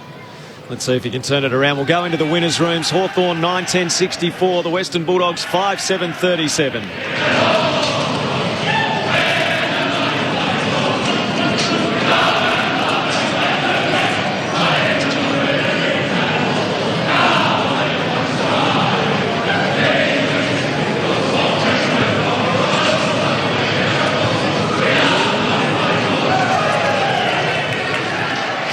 Make it 3 in a row. Lovely celebration for Alistair Clarkson. Lovely recognition. There was a presentation made to him down on the ground as well. A thank you from the locals for all that he's done for the Hawthorn Football Club, the links with Tasmania as well during his time as coach of the Hawks. This is a wonderful scene down in the Hawthorn room. Such joy. And a coach still with immense enthusiasm for the group and what he's doing. And a game to go for Alistair Clarkson in his storied career at the Hawthorn Football Club. Back to the Western Bulldogs. So can this be turned around? It's 2 consecutive performances and now a huge match against Port Adelaide coming up. It's almost like a final comes next week for the Dogs. It can be turned around really quickly, but you've got to know what you're good at. And that's what I think what the Bulldogs need to be reminded of during this week. Guys, here's what we're good at. Here's what put us in this position to be a really good team. Now, that's hard. Sometimes when, like today, they looked like they had no energy. Yep. They looked like, they couldn't break through tackles. That was just slow. I just think they thought they were going to go down to Tassie, roll along, get the win, jump back on the plane and be in their beds tonight. But Yeah. You know, Hawthorn had other ideas today. Their plan was fantastic. They executed well, and they got the victory. That's the ultimate of playing football. You study, you look, you learn, and then you execute, and they did it well. So the beauty of next week's game against Port Adelaide is Port like to play a fast style, up-tempo game. Same deal, isn't it? So that sort of should suit the Bulldogs if we're being honest here. But if I'm Port Adelaide, I slow the game down because guess what? You could come up against the Bulldogs in a final series if you're Port Adelaide. Yeah. That's the blueprint, what Hawthorn have just shown other clubs, right there. So the Bulldogs are second position at the moment. Geelong, Port Adelaide below them. There is a mathematical scenario where they can actually fall out of the top four, depending on results in the final round, but that's going to take too long to run through. I mean, the interesting part is going to be, you mentioned it, Marcus Bontempelli tackled in the early stages, ping holding the ball. It felt like the psyche of the group was, we can't play that way. That's not going to work. We better go back to this uncontested style of footy. And as we saw today, that's not going to beat too many tides. The Bont got knocked over 4, 5, 6, 7 times. I reckon he got taken 10 to 12 times today. And they targeted him. And fair enough. He's the best player in the competition. Why wouldn't you target him? Is he against the rules to do that? No. And he picks off good things, Alistair Clarkson. Yeah, absolutely. I think sometimes when you look at teams, they're able to pick off the opposition's best player, nullify their impact. Hawthorn's ability to do it to multiple Bulldogs today was what really impressed me. Yeah, like Tim English was quiet again today. Johannesson hasn't had a great year, but he was quiet. Dunkley, I know he's coming back from injury, only had 15 possessions. Trelaw, like Dunkley's had 4 kicks, 11 handballs. Trelaw's had 2 kicks, 13 handballs. That's not his game in close. No. He's an outside runner. Did you think the Lewis Young experiment up forward provided any insight? No. Could have kicked the opening goal of the match, but that's right. The way it was delivered inside 50, it didn't really provide any answers. I think the Bulldogs are relying on Steph Martin to come back, to shoulder a lot of the ruck responsibility and have Tim English forward. And he's a great focal point when he's forward. By all reports, Steph Martin's still 2 or 3 weeks away. Might not have time. Yep. There's a bit for the Dogs to digest and to turn around. We better get the votes in the ABC Footballer of the Year before we send listeners in different directions, Sellers. Well, I gave one to Jay Newcomb. Joe Newcomb, to me, I thought he was fantastic. At 18 possessions, 11 tackles, and that was the game for them. They wanted to tackle, they want to put pressure on, they do that. He was the number 1 tackler in the competition in that area. He had 5 contested possessions. He kicked a goal. He's done. No, he didn't kick a goal. But he just played in a game that I really loved and enjoyed. And 2 votes, I gave it to Tommy Mitchell. Tommy Mitchell had 10 contested possessions. He had 27 possessions. He was in and under all over the joint, doing it very well. And the top of the tree, your mate, Mr. Howell. He was fantastic. He had 34 possessions, 12 contested, tackles all over the joint. And that's what they won on. They won on tackling and pressuring. Won it easy. So Rammer will get straight on the phone to Rob McCartney and get the deal done. 0-0. Broadcast. Now, listeners in the ACT off to the NRL. The Rabbitohs are leading the Titans 30 points to 0. In Adelaide or South Australia, you will get the clash